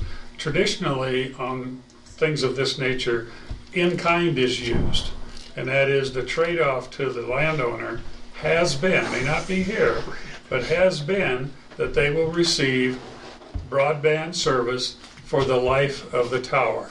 And so every month they get the best service that you could ever get from that tower, free of charge, has been given to them. Now, that would have to be traded off by that, but that was where we started. That's where it came out of CenturyLine, this was going to be an in-kind exchange. It may not turn out to be in-kind, and then we'll have to negotiate the dollar thing. But we ought not be making an assumption that it's cash every month paid out. I think that's Or a that safe it- assumption. or that it's but I don't $1,500. discount it. I'm But the it isn't benefactor of that, $1,500. one of those deals. See, Right, 'cause if- I got internet for as long as there's a tower. Right, but if a landowner comes up and says, I want $1,600 a month for a broadband internet operator on my land, I can assure you that the tower will be someplace else. Yeah. Okay, I would like to have another discussion later at a different date, but we've got to get down to how we're going to do business at some point. And how do Let me we, just add one thing to that while I was in my mind, because I have the same problem you have, things go away. And that is that at some point in time, you need to start thinking about where this asset's going to land when it's activated. 6 towers are up, you got 2 WISP living on them, so people are getting more broadband, everybody's happy, but the county now has a $2 million asset that has to live under one of those blocks. That's In right. my That's what world, I it would was live under going your ITT block there, but that may or may not be your desire. we got to have that whole discussion, and it includes how do we pay you guys? How do we need to get, everything, how are we going to submit vouchers and all that stuff like we did, like I have done with the work that we do for the airport, like Tom has done for the other things that we do. And so we're going to have to set up that process. We can't just, it's coming sooner than later. Right. Well, that's And we don't need agreements, to MOUs, talk which about that. started. And everything that we've been involved with here in the county of Ogle has sat down and worked this out with the commissioners I and know. with finance, and it always worked out, and we have no intention of starting this without those I's dotted and T's crossed. But there does have to be an acceptance on the part of the county that this asset, which is not trivial and will be very beneficial, is going to be a county asset. Well, yeah, and we have the track, we can survive audits, both financially, and the county, the auditors from the state come down here and do other things. 100 foot, 150 foot monopole. It's going to be 100 foot. Our analysis took, and within the jillion pages we've got, took an appraisal at 20-foot increments up From to 60 100. to 160. And so, and that was what was deemed to be optimum across the board was 100. Only if we get to, what is it for that FAA worries So about? above 200 feet, we have to light the damn thing. And you contend that these towers, I don't mean the towers physically, the sites, can accommodate 2 ISPs? Yes, sir. No more than that. Well, they are engineered with a certain amount of weight-bearing capacity. And there's a reasonable, thus, you said we want to put 4 people on the tower. We can build it. It'll, it won't look like what I showed you. It's going to look this big, but that would be stupid from my perspective to build a tower that is going to support 4 WISP. Because what we've learned over and over in rural areas, more competition is not necessarily better. Plus you start getting interference. Cellular Yes. providers. RFI. Pardon me? Cellular phone providers. Can be, and we would like to think that the tower up north here on Beddoes, up there, up just this side of Hillside, would be a cellular site because that has a footprint that reaches all the way to Cotopaxi, back down here, so we'd have unbroken coverage, cellular coverage, if somebody lived there. But we have had Centerline talk to all 4 of the major cellular carriers, and to date, they have not been responsive. Part of the GC's responsibility is, as he's preparing to design these towers for the weight-bearing capacity, will recontact each of the 4 carriers and say, we are building these towers, we are engineering these towers, and they're going to be built to this wind loading and for this amount of antennas on them. And if you have an interest, now's the time to speak up, because if you don't speak up now, we're not going to build a tower and spend the money for something that you don't want to use. Your company doesn't have any interest in being the GC. True or false? I can tell you that I have no interest. I There- manage there- GCs. I guess when you say GC, you're just saying for example, we got several companies up here that are local that build towers. Yeah, they wouldn't. They may be part of a You're looking at a turnkey GC. Okay, so somebody's going to manage the Somebody like an construction. HR Green or somebody like that. Okay. And we've had talks with them. We've had presentations from them on how they manage these large projects, and they are the ones that contract the subs. And we have And those highlighted subs, the fact okay. that if we can use local people, they can do what needs to be done and don't have to learn on the job. We're Well, interested in it. But they would, to me, they would put out a proposal and let them answer it as They well as will. like anybody That's else. part of their job. Exactly. Have we done any financial analysis to determine how many subscribers you would need to break even on the cost of keeping the towers up and operating, the operating expense? Yeah, we did do something. Well, we haven't really done that for every tower and for both carriers. I gave you the information. I know from conversations with them that in the case of our tower, which is the top of the line, carrier-grade equipment for offering broadband capability, they needed 5 customers off of that segment, that quadrant, for him to justify with profit to put it in. So you don't have to have the 300 that Bill mentioned. I don't doubt that. Not subscribers. They said 100. They needed a Yeah, I pool to understand. pull from to get And 100. maybe 100 if they had it all the way around. Yeah. Good luck, maybe. But they around the If tower. we had 30 It's subscribers, 5 a quadrant per tower, but go ahead. By a factor of 4. So it's I'm not talking about Jay- wives. Jay's right. You know that girl down the stove? Oh, yeah, you mean So Sally? the Her 100, brother. the 100 is probably Okay, reasonable. let me No back problem. for a second. Okay, so subscribe. Do you feel, or have you done this analysis? Because I'd really like to get a feel. If there were 30 subscribers to the whole network, 30, would that be sufficient? To the whole network or the tower? The 6 towers? To a tower. No, 5 per tower, 6 towers, 30 people. Well, He no, was we talking were saying- 20 per tower. Yeah, right.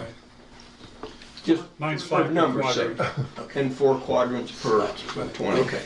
That makes sense. I would like to know how many people are going to go, I'm signing, here's my ticket out of my bank draft notes.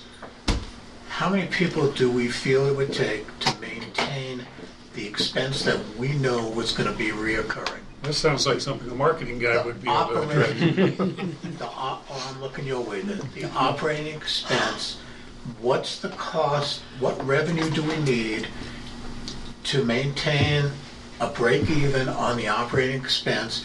If you tell me it's 20 subscribers and on the 21st one we start making a quote unquote profit. If it's 18, we're too short of paying our monthly or quarterly revenue. Where is our break even on the county? Well, remember, the county, we are not getting money from the subscribers. We're getting money from the WISP.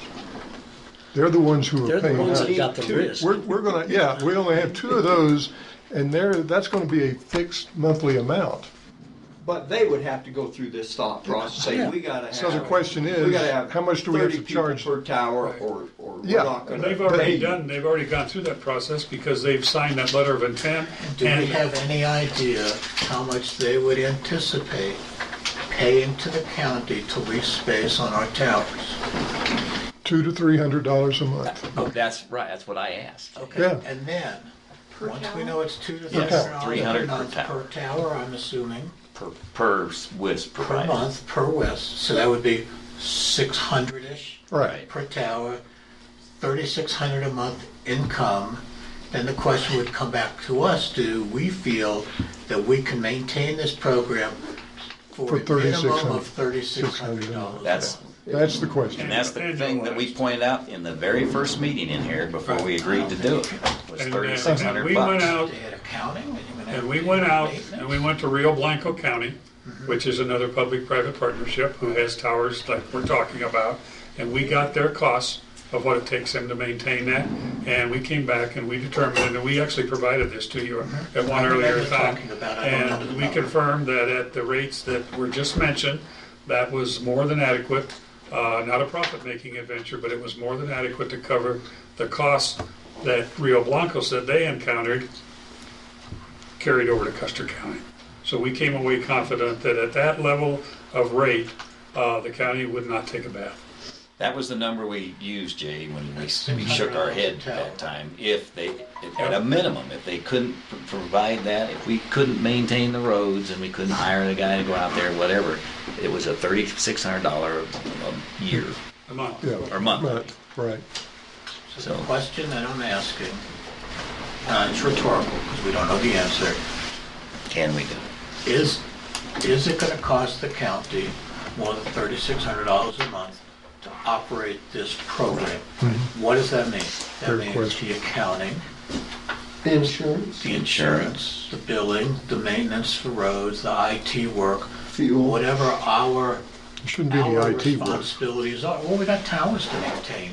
Yeah, that wouldn't be IT, because Yes. the WISP are gonna take care of The the WISP, equipment. the WISP have the But IT. your point's, But we have Yeah. to We gotta But there are maintain expenses, the lines obviously. to it and the power lines to it. If the tower got knocked out by lightning and we gotta build a piece of structure, we gotta pay for that. $3,600 is what we're working with. That's right. are we gonna have generator backup? Yes, Yes. So fuel, maintenance, all Yeah. that stuff. right. But the WISP are paying for that, correct? No, Or are you gonna? Well, No. that's part of their, Yeah. We don't that take would be that out of their that's, fee. you gotta charge but- enough to cover what we think it covers, and they gotta know that they can collect enough money to pay the rent and make a And profit. when we're dealing with them, those are attractive items. If you go out to one of the little mini towers today, you see a battery box at the bottom that's good for 1 hour. There's a solar panel that's shining up, that's charging up the battery down here for 1 hour, and there's no commercial power connected to it. Now that is how casual some of these self-built towers are. Right. And that's not the business we're in, because as we move forward in the world of broadband infrastructure, these have to be 5.9s Gotta be capable. reliable. Right. You also see, I was just going to say, every time you go out to Harley's or another little tower, you also see, instead of the type of thing shining up, you see a CCOM maintenance guy hanging off of it, fixing it. Yeah. Well, sometimes they hang out there because they're getting paid. They want to be visible. Right. Yeah, I mean, we've got a tower right now up on Vermont Road, and it's the bane of our existence. When it works, everybody's smiling, but the minute it doesn't, people start gnashing teeth and raising hell, and $15,000 insurance claim against it last year. Who's going to maintain it? Who's going to drive up there in the middle of the night when the generator runs out of fuel? And I mean, on and on and on and on. Those are things we're going to have to consider. Because no county entity is going to be on that. Right now, Road and Bridge does it because they're on that tower. We're going to have to assign these responsibilities to someone, some department in this county. And even they're gonna maybe want have to paper. hire somebody Or else hire. Or hire. to go ride around, riding on an ATV or doing whatever he's got to do. Or outsource. Well, but it's still money we got to come up with. Yeah, but if you're bringing in $3,600 a month, Is it enough? Yeah. then you I'm know, not, yeah. how often? $50,000 a year that's going to Economic Development Corporation, is it gonna come out of the 3,600 a month? No. Oh, you $3,600 a bet. month, I'm assuming that's $43,000. grant. No. That's grant. Grant driven. That's a 2-year I would have cost. gone into Yeah, cardiac 100. arrest And it and started comes on- stroking if it was anything else. But And that's, you know, And we got to understand what we're doing for 50,000. We don't even know that yet, and we don't know We're if gonna- that's a real number. You just threw it out. well, we've thought about it quite a bit. The Well, point then is, the point is we have to see it, Charles. That's all I'm trying to Well- make. Whatever it is, it is. And I know you've thought about it, but that's normally we would go But you through. know, we're still Okay. down to the issue that items 1 and 2. Right, you need Yes. money to do that. We are. I'm asking for money so that we can start items 1 and 2 I don't and get it exactly done. what you do. Okay. You need help. The question I don't know, do you need 30 or 50? Yeah, you don't know yet how much. See, I you're can't give you an answer on that, and I don't want to give you an answer on that. But we need the But- 11. Dolan But the- said, You got to go. we need cash to get 1 and 2 done. What are we gonna tell her? And she's going to say, well, I'll go, does she want to approach, plan A or plan B? She told you. We talked about that earlier. One is outside or inside, and then number 2 is how long is it going to take to do that? Versus finding an alternate source of $11,250 so that those things can get going. Well, I think we should. What's our What do you deadline wanna now? Our next deadline with EDA? The April? fourth Thursday of April is when we're on the agenda to have a completed application in. And that means A, 1, 2, 3, and 4 have to be completed prior to that. Yeah. So and we, that's a monthly recurring deadline. Happens every fourth Thursday, correct? Yes, sir. So if we missed it in April, We know what the we next push date it out is. Yep. to May. Okay. the risk is the later in the fiscal year we go, there's Less less money. money to be Let's go out. back to Jay's original question. We all know that. That is, sounds like DOLA is not wanting to advance any money. They would rather go out. We need to have her figure out what that is. We need to know what they can go for if they're going to do that, and timing wise. And you were saying you wanted to ask for 25K or whatever it was. I said that I thought that items 3 and 4 could be done for 25. Right, and we Okay. don't know that. That's an estimate. Right. What if it isn't, and we get 25, and then it's not enough? But what I do know is what items 1 and 2 cost. Yeah, 11.5. Right. So what do you want to do with that? What are you talking about? I need $11,250 to give notice to proceed to our vendor. So We probably need some bids So to we back need to that figure up. that out. But I can give you the I just email. don't but think listen, where's the money coming from? DOLA. Right, and so we're going to ask for a two-step deal here. We're going to get a loan for 11.5 somehow, and then we're going to go get the other 25. I thought we were going for 36.5 or whatever. Well, DOLA Greg indicated he would certainly prefer to only have to go to the Right, pot and so one let's time. get real here. And what's the rush? And tell us what it is and explain it to us, I don't like being put up against the wall and saying, well, sign here, we're going to get 11.5 now because we want to go get bids from our vendor. Come on. I feel that way What bids for the vendor for what? Well, you just said, I- or authorization to proceed is what you said. I'm saying I want to give notice to proceed to SSC Right. as the low bidder To for go this after. items 1 and 2. Sure. So So I need 11,250 to Okay, do that. so- And that money can either come from the county or it can come from DOLA. it's not coming from the county Okay, we'll take that I that one know off of the until table. till we get together. Then my discussion So is mute. my whole point was, let's do it the right way. If we got time to get bids from those vendors. I don't We know have, what. we have bids from those vendors. No, I'm talking about getting your guy out doing his The job, environmental. getting the. You said you wanted authority to proceed to go get these guys going around selling, That buying. in fact is going to take, what was it, 60 days plus? To Yeah, 45 to 60 days to do that.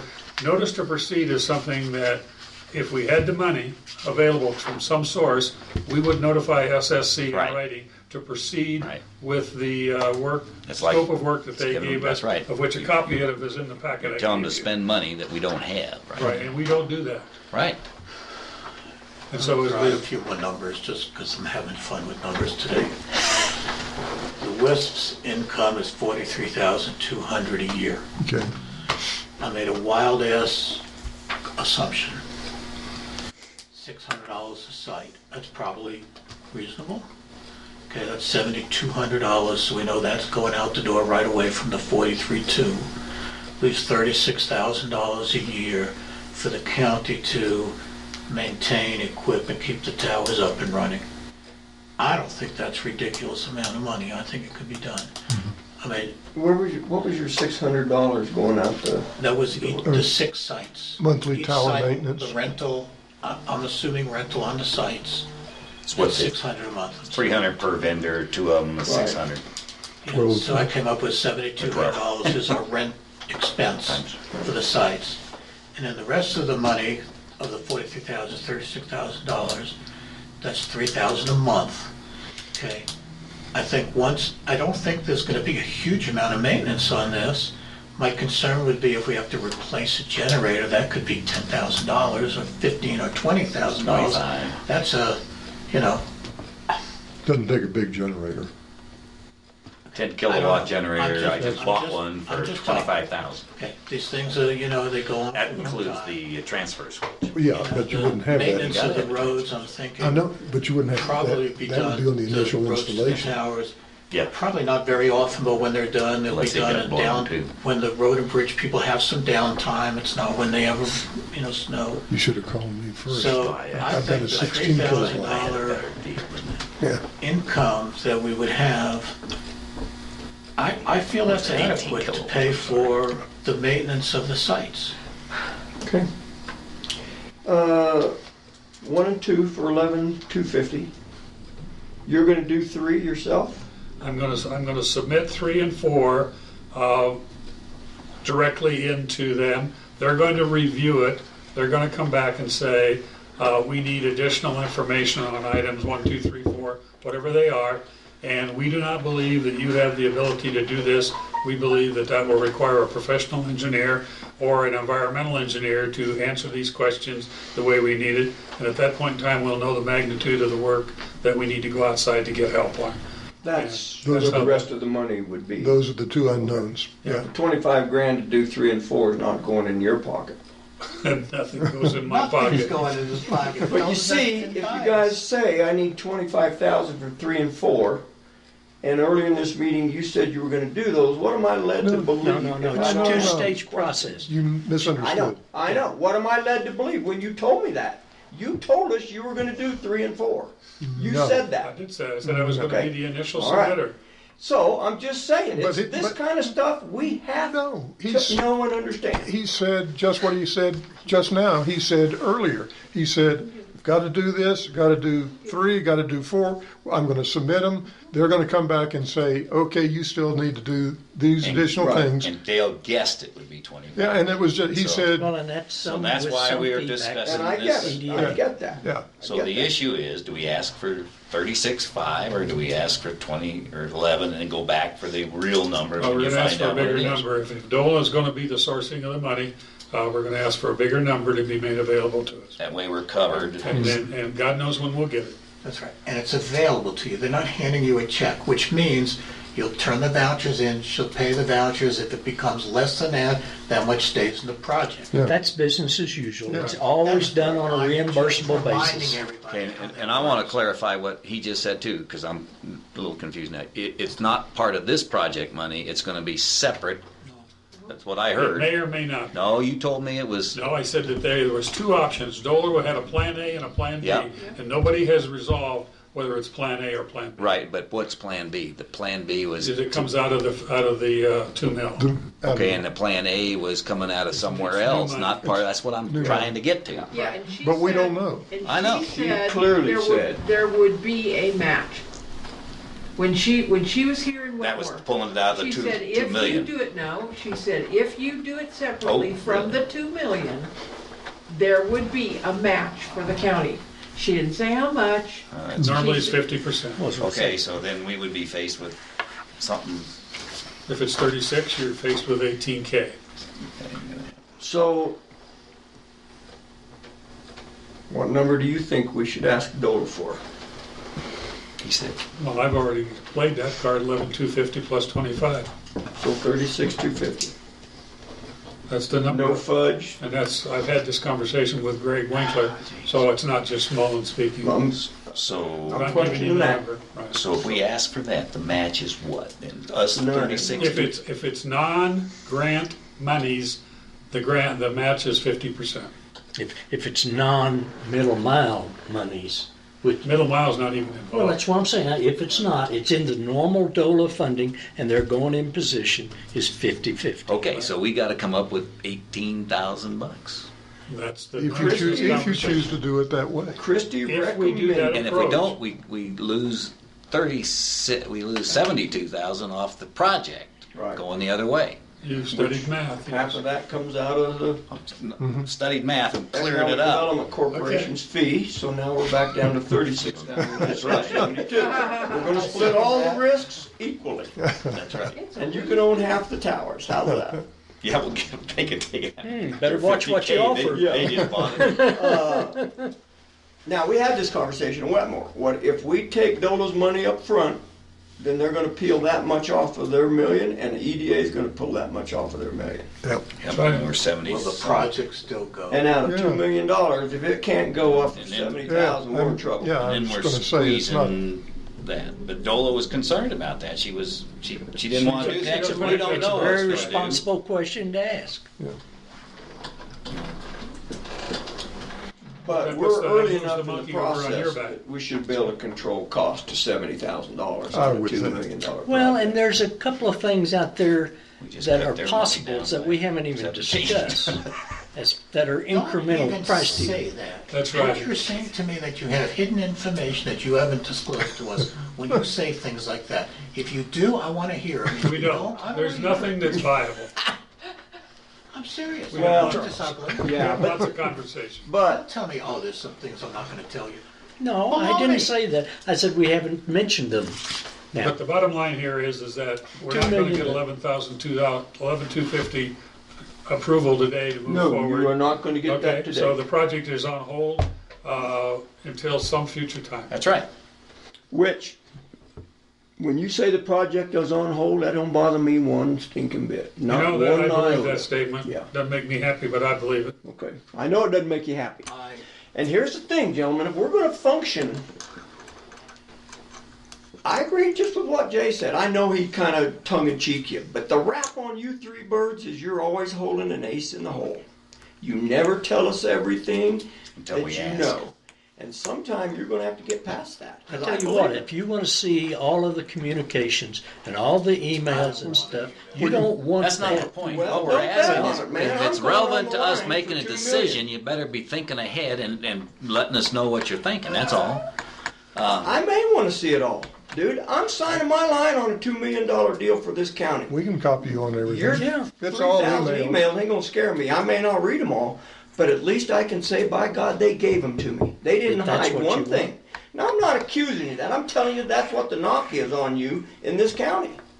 That you never come clean. I've heard it 20 times. Okay. Can I come down to the bottom line? We'll stop yelling at each other for a minute. Let me bring it to the bottom line. As Jay sees it in my blinders, okay? You may all see this totally different. Here's what I see. We get DOLA to pay 100% of this, 50%, other half, county doesn't kick in anything, okay? The project is funded for 70,000 less than $1 million, so it's 900 whatever thousand, okay? The income from the WIFs is gonna be 43.2, of which I think a reasonable estimate is $7,200 is gonna go out for leases, which leaves $3,000 a month for maintenance. I think that's very doable, okay?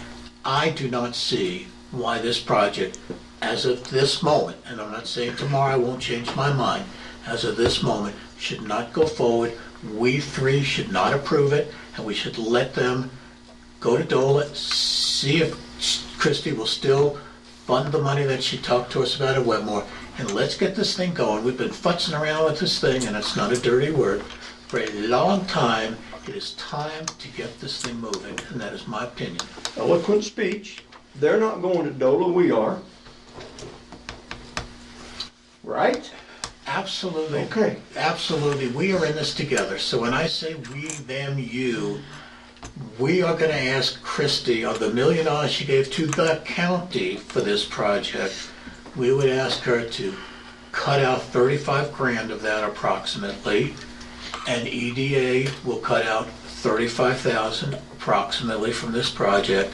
And I think we should go ahead and move forward and ask these gentlemen to get this study done, get 3 and 4 done, that's on your back, and get this thing moving. And I was not this way in Wetmore. In Wetmore, I moved and it didn't pass.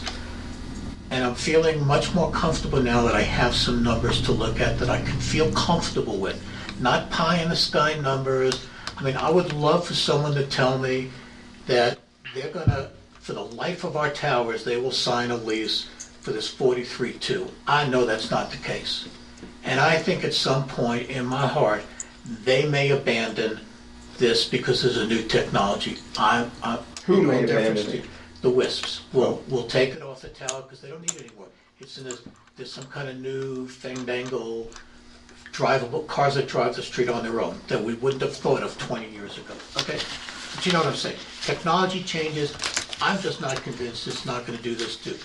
But I liked your idea. If the leases say, if the WISPs go away, so do we, and so does this agreement with you. We can minimize our risk. I don't think $3,000 a month for maintenance on every month, not just $3,000 every month. $3,000 is the excess of income. That's plenty to maintain it. This has never been a we make money on this deal. I think this is I think it's a go. I'll shut up. So 2 questions. On a scale of 1 to 10, from your professional expertise without a whole lot of emotion wrapped into it, what's the chance of EDA funding $1 million right now? What would your estimate there be today? With items 1, 2, 3, 4 submitted, 100%. So we basically have been told, we have the money, it's available for broadband, it's your money to lose if you screw up the application. Okay. And they want to award that money to us. And based on your professional experience background, once that money is committed, how many months out before completion would you guess? I'm not going to hold it to you, I just need some idea. We'd have the money by June. We're going to lose this season because that'll be the bids for the GC, and going into fall with the GC finding its subs and getting the design done and the list of materials and getting things ordered for delivery at the beginning of spring in 2000. So the project will be done in the fall of 20. 6 towers up, 6 towers occupied. Should be. How many landowners you think are going to have to go through to get 6 solid sites? I think we'll go through a total of 8. Wow. Unless there's unless there's something going on that I'm not aware of, where people are being manipulated. But if we just went to people that own land in Custer County, understand the benefit of what's being asked, the benefit to them for what's being asked, they're gonna say yes. And we gotta get through the zoning and neighbors and all that jazz. Yeah. They may have one or two. But these are not something that stands out, there's no lights on them, they don't whistle, you know, this is a passive item. I mean, it's I the can't. county asking the county for SUPs. That's right. I'd say the neighbors are a hell of a lot bigger risk than that. Right. What I'd like to see to get comfortabler is Jake did his analysis. I did the original analysis based on CCOM's $300 a month they're willing to pay. We probably ought to get a real figure from them based upon their projection of what they think that 300. You know, I'm telling you what he told me. We had 100 under the base of the tower. Yeah. The only reason I'm kind of looking away from you is because if you look at item number 2 on the EDA requirement, CCOM and Hilltop will be inputs into that that issue. I know, but see, we have to give you the go-ahead to go do that, and so it makes. Jay got really very comfortable all of a sudden. We have a chicken and an egg. Come on, that's we're the guys' names on the deal, not CCOMs if something goes wrong. But I've already told you what the number is, and that number we didn't make that number up. It came from them. I know, but they didn't commit to that. They didn't commit to anything other than that we'll locate on you. We don't know what we're going to pay for rent. Did they? Did they tell you what they're willing to? Yeah, they did. That's what 300 a month. That's where the 200 to 300 That's where the came 200 in. to 300 came. Okay.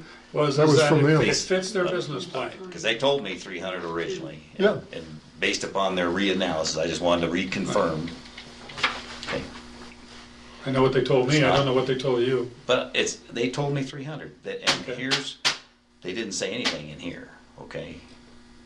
I mean, this is their commitment. I understand. So they can commit to if they really think that's That's what we asked for a year ago. Yeah, you If we want asked for something that else, a year then we ago, ask again. got a letter of commitment. Well, we didn't have any of the details at that point. I get. Yeah. I'm just telling you, based on our conversation.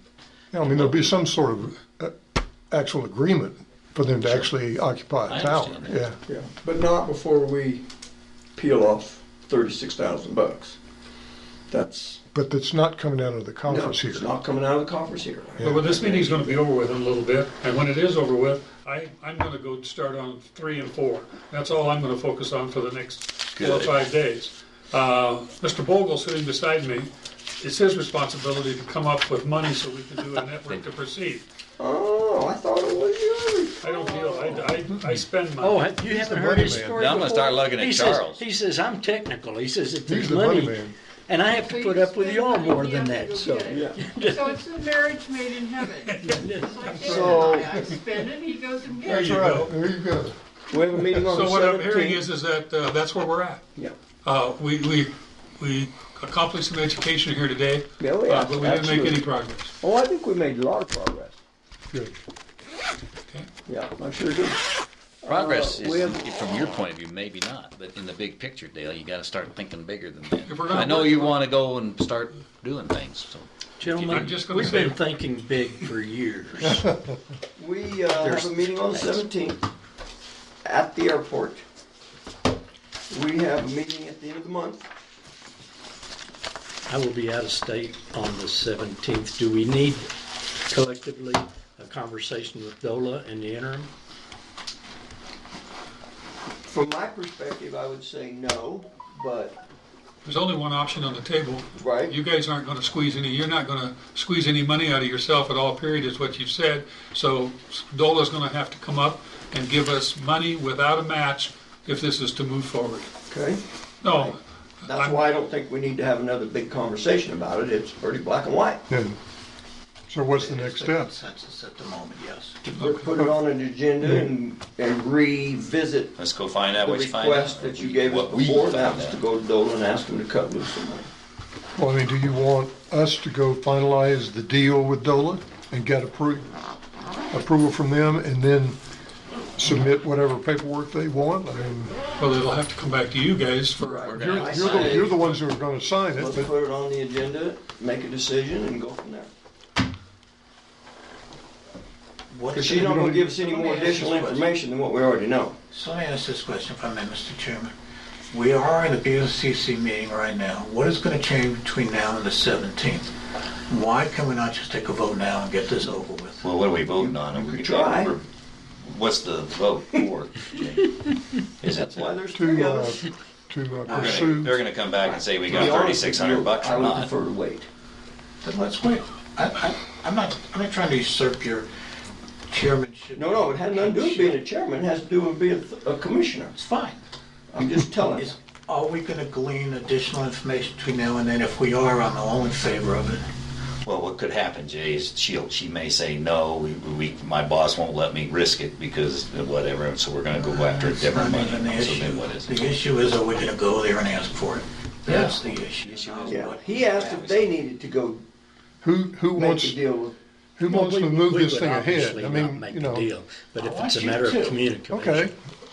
Tom I earlier want you to. said. That doesn't mean they want you to. Yeah, Tom earlier said, no, it's not them, it's us. We're the Well, ones. we're the ones who are going to put the signature on the Yeah, paper. We're the definitely. ones who are going to say Well, to Christie, yes, that's what we want. And we're the ones saying we want you to do it or not. So Yeah, that's the question. go do it. All right. And That's- you want us to shed $70,000 from the project? If we vote From the that, we project. have not. Well, that's the only thing we're working on. But we right got to now. know she's going to do it. But Okay. We would need a vote to approve that from the commissioners. Are you telling me that after Charles goes and negotiates with them and prepares the paperwork for diversion of $36,000 over here, and they bring it back to you, you might say no? Yep. Let me say this. Charles should not go there until we say go there. And then That we was the question I asked, was what's the next step? I We said need we'll to- put it on the agenda. We Okay. need to either agree to do this or not agree. Yeah. And I think the real question is, are we in the project, are we out of the project? Because that will be the answer. And that reflects kind of back that question I asked before we convened this meeting, is whether, what category of meeting was this? Right. Whether you We can can make do a it. decision We or can not. do it. We're within the legal realms to entertain a motion and do it. So it I don't sounds like- recommend that, but we can do it. It That's a sounds fact. like on April 17th, we will know whether this county is going to move forward with towers or it's not. That's what it sounds to me like. And I'm fine with that. Okay. We ought to be in that position at some point and say, are we in or are we out? Yeah.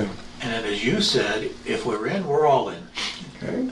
I don't mean all three of us, but I mean the county's in. I look at it a little more black and white, but if we don't vote to give you this go ahead to get money from DOLA, it prevents The EDA, 1, 2, 3, and 4 from being done. Being done, and if those are not done, then there's no application. Meanwhile, I spend 24 hours in the next 4 days to submit 3 and 4, so you guys can go do whatever you do. With all, we get, instead of 6 towers, if we just took DOLA's 1 million, can we get 3 towers? Doesn't work that way. No. We don't have any money from DOLA without It requires 50% matching match. funds. and in all due respect, gentlemen, this is why I'm saying this. You told us the same damn thing going into Wetmore meeting. You told me, if you do not vote to approve this, you're killing this project in Wetmore. That was bullshit. We all know that. Hasn't moved forward You since then. started those words, Earl. Hasn't stopped. Right? Call me a liar. I don't mean that. I wasn't meant there. that as a- I wasn't. I wasn't in any Wetmore meeting. You told me the day before that, standing right here in this room. If you do not vote this money in, you will kill the project. And that was not the truth. You hadn't even submitted the last application. And how many times have we been told you have the deadline for this application is the third Thursday of this month? It's true, but you didn't tell us it wasn't the only deadline, that it happens every 30 days. You didn't tell us that, did you? That's the Well, stuff we gotta get you know, by if we're I gonna don't want move to be forward. offensive, but I'm assuming that at your age, you're not naive about how grants work. I have no idea, but I'm as naive as that, and I'll admit it, as that cabinet with EDA. I don't have a damn idea about EDA, because you guys never told us. You gonna tell me you think I should believe that every grant renews every 30 days? I'll tell you, I you're didn't- crazy. I didn't say That's every what 10. you're alluding An to. application process is a repetitive process, Every 30 days. more or less. Their review cycle. Not in the world I live in. Yeah, and that's true, because I was under the same impression. We got a deadline, we're going to We do lose have an a deadline. opportunity. Well, that's for this month. You have and a- we got a deadline. You know that there. We can set the deadline for completion of this project and aim for it, and then try every. This is noise. Oh, it is not noise, sir. Either This is life and death the for county this wants project. this project, or they That's don't want right. this project. That's exactly But that right. means the county wants broadband, or the county doesn't want broadband, because trust me, CenturyLink does not, will not, cannot provide broadband to this county. The life and death of this project, from my perspective, is going to be my ability to trust you three. That's it. If that hasn't already been answered, then this project's never going. Not when Dale? I didn't have a clue when you told me the deadline is next Thursday. That's what you said to me. If you just said, now Tom, we really want to have this by next Thursday, but if we miss it, we can do it 30 days later at the third Thursday. That's a whole different conversation, Dale. A whole different conversation, man. All right, that's fine. But I'm trying to clear the air here, man, because you guys don't, you're not elected for position. We are. We got people to answer to. Not only that, we have a very small budget in the big picture, and that makes it even harder. And very small means you can giggle all you want, Dale. You got. I'm not giggling. I'm just telling you that we're getting the feds and the state are going to give Custer County I know. $2 million to build of taxpayer broadband money in a different. infrastructure so this county can have something So they don't have. and We're arguing about and $11,000. Yes, and we're going to continue to Naive. argue. And as a matter, no. And Yes. you keep saying that, then it'll make me even want to even more find I another wanna see how subcontractor to help us out. Hey, I know you guys have to know this, man. Not everybody in this county wants this freaking broadband. And we Not don't everybody. care. Well, I do. See, Oh. that's what I'm saying. There is a huge difference between me and you. If I say I don't care if you don't want it, I have no business sitting here. I disagree. Okay, that's fine. You can disagree. If You're not somebody in elected this- to If sit somebody here. in this county doesn't want broadband infrastructure, they want this county to die. No, that's bullshit. That is true. That is all pop and That is circumstance. true. Listen to me. Okay, gentlemen, what do you need from economic development between now and the 17th of April? Anything? No. Okay. We'll wait your word. Good deal. And the only way that these insights and these misunderstandings are going to be resolved and you gain the trust, if you don't trust us now, I question whether you ever will, but Okay. we need to meet more often and ask questions in a would agree to forum that. that we can have the That's why because we this need has it. been We're a, gonna this work has out been a this- great meeting. This organization that we're setting up for the county. I brought up the issue today in hard copy. That's our solution. It's up for negotiations. We've talked it, we've alluded to it, we've done it before. This is bigger than anything we've done with the county before, and I agree. We've got to have a lock deal contract. Yeah. And it's got to be mutually agreeable. Well, that's what that's what you do. Come on. Hey, it's bigger than anything I've done for this county. Well, it's not bigger than what some of us had been involved in. Don't deny that. I don't deny that. I hope you don't think I've ever questioned your experience and your background. No, but you question our integrity. No, I question your approach. Not your integrity, your approach has not been forthright and upfront with us from day one. That's what I say. Is it true or not? I'm not saying that. I'm telling you how I feel. I could be wrong. I'm sorry you feel that. So what changes that? I think he's hit it right on the nail. We have to meet. We have to keep working. We have to keep questioning. We have to keep getting we have to keep getting answers.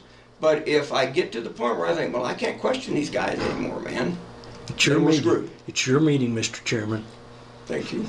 I'm not talking about us as a commission. We have to be able to keep asking questions. They might be stupid questions, and they might be questions that piss you off. But gentlemen, if I think I got to ask that question, do you want me to ask it? Or hold it in reserve and go, well, I don't know. Don't want you to feel bad. No, you haven't pissed anybody off today. I mean, Well, I mean in this meeting, I don't know. about I earlier. take it, I may not have pissed somebody off, but these two gentlemen I have inflamed, and that's okay. I don't mind that, because if I cannot handle that, then I should keep my mouth shut about me being mad about something. You see, I don't mind that. we gotta have some honest conversations. Maybe they're not realistic, but by God, if I have a question, I need it answered, it's realistic, because, again, I tell you what, the only thing, and speaking very frankly, and to support this open communications, is we have provided you all reports and stuff, and you misquote it. Our impression is that you haven't read virtually anything we've provided and generated over the last few years, right. And we find ourselves having to answer the question, and be real true, we're not used to dealing with that. okay?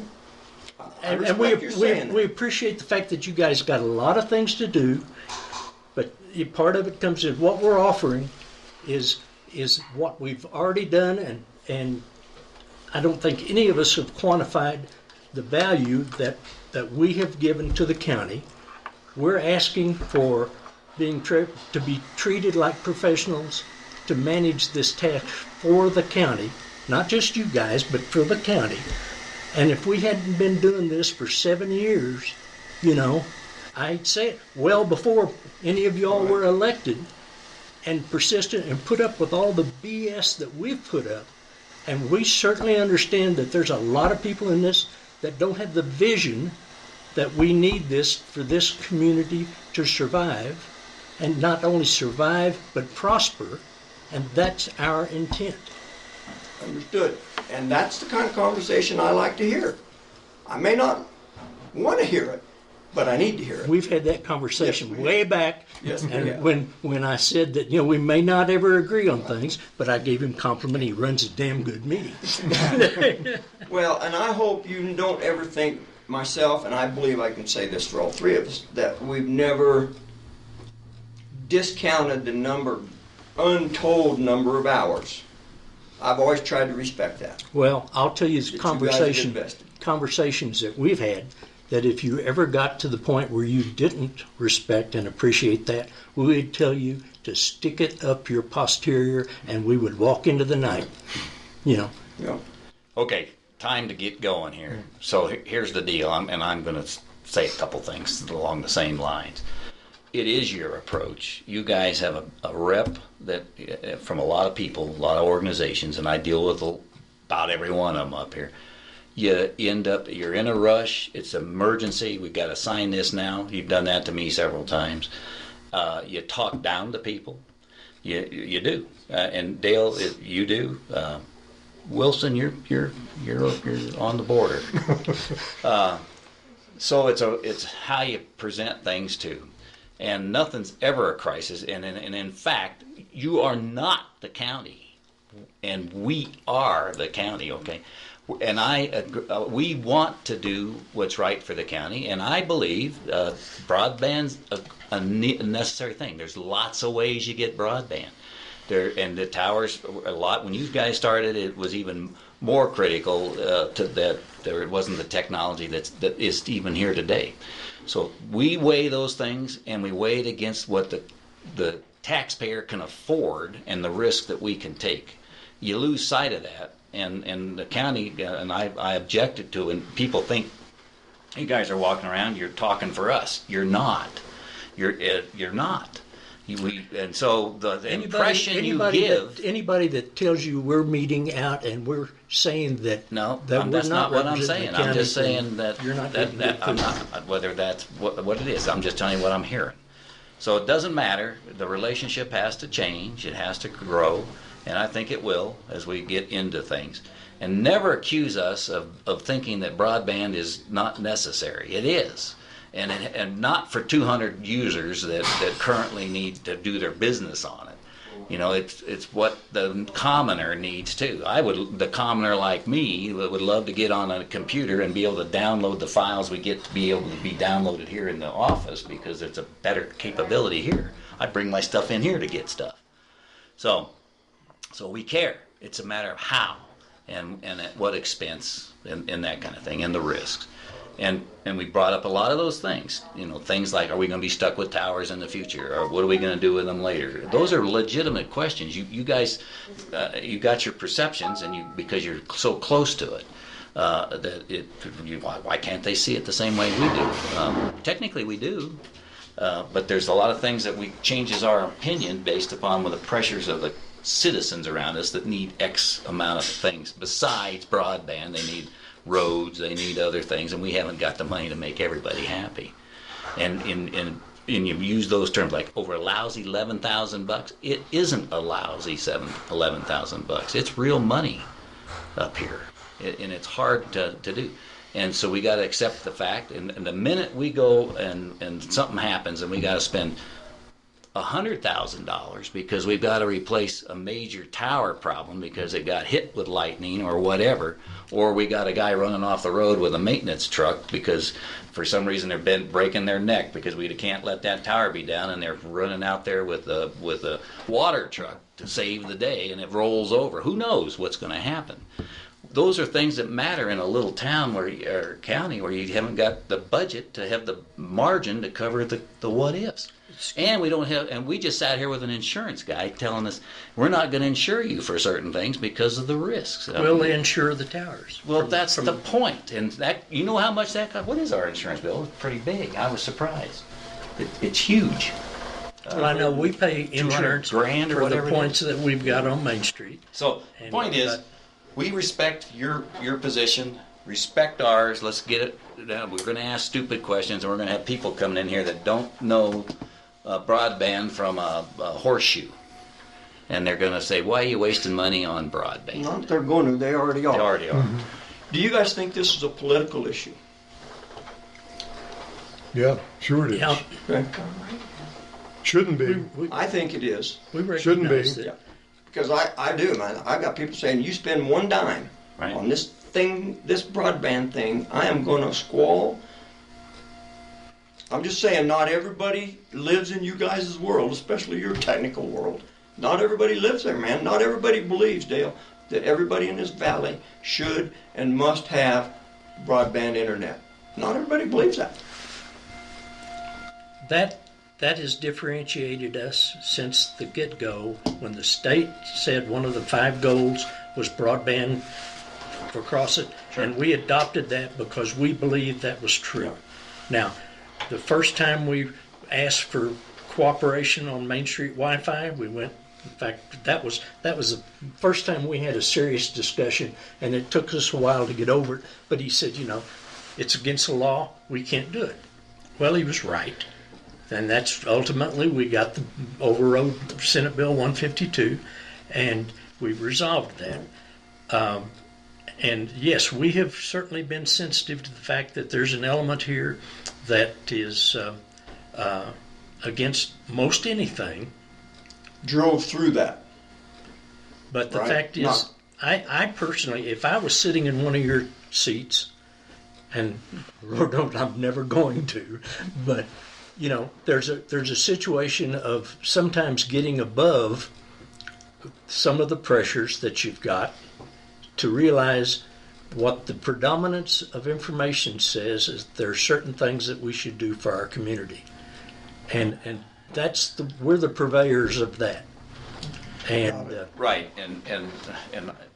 but you guys are so tunnel vision because of the way that is. You don't. I prefer to call it focused, but that's one way to say it. But when you're so focused, you don't see the other things. I came to you this CenturyLink thing is another opportunity, and it happened to be because the DOT wants to have the weather observation in the hard scramble. It happens to be we have a few subscribers that don't mean squat to CenturyLink for people with telephones, but they mean it to us. And it happens to be that I saw the need down the road for phased dumpty squat on the connection between 50 and 69, and here's an opportunity to get a fiber optic link in now. And we're talking earlier than is possible, and in fact, CenturyLink can put some amount of broadband on their copper and drag it into the valley. Tim Kunkelman told me in that meeting, I don't think you guys were there after you left, that they intend to put fiber in the valley, just like they're doing on the calf stuff out here on the corner.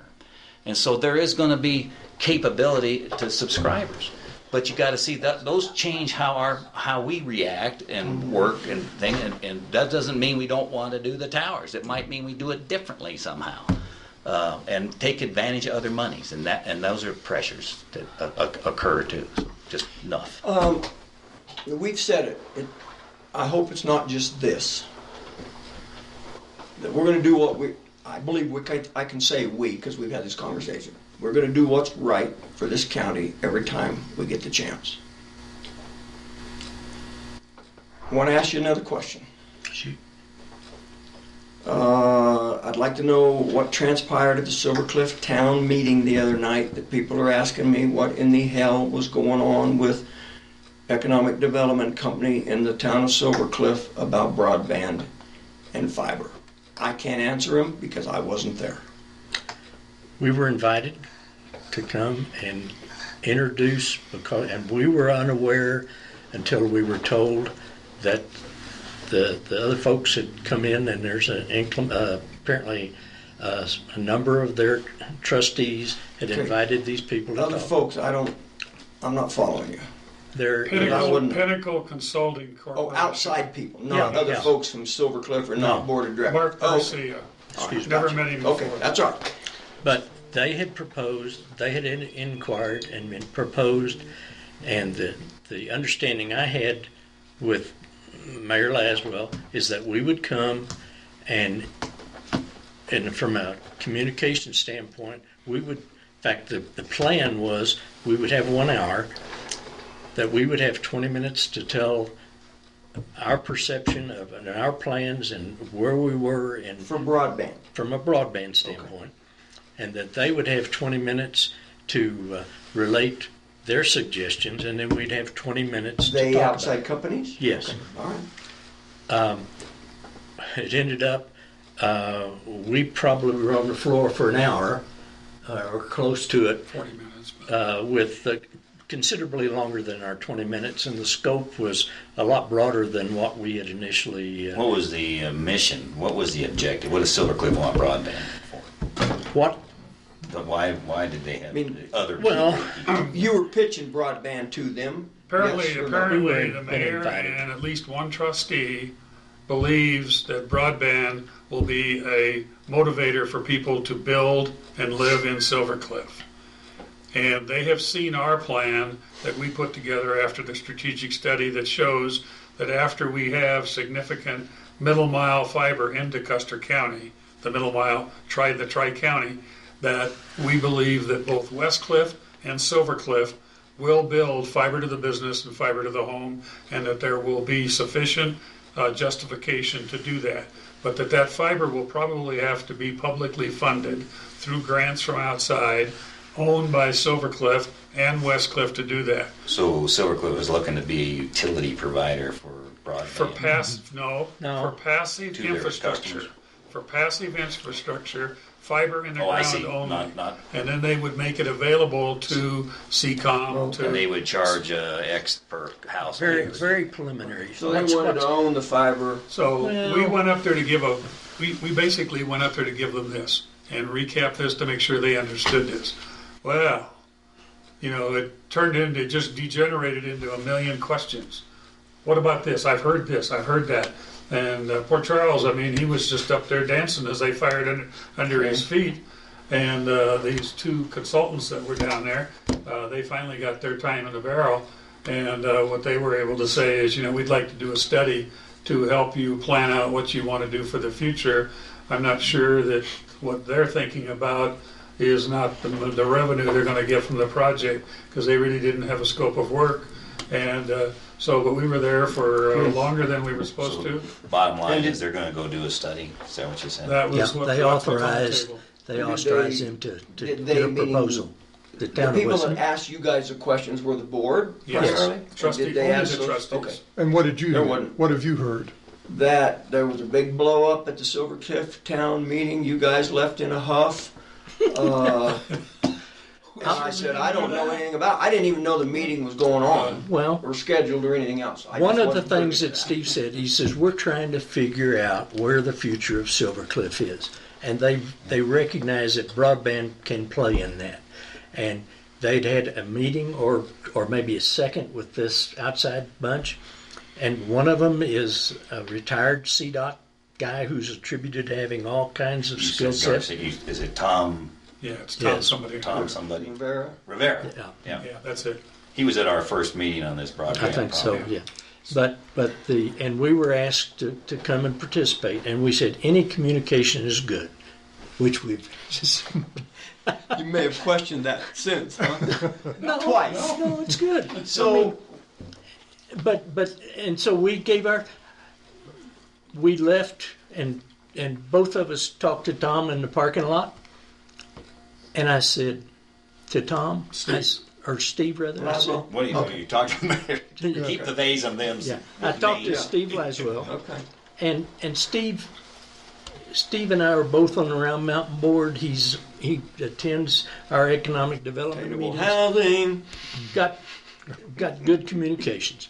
And I said, Steve, I'm concerned that you all just authorized a contract to a profit-making company and you won't infer that you want our support. I said, that's really bothers me. Okay. Your general thought is if these 6 towers up and running, they're going to get coverage. No. Not, No, this is for remote, those towers. Those are 6 towers are remote. nowhere near West Cliff and Silver Cliff. Yeah. They're going to complement the existing 18 towers that there. I thought there was one just on the other side of, There's one up in By Lake Louise. so they won't quite a impact, ways north, yeah. so they won't impact the 2 towns. I got it right here. No. The 2 towns. Nor should they. With Okay, the tree, with I the didn't tree realize coverage, that. Yeah. with the tree umbrella that covers both Silver Cliff and West Cliff, fixed wireless is not a good solution. Thank you. That's why fiber will be the solution in those 2 towns at some point. And that's why I thought that would was be gonna cover logical the to me 2 towns. then to try to make this But that's out in tri-county Rosita. thing work or whatever you call it. No, Right. that one. And it helps the towers too, because eventually you'd like to have fiber into these towers. Yeah, I agree. Yeah. Long term. So your proposal then was basically geared towards what with Silver Cliff? We made no proposal. We We, made- were there we- for we a You were just year. just gave telling them them what information. you were They, doing. they with want to this. know what the broadband thing was. Yeah, they And wanted to know they've what got the some plan new was. They wanted us trustees. to recap About half of them are new, so they had, and we haven't met with Silver Cliff since the first of the year with the new trustees. So there was, in fact, there was questions from one of the incumbents as well as the others, but You haven't had to meet them with attainable housing and these other things. You've never talked to them. The other we things have you're involved in. we have representation of both towns on the board. Did they think it would cover? I mean, what was the issue? Never came up. Okay, they never said, well, wait a minute, we thought The you only, were the going to only cover us thing that with I these 6 explained towers. to one of the trustees is she thought that Main Street Wi-Fi was the future of broadband.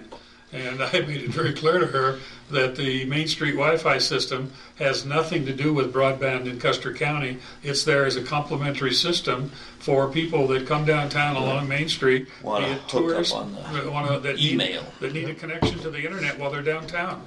And so the subject dropped. Okay.